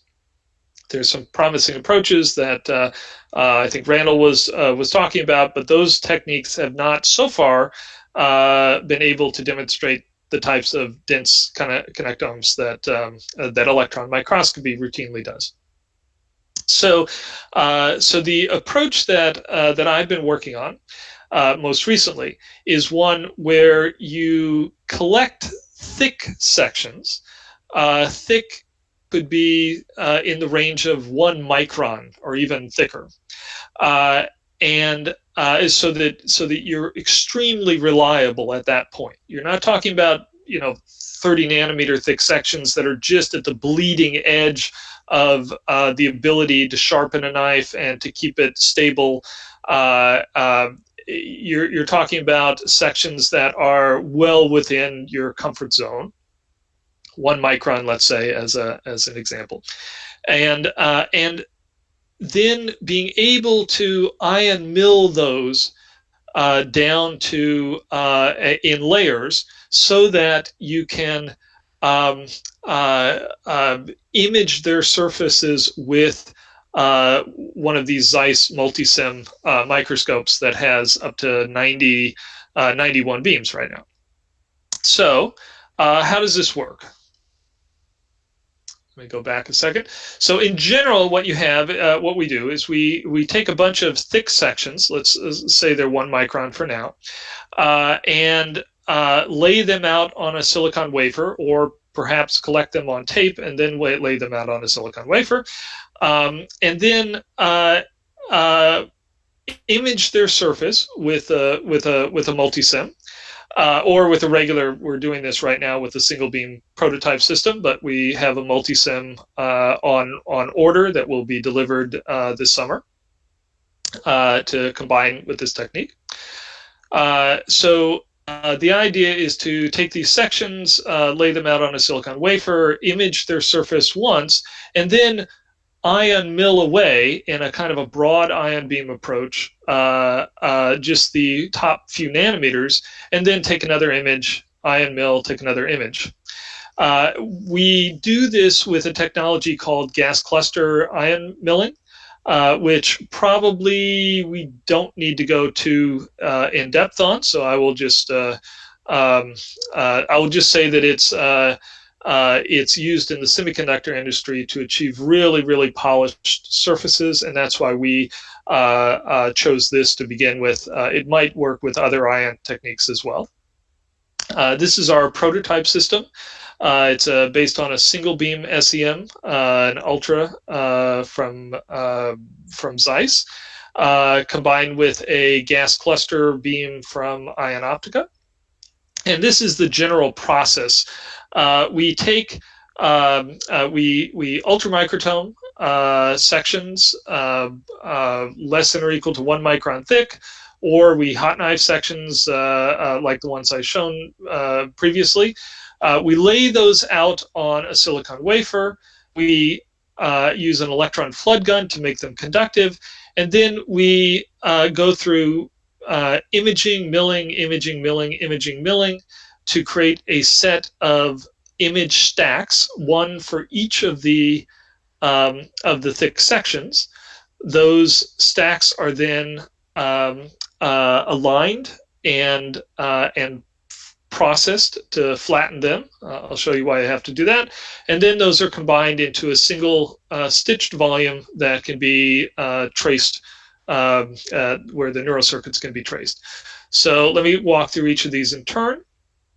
So this is a example of a small little section, little series of 1 micron thick sections laid on a silicon wafer. We electron flood gun this. As I mentioned, this is to get rid of charging artifacts. Don't need to go through that. And then we mill with the ion beam. We rotate while this is milling. And we image with the SEM, creates those stacks. This is examples of some of the images. This is fruit fly material. This is an image at 0 nanometers of depth through a 1 micron section. This is an image quite a bit later at 200 nanometers, at 400 nanometers, 600, 800. And then this was a 1 micron section, so it breaks through to the substrate that it's on, in this case gold-coated silicon. And that's what this black stuff looks like. It's the substrate being broken through. Those thick sections, if we take them in cross-section, look like this. There's a little bit of roughness at the bottom because it doesn't break through all at the same time. Those are computationally flattened with a little algorithm I wrote, and then they're stitched together to give a volume that looks like this. And so here is an example of walking through in cross-section one of these gas cluster ion milled stacks. This was acquired with 8 by 8 by 6 nanometer voxels. With the top and the bottom are essentially identical. One is using a different electron imaging technique. We tried this with larger samples. So this is 10 1 micron thick sections of mouse cortex tissue. And this is showing that you can indeed trace out in a automated way the processes through this stack. This is a that data set was given to Michal Januinski at Google, the guy who developed the flood filling network algorithm that is probably the best in class for tracing neural circuits today. He applied that algorithm to this, and you can see that indeed you can, it pulls out whole dendritic arbors and dendritic spines without issue, and it mainly pulls out long distance axons without much issue, mostly because this is a very high resolution. This also somewhat works with even really, really thick sections, like 10 micron thick, although we're still developing the process to get this reliable. This is 2 10 micron thick sections in cross section that were imaged with this gas cluster technique. That's when they get stitched together. These are the cross sections of those sections. And this is another demonstration of how these volumes are traceable.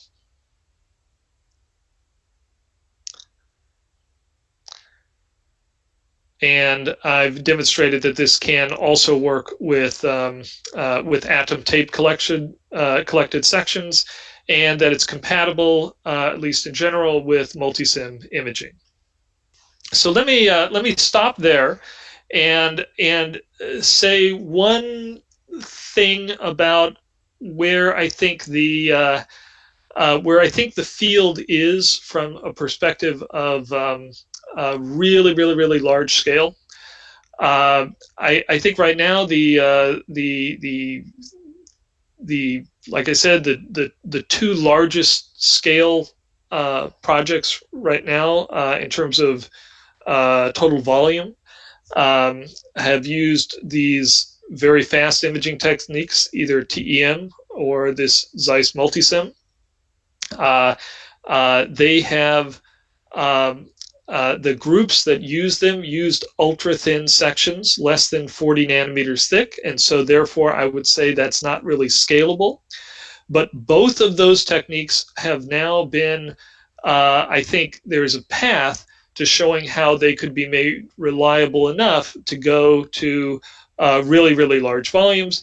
In the case of the Zeiss multisim approach, my argument is simply collect on tape, but collect much thicker sections on tape, which means you're going to have the reliability to do incredibly large volumes.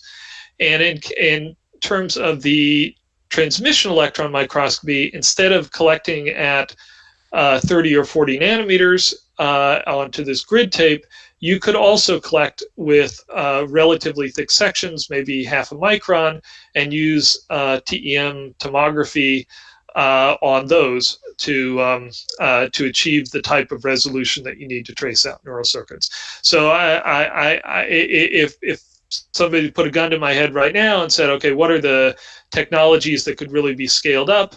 I would say they're technologies that are going to cut thick and use some kind of trick, either ion milling or electron tomography, in order to get the Z resolution that you need out of those thick sections. That has the best of both worlds. It has the reliability, and it has the resolution that you need. So with that, I'm going to stop and hopefully take some questions. Thank you, Ken. Thank you. So I have a question from someone on the live stream, and you might have to go back to that last image that you were showing. Okay. He asked, why is the grid numbered in red, the hex grid, different from the grid numbered in yellow, the overlapping squares? Oh yeah, that does sound like something I should go back to the... Yeah, I apologize. I went through that way too fast. Can you see my screen again? Yes. Mm-hmm. Great. Okay, so this is actually a montage of many separate images taken by the multisim microscope. So the multisim microscope, in this case, it used 61 beams. So this yellow hexagon is composed of 61 individual rectangular images. Each of those images are simultaneously taken using an individual one of the beams. And so that's why it's in yellow, numbered 1 through 61. I don't know if you can see my mouse, but I'm circling 61 here. So that whole hexagon there, that whole yellow hexagon, is taken in about 1 second. And then the stage is moved to take another hexagon that slightly overlaps with the first. And so that's what the red numbers are. The red numbers are individual hexagons that have been taken for between different stage movements. Hopefully that answered the question.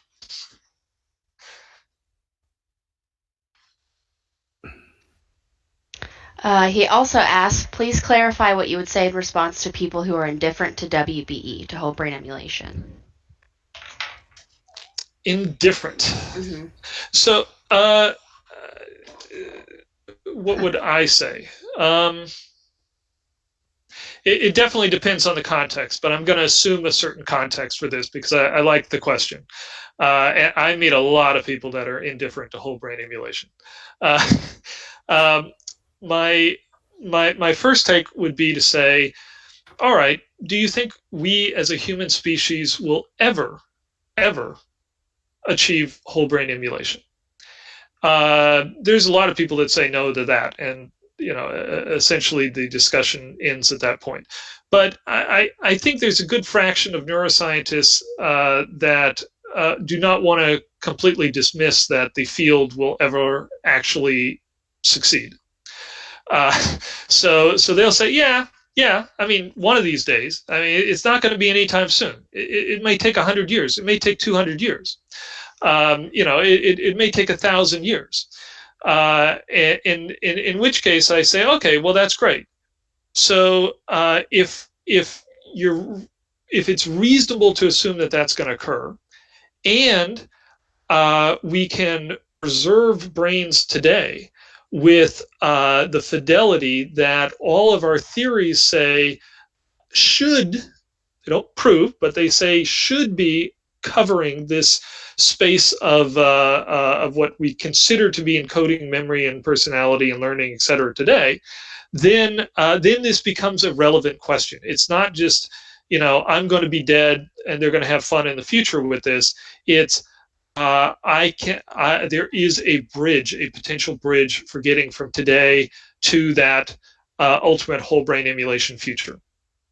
And so whole brain emulation at least is an extremely relevant discussion to have. The possibility of it is extremely relevant to debate today, if for no other reason, because if it could never work, or if it could never work, then maybe brain preservation is not going to be, at least this type of brain preservation is not going to be useful. Or if we could narrow in on what it would take to potentially work, we could better decide what brain preservation techniques are possible today. And it's a life and death question there.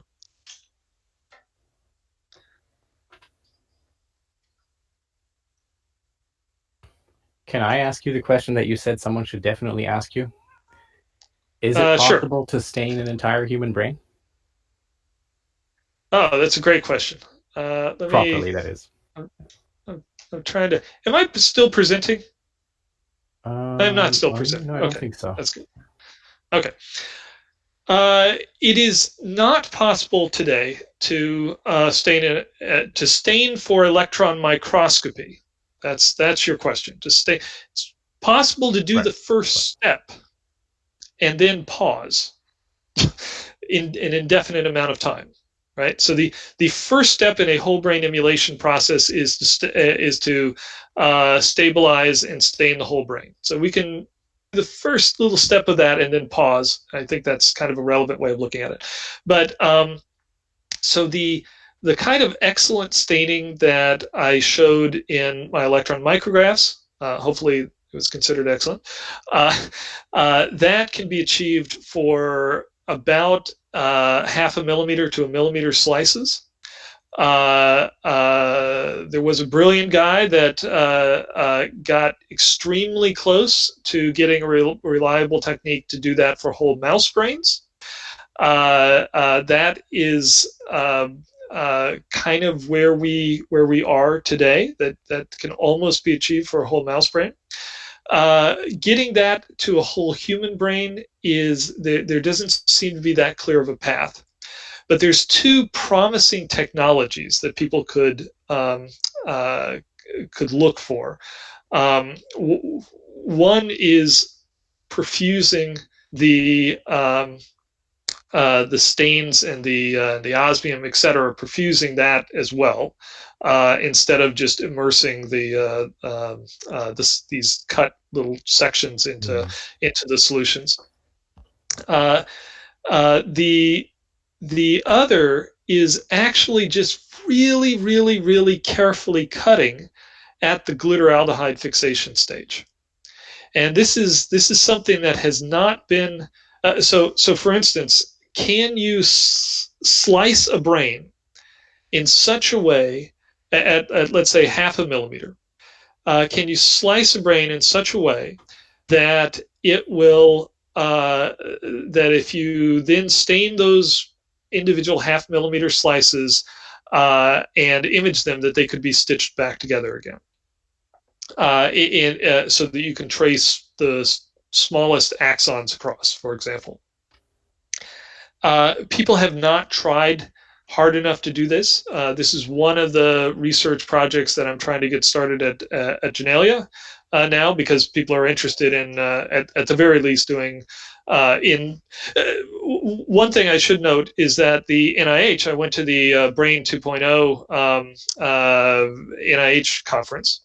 The where they were trying to figure out what would be possible things to do for Brain 2.0 to fund. And the idea of doing an entire mouse brain using electron microscopy is very seriously being considered. It is a humongous project. I don't know if they'll actually fund it.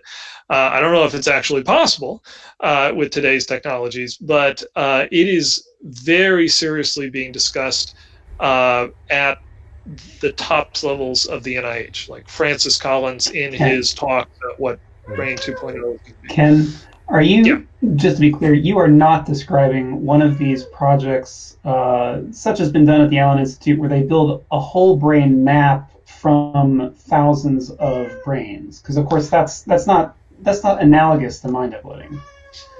Are you talking about a project which will attempt to scan a single brain?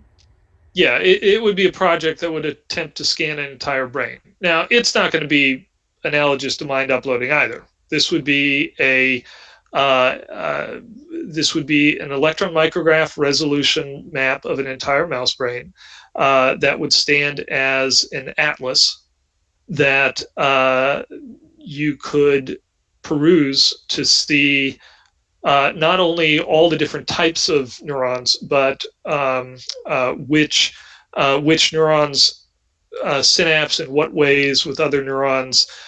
You might be able to start to extract individual. It's really the most important thing about this would be it would be an ultimate reference atlas for the neuroscience community. It is not a substitute for the type of memory decoding experiments or learning decoding experiments that we've discussed, because that really probably requires a lot of electrophysiology for particular neurons happen before that.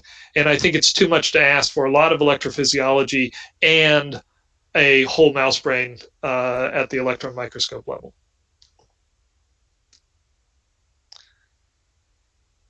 But yeah, it's definitely they are talking about a whole electron micrograph image volume of a mouse brain. So you mentioned that ASC is probably is good enough for storage at this point. So that was the big claim you were making. The controversial claim is that's right. Now you have a way to preserve the brains if you wish. So it feels like after the Brain Preservation Foundation was founded specifically to find something like that, that now you can go one of two ways. Either you can go and found the Brain Staining Foundation, since you still need to manage that for whole human brains, or you could try to push for this sort of storage of brains to actually happen.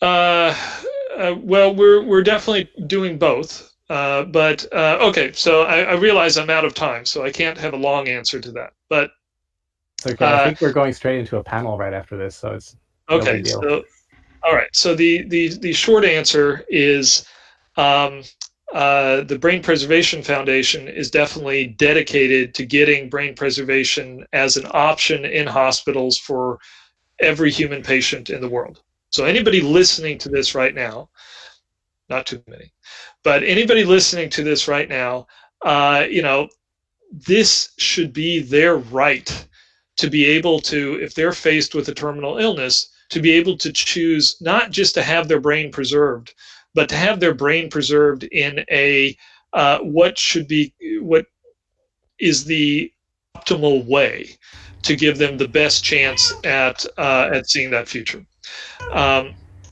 So in order to get there, there are steps that have to be taken. You don't just run ahead and say, okay, I'm going to offer this. That doesn't work, because that's the cryonics model, right? If you work outside of the medical mainstream medical system, then you're going to get a crappy product, and you're going to get a bunch of legal regulations that require it to be applied in poor ways. So the best way to do this, I think, would be to first of all, get the neuroscience community to buy in to the idea, or not, but to actually have the debate about whether whether a rational, terminally ill patient could choose, should be allowed to choose this type of an option for themselves. Does it make sense? If it makes no sense because whole brain emulation is impossible, then they shouldn't get the choice. If it makes no sense because the preservation technique destroys the synaptic connectivity of the brain, or it destroys some particular biomolecules that are incredibly important to encoding memories, then they shouldn't be allowed the choice. Okay, but if it makes, if there is a reasonable possibility that this is preserving the thing that makes them special, their memories and learning, then that should be, then the neuroscience community should say, yep, it makes sense. We don't have an objection to this, as long as it's done right. Then you move to the medical community and you figure out how it can be done right. And as published in medical journals, to say this would be the actual procedure that is applied. These are the tests that we've done on laboratory animals, et cetera, et cetera. And then once that method has been fully expounded upon within the medical journals, then you go to the medical ethics community and say, how can this be applied in a way that can give that you are sure that terminal patients that have chosen this have given fully informed consent, because this is radically speculative in any means, and it's sure death. So can you ensure that a medical ethics framework that has given that each patient has given this? So I think those are the three things, and I'm working on the neuroscience community right now. So I'm sorry if you said something about this earlier. What efforts are there in labs around the world to just sort of replicate and validate the ASC procedure? I do not know of any currently. That seems like a critical step. I feel that it's very sad, although I will say that I have talked to a lot of neuroscientists about this, and they have essentially the same opinion of this as I do, that they're not doubting that it works because it's based on glutaraldehyde perfusion fixation, which is something that neuroscientists have been doing since the 1950s.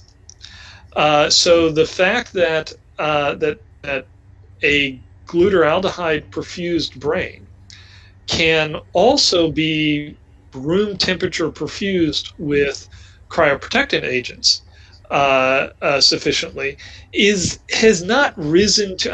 I've never seen in all my discussions with neuroscientists where I describe the process, I point to the paper in the published literature.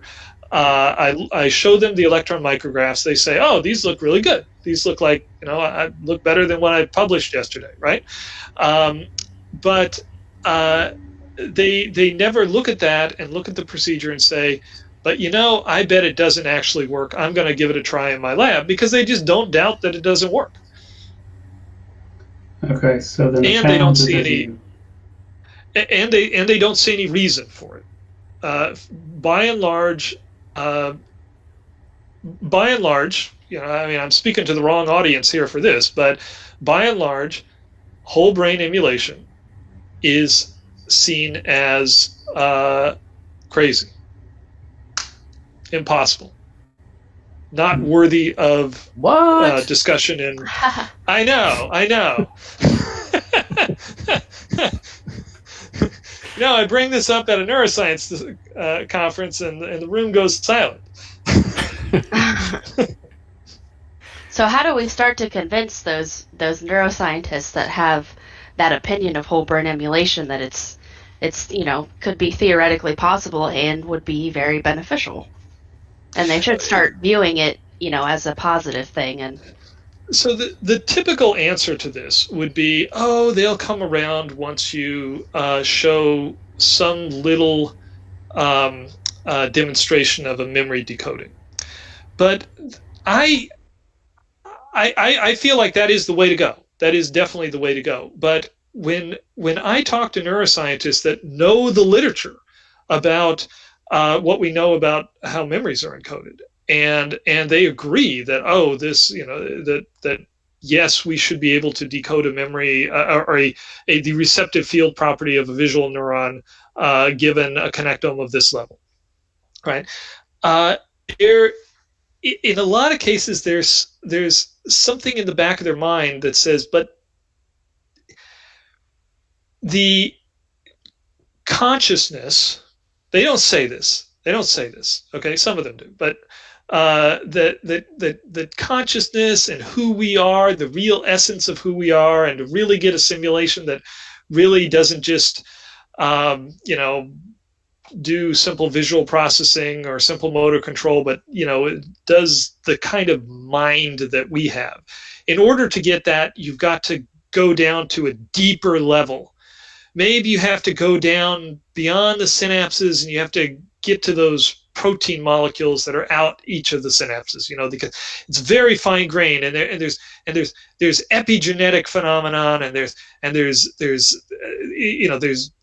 all of these complicated details in the neurons, and yes, the models that talk about how the hippocampus works and how fear learning works and all that stuff, yes, those can be reasonably well described at a spiking neuron level, but to get to this really core of who we are, maybe you have to go to really great details that we don't even know. And I think that is a residual mysticism that can be scraped away, but it has not been scraped away yet. Well, it's really hard to be a serious patternist, because you have to be willing to acknowledge that the sensation of a unifying conscious self is illusory, in the sense that it isn't what it seems. That right. Basically it's just your characteristics, all the memory about you, processing things and processing even your awareness of your own body state, etc. You have to be willing to make that leap, that you say, okay, there isn't this other something. And that's difficult. That's difficult even for people who already think they are patternists. Right, and we've seen with some trials. Sorry, go ahead. Well, I was going to say I'd like to hear somebody else answer the question as well about where do we go from here, Randal? What is the solution? Sure. Yeah. Well, I just want to say real quick, we're probably just going to go ahead and move into our panel discussion. I think that's a good transition, but I just want to remind everybody that you can join in on the you can ask your question on the YouTube live chat that's over to the right of the screen. And if there is a more complex question that you want to ask someone directly and it might have multiple parts, you can join in on livestream.carboncopies.org, or you can call into 786-540-5631 and then put in the pin 180-618-986#, and that's at the bottom of the screen, so you can see that. So with that, yeah, let's continue with that question and move on with the panel. Yeah, where do we go from here is basically the question, what should it's kind of the same question as what would a new roadmap contain? What are the things that would be most important there? And as we were going through all these talks, in my head I was thinking, well, as you pointed out, a roadmap is supposed to have milestones, but there must also be things that we think are just the biggest problems, the most important direct problems that are just holding back whole brain emulation today, that need to be mentioned or addressed in a roadmap like that. And I'm not sure that they always were. So it'd be great to know from everyone who's here what they think is the number one complaint about the original roadmap, or what is the number one most important problem facing us. because that can determine where you go from here. I agree that it's good to note what has been accomplished in terms of brain preservation, and that perhaps there is a specific strategy that needs to be developed there. That's true. And so that's worthy of discussion, to say, where do we go from here, which is really where do we go from, say, the brain preservation prize to the next step. But there are, of course, other parts of this problem as well. We could say, if you can use the brain preservation prize as evidence that is good enough, or maybe add that with some memory decoding as extra evidence to get people on board with coming up with an ethically acceptable way to make brain banking a reality, then that should automatically generate a huge incentive for doing all the remaining steps to getting to whole brain emulation, so that would inspire all the work that needs to be done there. But if we're talking about a roadmap, we can also directly ask the question, what are the other main challenges that exist and what should be done about them? Where, if I have to pull a few out of a hat, I'd say, well, a huge problem is just going from measurements from data to parameterized models. This is something that is tackled to a degree in the neuromimetic models that Dong Song presented, and we know quite a bit about those right now. But in terms of going from the data that you could extract from your stored brain to a working model, even if we assume that that is not going to be infeasible, we certainly don't know how to do it right now. And there has been precious little work actually doing that. So that's a big one. And I think that I've mentioned a few times throughout this workshop also that I believe that we need to go back to square one and actually try to define better what the success criteria are for whole brain emulation. So what is acceptable? When we talk about people sort of thinking, oh no, this isn't going to be good enough, I don't want to do this, or I don't think that this is ever going to happen, they might think it's never going to happen because they're setting, they have criteria in mind. They have some sort of presumption of what the success criteria are for whole brain emulation, but if they've never been made explicit, then you've got that problem. So that's another one. I think in addition to going from data to functioning model, the question of success criteria, and of course, along with those comes validating that your models are meeting those success criteria, is a very important thing that should be given plenty of room in a new roadmap. Yeah, let's see, what else is there? Yeah. Anybody else want to chime in? Well, so someone made a really good point. Jan Klock made a good point in the YouTube live stream. He's saying in the AI community they were officially against AGI, although many liked the idea in private. Then came the deep learning craze of 2015 and 2016, and now it's kind of a legitimate thing. It's an accepted idea. So I think that's an important thing to include in the roadmap is, we have these different steps and these different goals in a sequential order. But we also have to take in consideration at what step is mind uploading going to be generally accepted by the public, because that's going to influence how much attention and time people are willing to put into the research that's necessary for its accomplishment. And it could accelerate it. So what do you think everybody's idea would be? What do you think the main... This sounds like a question for Diana, doesn't it? Yeah, the first step where people in the neuroscience community would actually say, okay, I think this might actually work. I'm not totally against whole brain emulation anymore. Yeah, proto application. Wow. At the risk of sending us on a slight tangent, there's a question that's on my mind because, I hear some people very happily bandying about the term mind uploading and having us talk about not just how do we make a roadmap for scientific whole brain emulation, but how would we use this to steer incentives that would be necessary for people to bank their brains and all this. There are two slightly different topics here. One is the topic of how could you actually emulate the function of a brain, and the other topic is mind uploading for people as, a personal choice, etc., all that sort of stuff. And I know that many of us who are here are totally happy with both topics. But because I'm curious and because I know that it's still a delicate topic sometimes, I'm actually kind of wondering for a roadmap like this, which of those two goals, which of those two topics should be included? Should they both be in there, or should it just be one? Because I think the old 2008 manuscript, even though it talks about mind uploading just a tiny bit, it really mostly steers away from all those questions and just tries to stick to the technological problem of whole brain emulation, the scientific problem of it. And even mentions this whole thing, it's the natural outcome of computational neuroscience, right? So even as just a learning exercise, in a sense, this is something that would have to happen, that we'd be able to emulate a brain at some point. And I'm wondering, because we have, a number of speakers here who, or at least we had, who perhaps, weren't 100% deep into the mind uploading transhumanist path. I'm looking at Dong Song here. I don't know if you are, but we've never talked about it quite that way.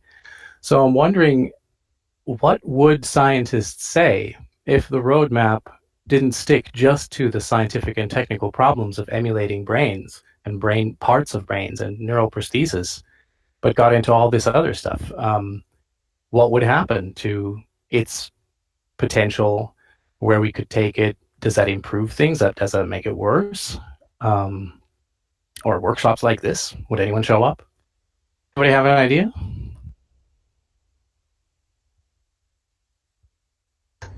Yeah, no, I agree. I think the whole thing should be as rigorously scientific as possible. And you made a good point that there's whole brain emulation can be an entirely scientific enterprise, whereas mind uploading is an applications or almost a business enterprise. It's the difference between developing a technology and developing a business around a technology.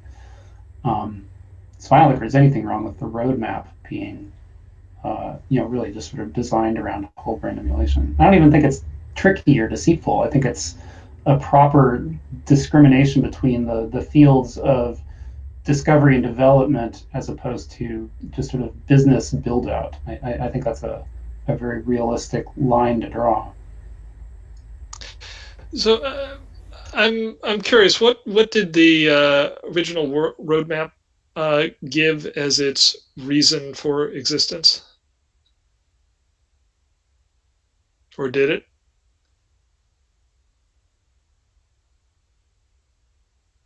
It did, actually. Let me just page back through my presentation here, because I tried to include the purpose of the manuscript. Okay, so yeah, they tried to stick pretty closely to the technology and science, because if you kind of distill out of it the one little phrase that matters the most, the purpose of the manuscript is it aims at providing a preliminary roadmap for whole brain emulation, sketching out key technologies that would need to be developed or refined, and identifying key problems or uncertainties. Okay, so yeah. Was there any motivation for why whole brain emulation would be interesting? So is it interesting from sure. I mean, it's interesting from a purely scientific perspective, or okay. I haven't read it in a while. Well, they mentioned that, but they also mentioned several others. Yeah, it's I know I had to go page all the way through to figure out what it was about again. But yeah, so let me see, where is it here?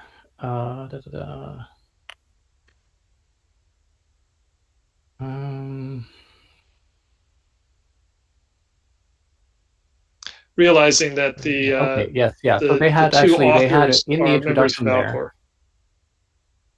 Okay, that's there's there in the introduction they have a section right at the beginning that is about the purpose of the manuscript and about why we should care about whole brain emulation, and they actually wrote up a whole set of points, and it starts with different sections. There's research, economics, individually, and philosophy. And for research, they say, brain emulation is the logical endpoint of computational neuroscience's attempt to accurately model neurons and brain systems. Brain emulation would help us to understand the brain, both in the lead up to successful emulation and afterwards, by providing an ideal testbed for neuroscientific experimentation and study. Neuromorphic engineering based on partial results would be useful in a number of applications such as pattern recognition, AI, and brain-computer interfaces. As a long-term research goal, it might be a strong vision to stimulate computational neuroscience.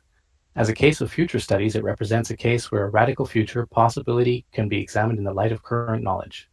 Then in economics, they say, the economic impact of copyable brains could be immense and could have profound societal consequences, quoting Hansen. Even low probability events of such magnitude merit investigation. Then under individually, they say, if emulation of particular brains is possible and affordable, if concerns about individual identity can be met, such emulation would enable backup copies and digital immortality.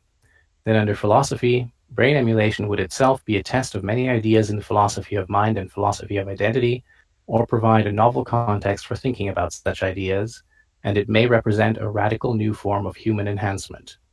So this is the whole set of reasons they give for why whole brain emulation is important to talk about, even at this stage. But then when you look at the contents, it's very clear that they didn't put too much time into discussing much beyond the scientific and the technological. I think that's great. I think that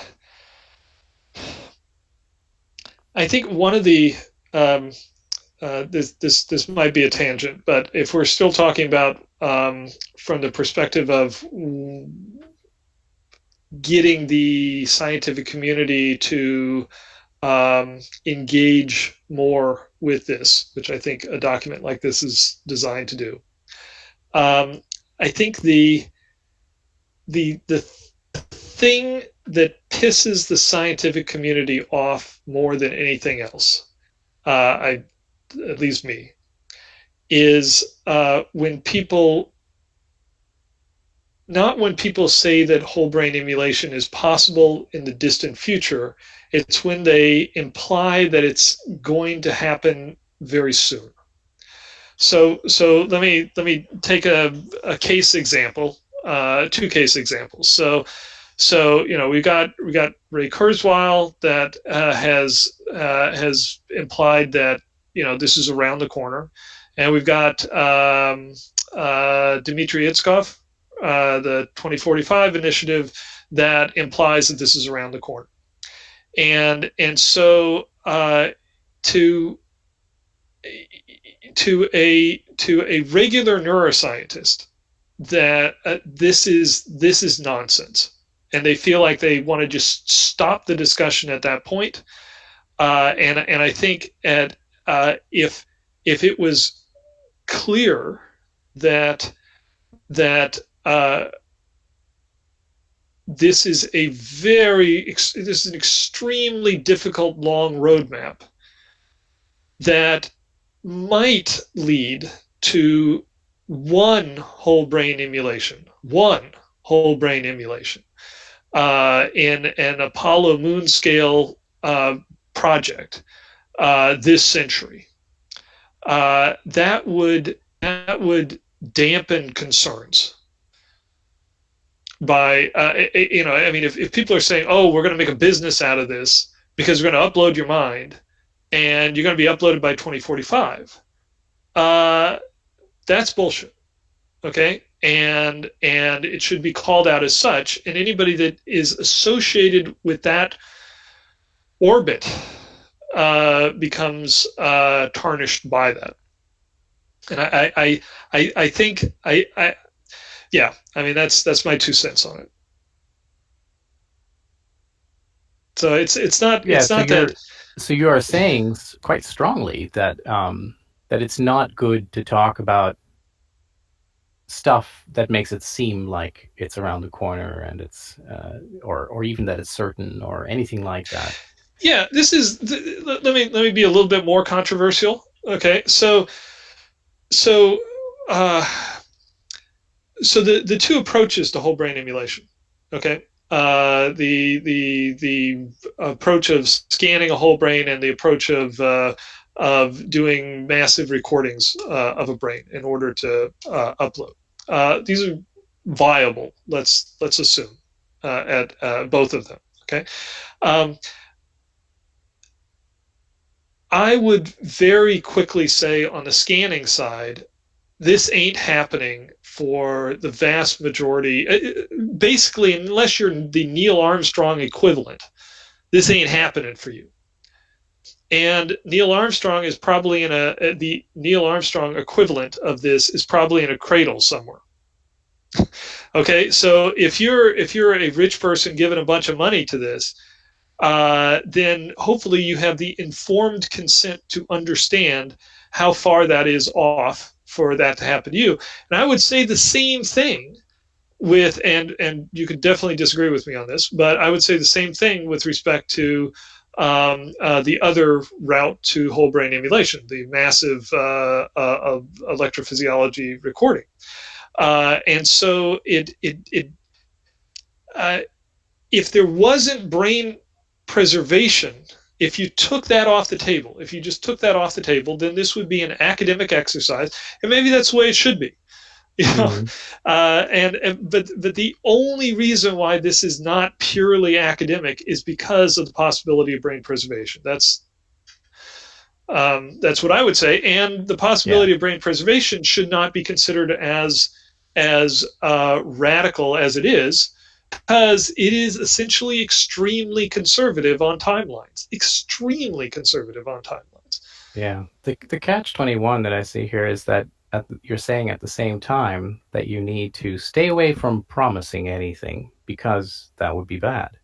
But at the same time, you're trying to make an ethical argument for why terminally ill patients should be able to choose brain banking, in which case you have to make some assurances at least.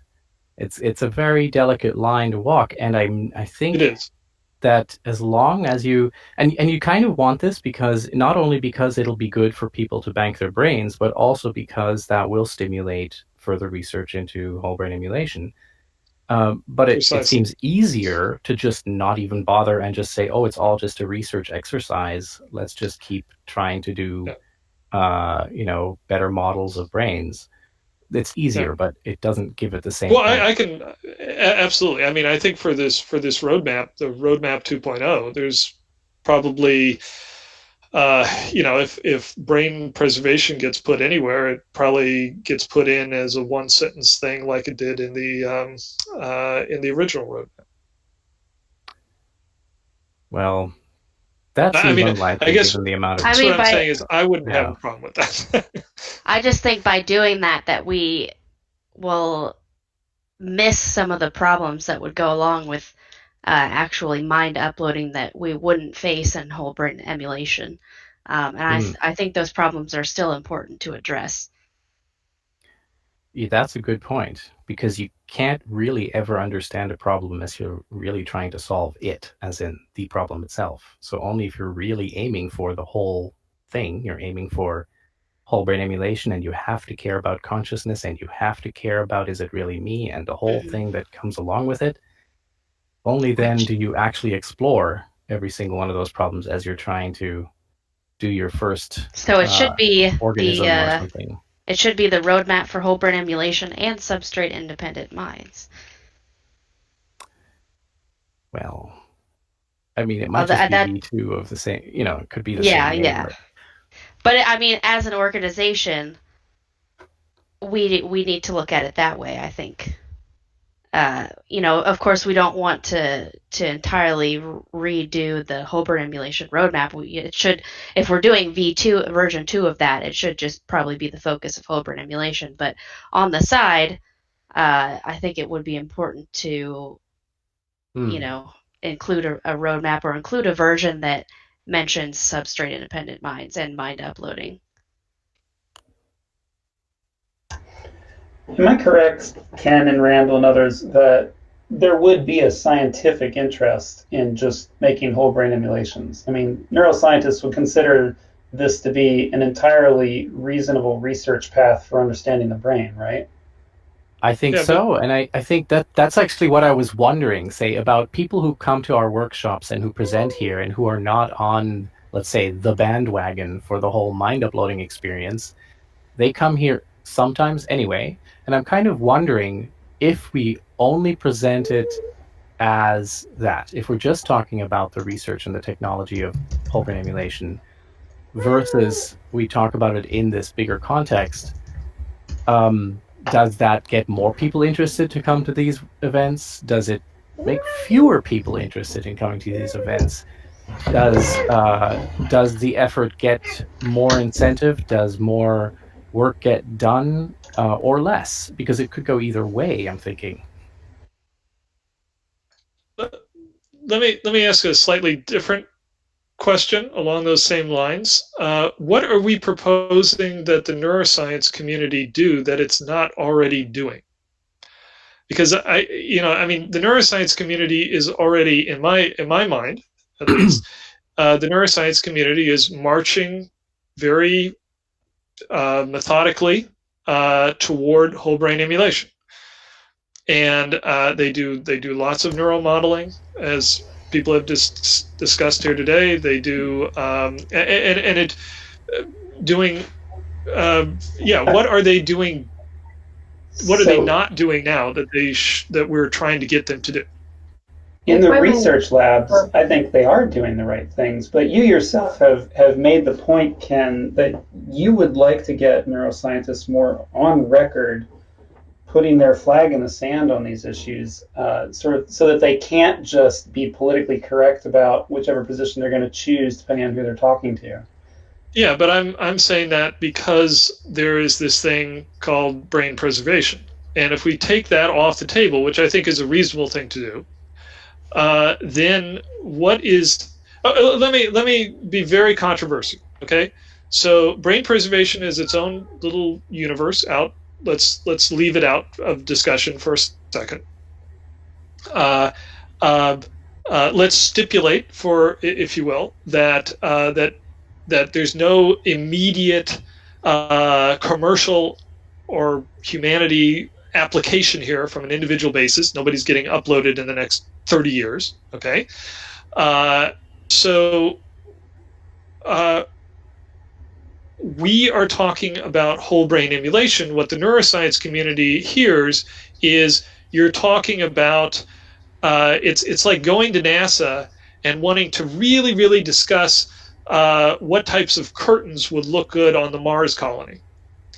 And it's like, look, we're not there yet. I'm not saying that the Mars colony is not going to have curtains, but we're not there yet. We're still building rockets. Okay. I agree. Actually, I agree that. If I may interrupt at some point.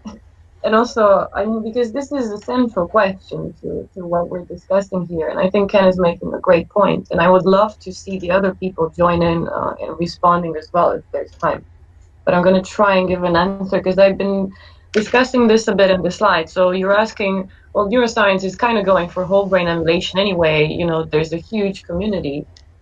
I had these two slides in which I'm wondering, I'm not suggesting it's not doing it, but I'm wondering if the way the system works in neuroscience and affiliated fields, whether it's going in the right direction for whole brain emulation. Because as you know very well, the way academic funding works is not necessarily to push the entire field of neuroscience together towards an ideal whole brain emulation, because then we'd have much better systems for sharing raw data, as I said, graphs, lab notebooks, and have falsifiable theories. Rather, it's going for funding specific labs which propose specific projects, and the synergy of it is not entirely clear to me as a neuroscientist. So arguably, what I was trying to say with the whole, raw data simulations, hardware implementation, going back, is that we don't have that yet in neuroscience, and that there's always the risk of it going in the wrong direction, and that it's actually a philosophical effort to try to push things in the correct direction. Of course, knowing that neither of us has the perfect answer to that, but at least kind of attempting to push things in those directions. Yeah. I think I agree with both of you. I agree with you, Diana, and I agree with you, Ken. And that's funny because I think this is where a roadmap is actually the right approach. Ken, I think you're right that if you just set aside for the moment brain banking, brain preservation, then it's perfectly fine to just look at this as a research exercise in whole brain emulation, and that then, in that sense, all of the things that whole brain emulation needs are in some way, shape, or form receiving some attention somewhere in the neuroscience community. And the statement from the manuscript that this is the logical endpoint of computational neuroscience makes sense. And so it could stay that way, and that's the way that the roadmap can be presented. On the other hand, Diana, I agree with you that the efficiency of this move forward, the way that everything is integrated, isn't perhaps optimal. And the thing that keeps jumping out at me is the things that I have mentioned a few times, like, for example, the attempts to really take measured data and to produce functional models from that, and then learn from what works and what doesn't work, and what's really hard, and what kind of trade-offs you can make, and what sort of additional methods you could use to try to fill in the blanks, and all the stuff that you have to do when you really have to actually end up with a working emulation of something, no matter how small. That seems something that deserves more attention. And the same with a few other things that I mentioned, like like validation, like success criteria, things that you would want to describe if you want to talk about a topic. Like, let's say if we have a roadmap about whole brain emulation, sure, it's good that there is a wordy definition in there that says a whole brain emulation is da da da da da. But eventually you want to get beyond just that wordy definition. You want to get to something, I wouldn't call it mathematical necessarily, but at least more scientific, in the sense that there are some specific presuppositions made, some specific definitions, at least, of, say, success criteria or other matters in there. There needs to be more of that. And I think a roadmap can try in its successive iterations to do more of that, and to point out which things need more work. So the main challenges, the things that we know the least about. And I'm not saying that neuroscience isn't moving forward towards those things. It certainly is. But if we specifically care about whole brain emulation, then we should care about the efficiency with which the community is moving towards the things that matter most for that, right? Exactly. Yeah, I fully agree with you, Randal. And I think going back, it's just amazing how much progress has been done. I mean, 10 years ago, the roadmap was more of a sci-fi project, a philosophical discussion of what might be in the next century. And it was not really taken seriously. And now it's amazing that we are trying to present real results, and we're comparing them. It just seems like the logical next step, that now we have some results, we have some strategies to put all of this together. Hopefully the roadmap that we will make 10 years from now will just be a working system that is, as you say, much more scientific and structured, right? I thought for a second that you were going to say that by 2045 we would have. Yeah, okay. All right. No.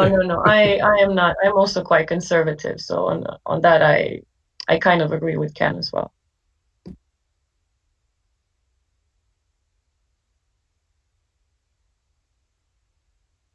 So we just got about 4 minutes here until Randal is going to give his closing remarks. Is there anything else that anybody would like to talk about, or maybe thinks that the version 2 of the roadmap should include?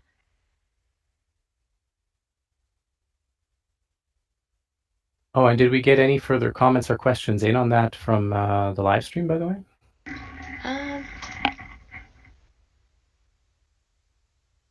We've had some comments. Let's see. Joe Strout said, I would recommend touching only lightly on the personal and societal impacts of mind uploading. I think the 2008 roadmap handled that well. This document should focus on the science. And then Jan Klock said, WBE is an enabling tech for mind uploading. I would treat it that way in the roadmap. And he's continuing on. Quite frankly, we don't need to ask the whole community for approval. They're risk averse. Look for social proof, etc. They don't push things forward. We need to keep things scientific but ambitious. And I agree. I think it's kind of, we have to toe that middle line between making sure that we make the scientific community happy, but we also stay true to some of our transhumanist ideals.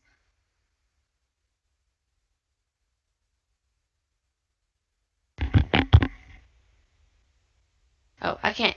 I don't know if I can hear you, Randall. I don't know if it's just me. Sorry, that was my fault for not turning off Okay. my microphone. I was saying the problem there is that scientists on the whole are risk averse. They have to be, because if they say things that make them look non-serious, then that damages their reputation and thereby their career. So scientists are typically risk averse. But the people we need are scientists. So we can't just say, screw them. We're just going to say that we're going full steam ahead to mind uploading with our non-scientists. It just doesn't work that way.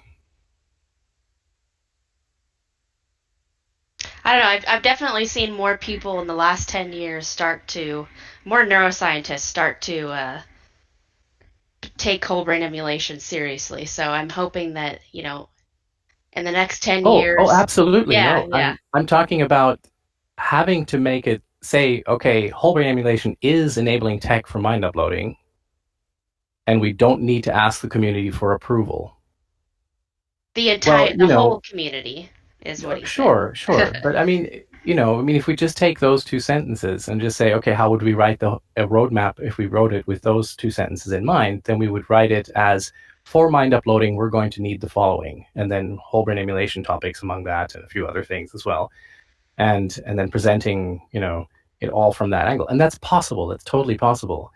There's just a part of me that worries then that maybe, Alice Parker, Dong Song, and others may not show up to our, because even though they're doing hippocampal prosthesis, and that's the first serious step in that direction, they might just fear that then they're not going to get their DARPA funding if they're associating themselves with something that is too obviously sci-fi. And yeah, I know this is an argument where we've been having over and over again, but yeah, that's what I worry. Is it possible that the solution is just to be more explicit about a conservative timeline, where you, I mean, if I was putting forward a timeline, like I said, I would say, next 20 years, memory encoding or decoding experiments. Maybe 30 years, a successful upload of a mouse. Somewhere in the somewhere this century, the first human mind upload. As a $100 billion project. And don't even talk about, we landed 12 people on the moon, and we haven't been back since, okay, because it's kind of expensive. Beyond everything else, it's kind of expensive. We are not going to take vacations on the moon anytime soon. And you could definitely have said that in 1969. And, and so being very explicit about how this is not for our generation. This is not for our grandkids' generation at best. That they will actually individually be affected by this. It seems to me like that should diffuse the issue within the scientific community. I agree. It looks like we're hitting the end of our panel discussions. We have a couple more questions, but if you have any more questions, you can always email those in, and we can have someone send an answer to you if you really want to get those answered. But for that, Randall, do you want to go ahead and do your closing remarks? I don't have that many closing remarks, given what we've already discussed, although I can make some. I do see that some of these questions are rather interesting, though. They are so good I don't questions, know yeah. if we should quite shut down just yet. Sure. It looks like Michael is putting a bunch of stuff in here right now. So we could probably go to 3:30 with questions. Just remember, everybody, try to keep your answers short, but we'll go through these questions because they are pretty interesting. Question from Gregory Brown. By 3:30, you mean your time, right? Because it's like yes. Okay, so 1:30 here. All right. 1:30 Pacific, exactly. So Gregory Brown says the original roadmap made small mention of potential investors, if I recall correctly. I don't remember if that's the case. It's Would it be a benefit to highlight potentially financially viable breakthroughs within the updated roadmap? Yeah, so that's one question. Tough one. And I mean, there was an economist that was on the first roadmap. Oh, you mean Robin Hanson? Mm-hmm. Yeah, sure. But that's not the sort of thing that brings in potential investors when you talk about this is how crazy the economy is going to be when eventually there is mind uploading. I think what Gregory Brown means is talk about small things on the road to mind uploading that are an outcome of doing the work towards whole brain emulation that are financially viable. And it's true that, of course, that's something that every scientist is now always looking towards. The way things work right now, scientists are constantly checking to see if what they're doing would be something that they could somehow interest an investor with. And Diana is trying to do these things very explicitly right now. Of course, we all tried to do this through kernel just recently. And kernel is proof in the pudding that there was, of course, an idea that maybe a prosthetic could be something that would be developed these days, and that could be financially viable. So the idea is certainly out there. So besides neuroprosthetics, but also there has been a lot of learning about how difficult it really is to make a financially viable company out of something that is really coming out of scientific research, rather than, say, setting that aside and saying, no, instead we're going to study something a little tangential, like, say, brain diagnostics or something like that. You have to make those trade-offs when you're thinking in terms of building companies. So it's tough, but it may be worth a mention in the document, maybe, yeah. Okay. So could you, besides neuroprosthetics, do you think there are other developments that would come out of the research into whole brain emulation that could be financially viable? Well, Diana mentioned, the grid cell stuff and navigation, and, it's always possible that something comes out of it that becomes extremely important for AI or whatever. It's just that it's often very hard to predict in advance what breakthrough you're going to develop. Breakthrough prediction is basically impossible. You don't plan breakthroughs. Yeah, good point. I mean, the DeepMind paper is kind of a good example of that, because they basically showed that they created an AI that is better at adapting to novel environments. And in some sense, robotics is kind of stuck in this local optima where we imagine that we'd have much better technologies now and that robots would be much more autonomous. And so my question is, perhaps with whole brain emulation, we can put in some of those things into them. And the paper shows it quite nicely. And by the way, I think DeepMind is a good example of how you can end up doing good research, but also be commercially viable. It's an interesting situation that they have there. But yeah. So yeah, better neural networks, moving past the deep learning era is another one. But surely there are many others, as we learned at kernel, and I guess Neuralink is going for that. So yeah, many possibilities, keeping in mind that we shouldn't focus on the commercial part, just that knowing that it might be necessary given the limited funding in academic only research. But yeah. Okay, our next question is from Grant Bradley. In the first schematic shown in Dr. Koene's talk, aka the dual node cycle, between 1, low-level measurements, and 2, system models, mapped into each other via the process of emergence and inference, how does one impose boundary conditions on the seemingly infinite loop? Infinite in the sense that the lower bound on low-level measurements could be on the scale of quantum fluctuations. Yeah, it's a good question, because I should clarify that the cycle wasn't meant to become infinitely detailed. It was meant, in fact, to do the opposite, that as you learn more about the system, you learn a lot more about what you don't need to do. So, for example, you know that you only need to record from 50% of the neurons, and that you can infer a whole bunch of stuff.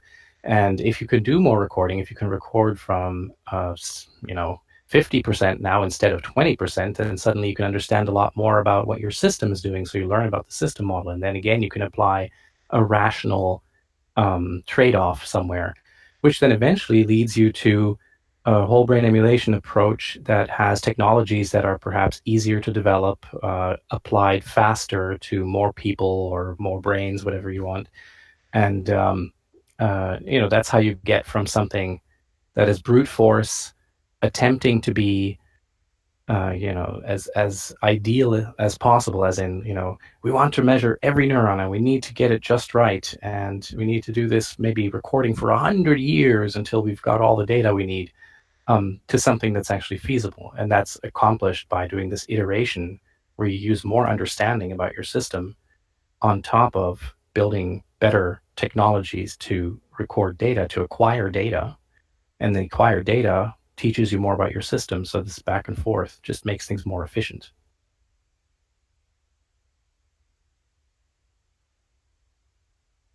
Okay. We do not have any other questions besides that have been asked in the live stream anyway. I just quickly want to ask Ken, do you feel that your main question coming into this workshop has been answered, or do you feel like we've just given it short shrift and set it aside? And yes, those are two extremes.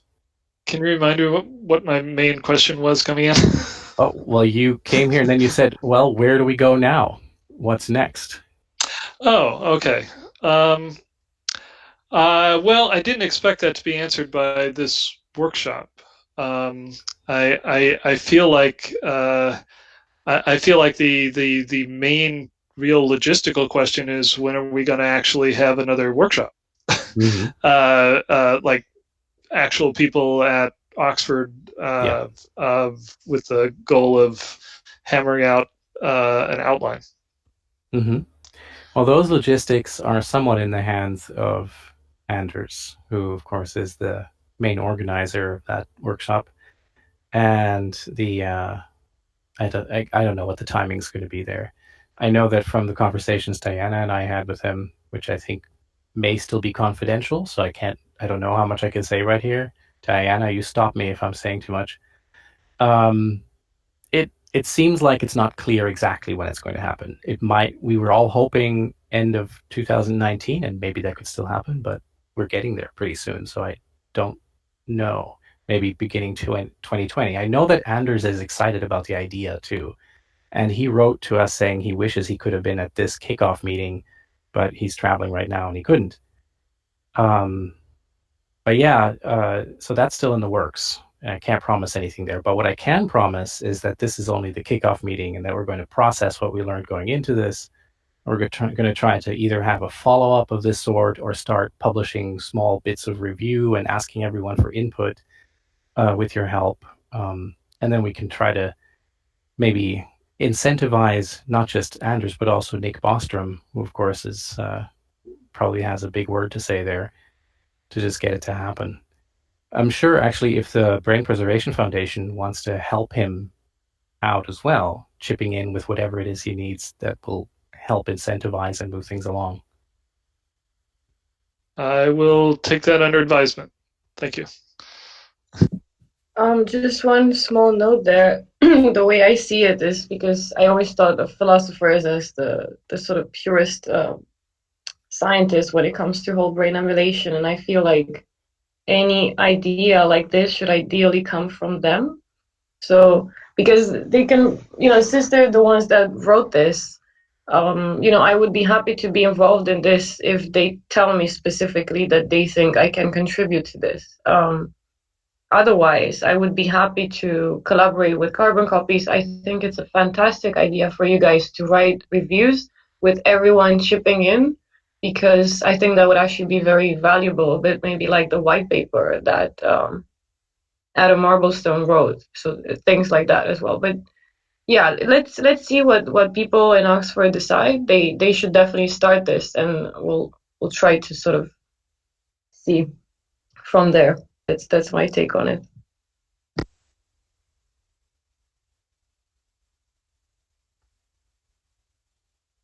Okay. Did So we've that got about sort of 3 answer the minutes question, left. Ken?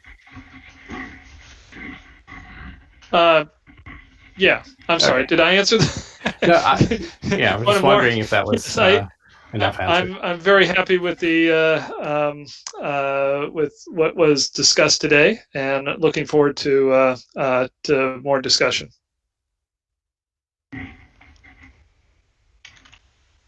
Did you have any closing remarks, Sorry, Randal? Mallory. Not many. Just to say thank you to everyone, of course.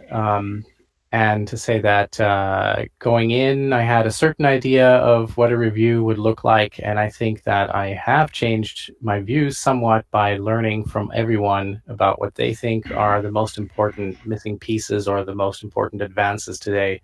And certainly that, there are some aspects of the manuscript that exists that weren't really roadmap-ish, as in there were no milestones in it. So lots to think about. And I think that's all I've got in terms of concluding remarks right now. Thanks, everyone. All right. Yeah, I'll just go ahead and close the workshop then, unless anybody else has any final thoughts they'd like to add. Okay. Oh, Diana, did you? No, nothing. Just that it was a great workshop. Thanks so much, guys. Mm-hmm. Yeah, so Yeah, thank you everyone. Thank you to all of our speakers, our panel experts, and our audience, all of our volunteer staff, and our patrons and donors. Just wanted to mention a couple of things. We do have a store where you can buy some Carbon Copy stuff. We have hoodies, we have tote bags, and that can be found at carboncopies.org/store. I just wanted to mention again that we are a 501c3 nonprofit. Operating with the sole mission of advancing research in whole brain emulation and substrate-independent minds. We appreciate the contributions that have allowed us to organize events such as these. You can become a monthly donor or make a one-time donation by going to carboncopies.org/donate, and you can donate by using PayPal, credit card, bank transfer, or cryptocurrency. Another thing that we just added is an openings page and an application for volunteering. We're looking for anybody who has a technical background to help with our technical review, but we're also looking for people who have experience in the nonprofit world. If you have experience with recruiting or managing volunteers, event coordination, fundraising, marketing, etc., then that would be a great help to us. You can find that at carboncopies.org/openings. And then just a mention of our social media. We have a group on Facebook. You can just search Carbon Copies and find that. On Reddit, we have a subreddit. It's r/Carbon Copies. And then we also have a Twitter account at carboncopies.org. So thank you, everybody. And I'm really looking forward to the next event. Thank you all.